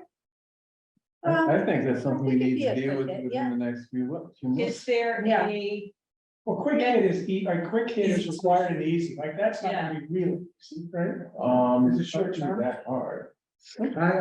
what are the steps that have to be initiated in order to do this? Well, I think number one, distinguish between those boards and commissions we have control over and those we don't. Then with respect to the ones we have control over, set up some type of protocol for how they, for example, present warrant articles to town meeting, make statements about the select board to the public, things like that. Yes, That's okay, I agree. That's it's a near-term quick hit. Near term, okay, near term. All right, short terms. We did swear, so initiate structural deficit plan, these are a bunch of initiates. Somebody like. Okay, Which helped me put it into shape. all right, initiate structural deficit plan, initiate commercial expansion plan, initiate plan to support seniors. Well, if you read the third one over, that was my intent Oh. was to merge that in with. Oh, housing zoning to make Brookline affordable to middle income, 80 to 120% AMI. Which is. That fits a little bit with MBTA Communities Act, Communities, yeah, but it is, as Paul said, it's a longer term, it's a broader issue. yeah, so. Properly in the short term. Yeah. In terms of initiate, yeah. Right, because it's yeah. higher in, It's Yeah. addressing it now. it's addressing it now, sooner. that's like, it's because it's important enough Start to. now. Yeah. Yes, It's okay. gonna take years to finish. Review and adopt relevant BFAC guidelines. Feedback. Feedback. BFAC. Yeah, I wrote, when I first got here, this is the subject of much discussion, I wrote a memo back in November. Discussing where we were on the BFAC guidelines and where I thought we had movement, and Paul, I just sent you a copy of this, I don't think you got it. I can actually recirculate it to the whole board. That'd be great. To the extent that we want to pick up that discussion again. I also think, now that I've been here for longer, I have a sense that the realm of the possible, some of my views on that have evolved, but, Well, do you want to edit it and? yeah, maybe I'll write a follow-up. And there again, the one right next to it, where my intention was to combine the discussion of priorities with feedback. No, The red one, back to the red. right next to the red one is what Mike's To pointing. the right, Budget yeah, priorities and structural budget planning, yes, yes, Those short two term, things properly short term. are- To get started. I yeah. think that, yes, because we have, here's why it's short term, we actually have feedback recommendations, and we can talk about which ones we should be thinking about adopting, and which ones, we don't have to adopt them all, but we should be talking about which ones, like deficit planning, that we should be. And that's a short term, that discussion can happen Soon. soon. And are all these, the ones that we've talked about so far here, these are activities that are initiated by the select board, or do they have to? Do you have to farm them out to somebody else and have something come back? Both and, yeah. Oh, yeah, I mean, okay. really, for that one, yes, I think you would need to farm that. out. Feedback, yeah, You- but we'd have to, Well, we'd have to, We have You, a to, committee that you need to set we'd up. have to trigger it, but we then have to someone set the else. expectation. Yeah, I mean, there are a lot of communities around feedback. That's true. Yes. I mean, that's why I think you have to identify what your priorities are, and then you have to set up a working group of some kind. That involves staff. And you maybe charge review. for what you want. Right, and then so that you have the onboard brain power to actually sort of build out that model. So it goes to a committee, not to staff. Staff would be involved, but maybe you, rather than a committee, which comes with it, which is a creature of art, has its own issues, maybe you set up a working group that advises, but again, a working group has to advise on something that is a statutory. So if you set up a working group that's technically meant to advise me, since I'm the one who has to submit a fiscal plan to you, you could avoid the red tape, and then you could have that process. in I have a place. quick question about BFAC recommendations, and this is, I don't know, I don't have the history. Did the select board ever take up the BFAC recommendations and vote on which ones they were willing to adopt and move forward or not? They couldn't Yes. get through the report. I mean, that's part of what happened, is that it was so voluminous that it took several meetings to just get through them. And then they never could get to the end of where they would So it actually didn't happen, take. so there was no vote on it. Let's take this. Well, this- There are some, Some yeah, of there's the some easy votes. stuff, Very in low hanging terms fruit, of like yes. the whole, like totality of what they But did. it also dropped right at the beginning of code. It's like We 2 were- weeks, 2 weeks ahead of the world I'm stuff. just trying to understand whether Yeah, that's fine. the board still, so there's still some more work by the board to do. Well, we didn't necessarily agree. Yeah, every recommendation. I'm not didn't saying have- adopt them, I'm just saying did the board actually. So I think it'd be helpful if, Chad could put together that memo, the amended memo, that he prepared back in November. We're talking about feedback still, Yeah, sort of update on where we were. Yeah. Feedback back then. that's what I was gonna. You said that there needs to be a lead on that or not, I'm willing to take it or not. if you think the best would be something interesting, but if you want to wait for Chaz's thing, that's perfectly fine. Well, I think we should wait for Chaz's memo and then maybe discuss it at the select board. And you can lead that discussion. Right. So of the sticky notes that are the initiate ideas and the housing zoning thing and the review for BFAC, are those all at the same level of priority? Because you just decided to do something on BFAC. They all have a long-term impact. Yeah, so can you undertake all, I mean, is it practical? Can you Good question, too many initiatives. take all of them at the same time, or would you pick one, or is this it? Right, because part of the priority setting, as you know, is Well, I think, not having too many I think that's the first one, and then the others follow. need to follow. So, I But mean, that's a set, that's a really well-defined thing. The others go on forever. so, Well, we just funded up top where it says, initiate plan to support seniors. We put money in the budget this year for a senior plan. Remember, advisory move, $100,000 for 100,000. strategic plan. right, for planning as to what, what their long-term needs are. And that's what I'm talking about. That has nothing to do with BFAC. Initiate, structural deficit plan. I think that was actually a recommendation. So we could wait till we get through our BFAC report to see where does that set the priority. And then initiate commercial expansion plan. I don't know if that was a BFAC No. recommendation. It wasn't, DFAC was very, make the point that without commercial development, you continue to put tax burden, which is why it's next to my thing about priority. But I think those are, those are all linked together. Yeah. They don't happen in isolation. Yeah, that's a good way. it's not gonna totally do it. No, It that's just close gives it enough. kind of a sense. Okay, you already talked about the sustainability director thing. Yeah. Rationalize climate action. Manage Ziad, community the education. expectation, position for applying for federal funds. That goes with the Yeah, sustainability director. Appoint charter commission. so there we have a very useful political consideration. Don't tell me about that.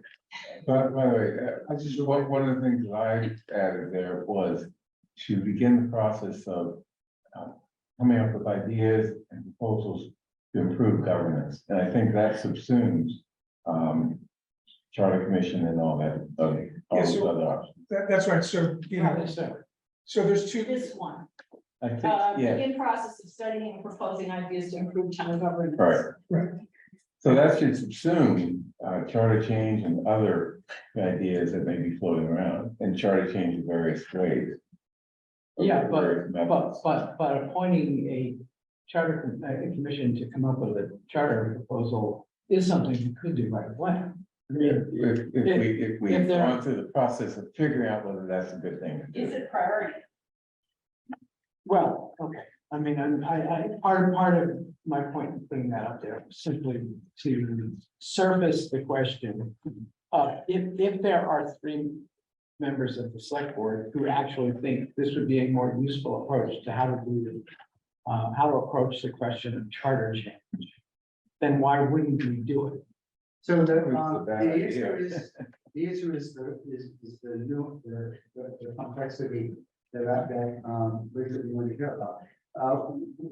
It's that charter change, the charter commission can consider anything. It's just come back and say we shouldn't change town meeting at all. We Yeah. should simply make the town administrator town manager, or they'll come back and say we're fine. Yeah. Charter commission doesn't have to say city, Right. but if you wait for the signatures to be collected, the charter commission is elected and you don't have to go through town meeting. Yeah, If you no, I have- know all this, Mike. You know, The question is, what if we think that the group that's out there trying to gather signatures is never gonna get to their goal of gathering signatures? And the only way we're ever going to even get close to doing a charter change is by having the select board initiate it. I Well, mean, my response to there that are is, 2 ways to initiate it for a reason.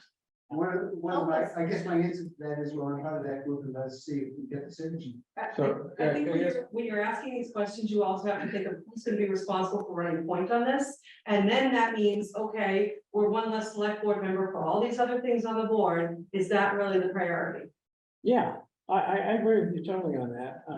I still think there's the possibility that there's 3 votes from the select board to take the reins of this and to appoint a charter commission. And if there isn't, there isn't. No, I'm not talking about votes, I'm talking about work act. Yeah, So if you're the one that's on the charter commission, you can't work the sustainability plan, because you can't do both. yeah.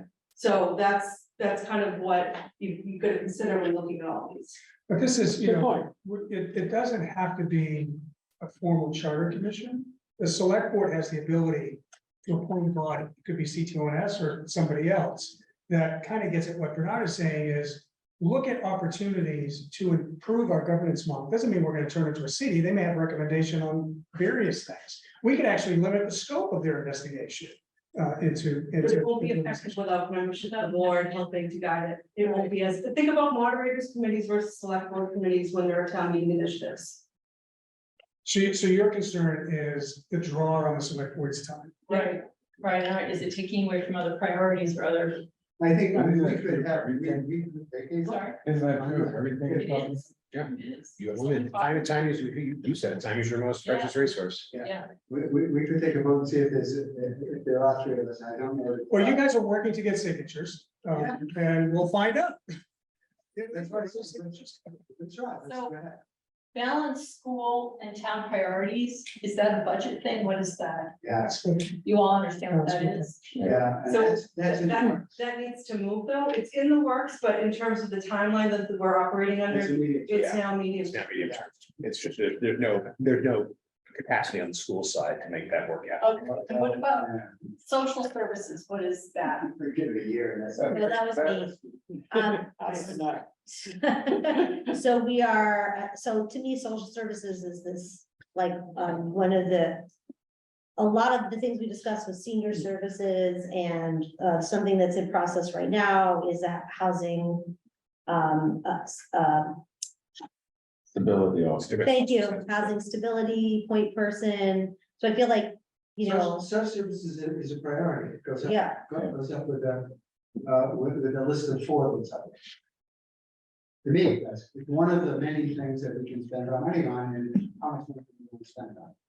Okay, so we have these two kind of not sure what to do with these appoint charter commission and fill vacancies.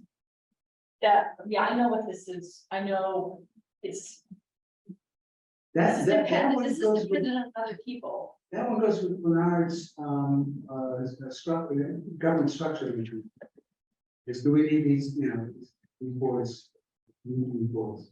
Well, it's not boards, it's part of the budget process. If we go through the budget process, we're gonna go, we only have so much money, and we keep these positions in the budget. Oh, those Or are. not. This was John's thing. And I'll say that what you've done, just to set expectations, what you did this year that we haven't done in past years is that you have assumed that some positions will be held vacant.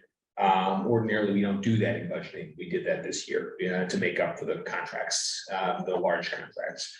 What I can say, just, maybe to put this in the medium term and have it as an action item, is that we can ask as part of the budget process, when we come to you in January, to sit for departments to list positions that have been open for more than a set number of months. I'd say, 9 months. I'd say, what are the impacts of this position being open? What would the impacts be if this was eliminated? And ask the departments to justify. And then we can have that conversation with you. But I think what you'll see is that, there are very few positions that stay open for more than 9 months. And if they do, there are practical realities as to why that is, that mean, that make that. So, we could realize those realities, which we have started to do, or we can think of ways to combat that. It's really my hope that for a lot of these positions that are vacant, that increased salary and increased drive is actually going to solve some of those problems for us. And then we have a much more manageable problem over the next year. But whatever that is, whatever the result of that is, we can commit to providing that data to you so that you can have the information you need to make an informed decision on that. And the salary savings that we took in fiscal 24, we're gonna have to decide whether or not that's permanent, or whether or not that was in 1 year. Yeah. Effectively make the decision on whether to leave those vacancies unfilled. But this is part of the budget process. Yes, Correct. exactly. I think we'll That's be, I right. think we'll be well equipped to address this issue in some detail in January, and February. But we are going ahead with the override on the salary. Yes, Correct. that was, yes, all of that is moving forward as we discussed. Those have started. Yep. So under medium term, the two that I don't know what to do with, increase affordable housing, advanced equity objectives. These are goals, Yeah. are there, So on the far left there, there is. The governance. No, Yeah. is that governance? this is a plan for equity inclusion. Yeah. Integration, marketing, affordable housing, middle income housing, senior needs, social services. Begin the process of Those are studying, and separate. proposing ideas to improve governance. Yeah, those are separate. They are. So the one on Those the are, left, but the one on the left encompasses the same two on the right. So Yeah. I would say True. This is all about. All right. Middle income. Okay, so this one seems quite clear, plans.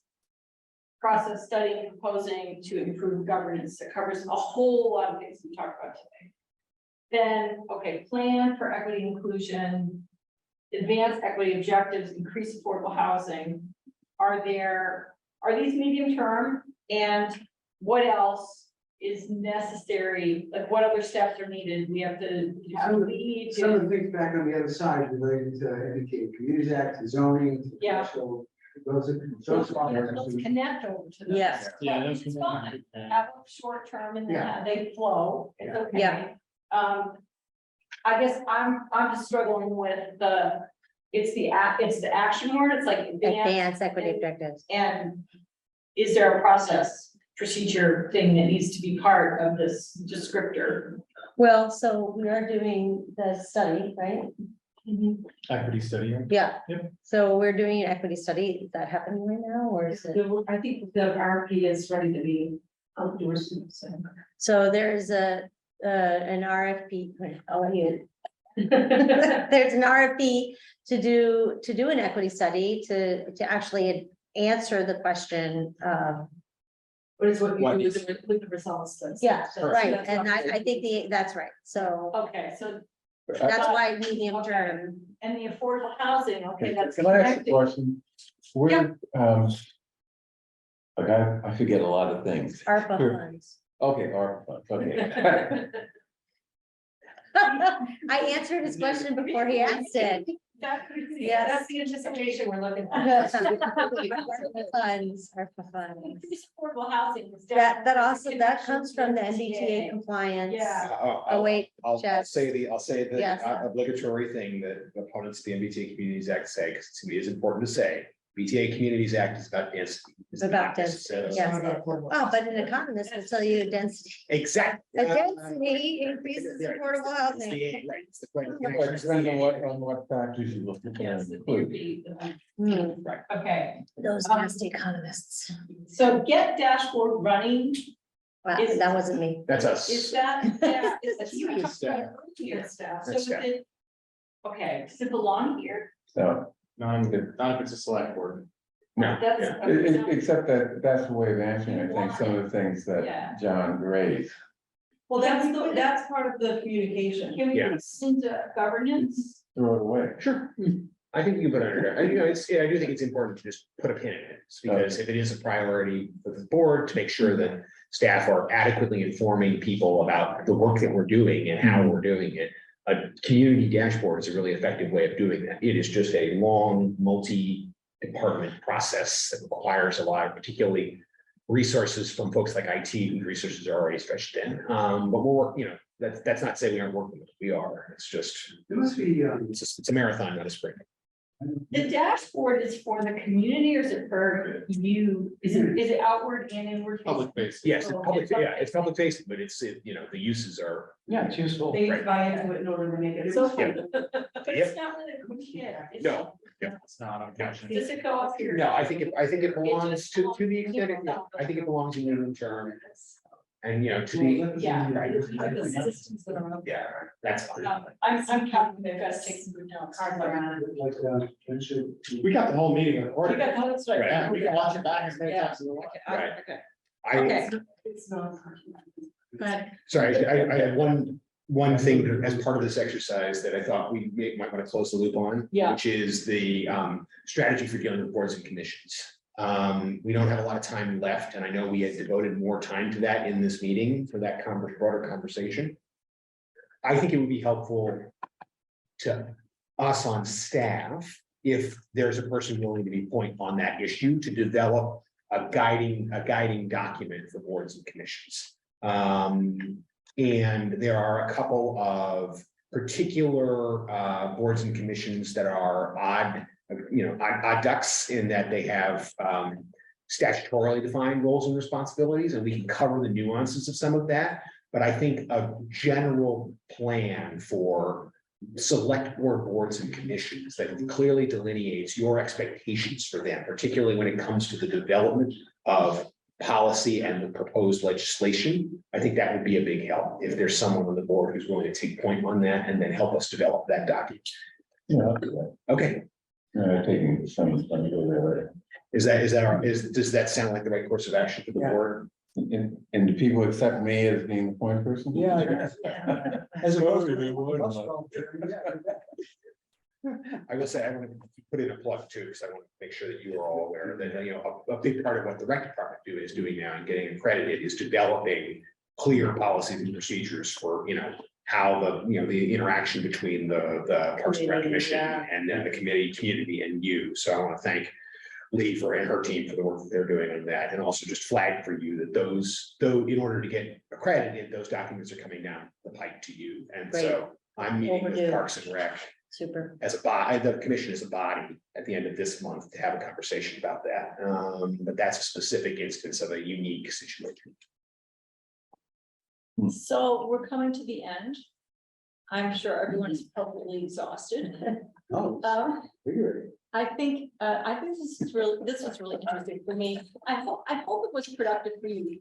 We all, you've got a lot on your plates, and I think we made a step forward. I think that this can give you some direction about moving forward to try to get more of a handle on the tasks that you have in front of you and how to handle what to do first and what steps to take and some direction, I guess. The thing I would say that I've observed is that there seems to be a lot of commonly held values and interests and principles among everybody in this room, which I think is great. And I've certainly seen quite different situations. So you're ahead of the game on that. My own recommendation on these kinds of processes is that as much as you are subject matter experts on the policies and the governance issues and the politics of the town and the planning stuff, focusing on procedure and process can really help you. And even though that's kind of sticky sometimes, and it means people have to raise their hand and go, okay, I'll do that. Having procedures in place and process for getting things done can just save you a heck of a lot of time. So, speaking of which, it seems to me like this is a good start. It's all it is. And exactly, and I would love to see us in 3 months, 4 months, do a follow-up 6 months, whatever the sensible number is. That would maybe, before we get too deeply into the budget cycle for you guys. So that we follow up on, okay, where are we, what are these quick hit things that we actually been able to do, that we have to do next? If you don't keep this kind of thing going, it dies. Yeah, my recommendation would be third week in December. Okay, Town meeting will be over. yeah, You'll have results on MBTA communities one way or the other. yeah, that's an important point. We're doing a long range forecast. We'll do the long range forecast presentation. So like last year, Yeah. first half of the meeting could be long range forecast, dedicated discussion for the budget. Second half of the meeting could be a check-in. Where are we now? Okay, but it's important for the second half to pick up on this stuff. Yeah. Because last time we focused solely on the budget, because we had an override. Yeah, the override, yeah. Yeah, I think, if you decided that you wanted to bring in CBI again, I'm sure we'd be happy to do it. I'd think a little bit about how you want to do your timing, because you could do a very focused, 3-hour meeting on just 1 or 2 issues to lay out process, procedure, all the paths of decision making, you know, you can do something really granular that you just focus down on, or you can do, you know, having a broad discussion like this, it really is just scratching the surface. It's kind of setting you up for like what's on the table, kind of what's out there, what do we care about, what do we share? I think that just having that engagement of all of you with each other, I think was really, it was very productive for me to kind of hear that and see that happen. And that may give you some more confidence, I guess, in how you move forward. That, you know, you can take some risks with each other, I think you'll be okay. So are we gonna get a written up summary or something? So, and I want to make sure that we capture all these. We have to take photographs of them. We'll take that. I'm gonna keep them. Yeah, take photos. Yes. Take them. Make sure you can actually. Read it. Read it. Yeah, And if you- yeah. if you take them, I've got Photoshop, I can. Yeah, well, OCR. Yeah.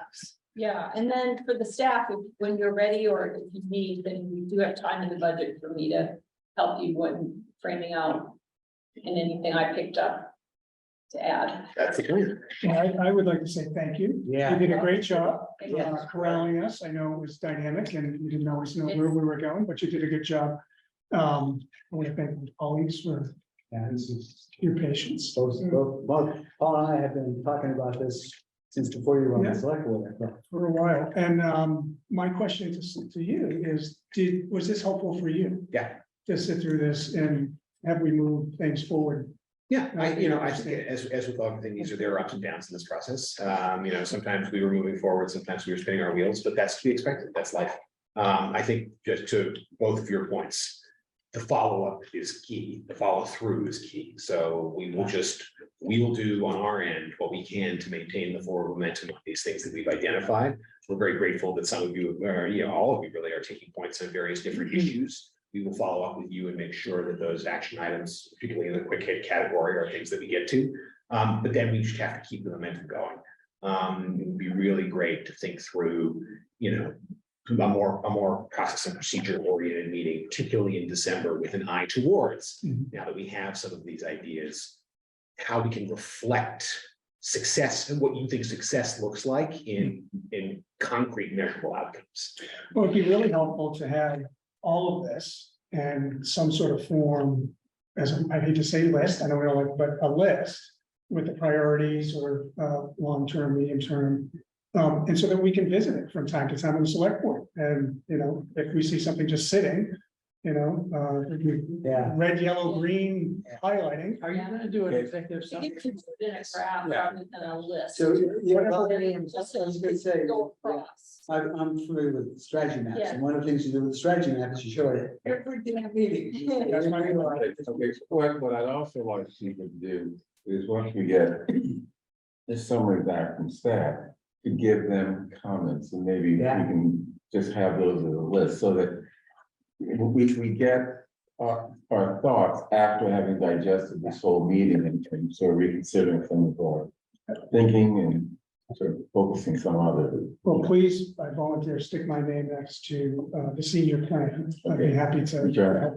Thanks. Yeah, I want to second the thanks to everyone, but I also want to say that for me, there's at least one or two things that we didn't get to that I think we hopefully will get to in the future. And I'm just going to point out one or two.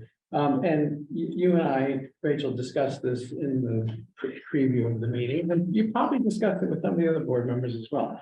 How we use our time at select board meetings, and are we using our time as effectively? What are the things we're doing at select board meetings that we maybe carry a lot of doubt around as to whether we're doing it well and thoroughly enough? And is it really our responsibility, or isn't it our responsibility? And if it's our responsibility, do we have as much time as we need to actually dig into some of the stuff that's put in front of us? But also, what are we not doing at select board meetings that we think ought to be part of our job? Should it be part of our job to regularly, over the course of the year, hear from each of the key department heads as to how things are going in their department, So It's one of the things I said, is we need to have meetings, make spacing on meetings, those things. Yeah. You touched on that today too, a little bit, we're talking about agenda Yeah, setting. Yeah, yeah, So that's separate from our budget meetings with department heads, right, you know, or should it be? yeah. Yeah, well, that's a quick, no, it's a quick hit. I don't feel it was captured in what we ended up with. Wasn't. Yeah, Right.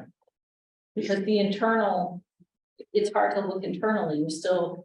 You had a lot of other stuff you all wanted to talk about. right? Yeah, So talking about internally, like, what do we do? Mhm. I didn't feel like there was a lot of traction for that today, it doesn't mean it won't be available next time. yeah. No, that's okay. No, I- Wait, we're gonna, I was actually talking about something else. I mean, during the fall or during the spring, winter, spring period, we have budget meetings with department heads where we talk about their budget Right. their budget proposals. Maybe those should be changed a little bit so that we're dealing with some of the issues you're talking about at that meeting, as opposed to having separate meetings, you know, earlier in the year where we talk with department heads about their issues. Yeah, you put your finger on a key question, you know, which is how is what I'm talking about different from the annual budget review that we do with the department heads? And I do think it is something very different. At the same time, I'm not sure I want to be the one who says we need for them to do 2 meetings every year with us. When maybe we can figure out how to do that, you know, one. And interrogation at town meeting. And And interrogation. It is an interrogation, it isn't, that No, is I think- absolutely the correct term. I think we've all had the experience of, you know, it's finally time for the budget review with this or that department head. And the department heads, as they always do, they do a very thorough job of going over their budget with us.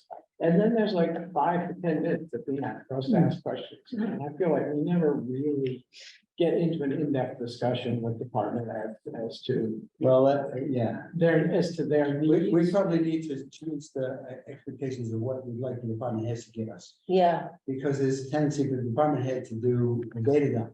yes, Yeah. And Oh, I don't- often we don't need a data dump. What we want to do is talk about what are their goals and how are they doing on those goals and what, what things are missing. And I think we made good strides this year, you know, the memo Yeah. this year was very much, Yes. it's not a data dump this time around. What we're looking for is goals and strategies and, you know, and condensed in such a way that it is not putting you to sleep. So What's the total number of employees in there? Just. total number of employees. It's like, 700. Yeah. there's a lot. Including school. I'm sorry, keep- 800. All right, it's too many for a big cookout, but you know, we keep asking, you know, what do we want them to give us?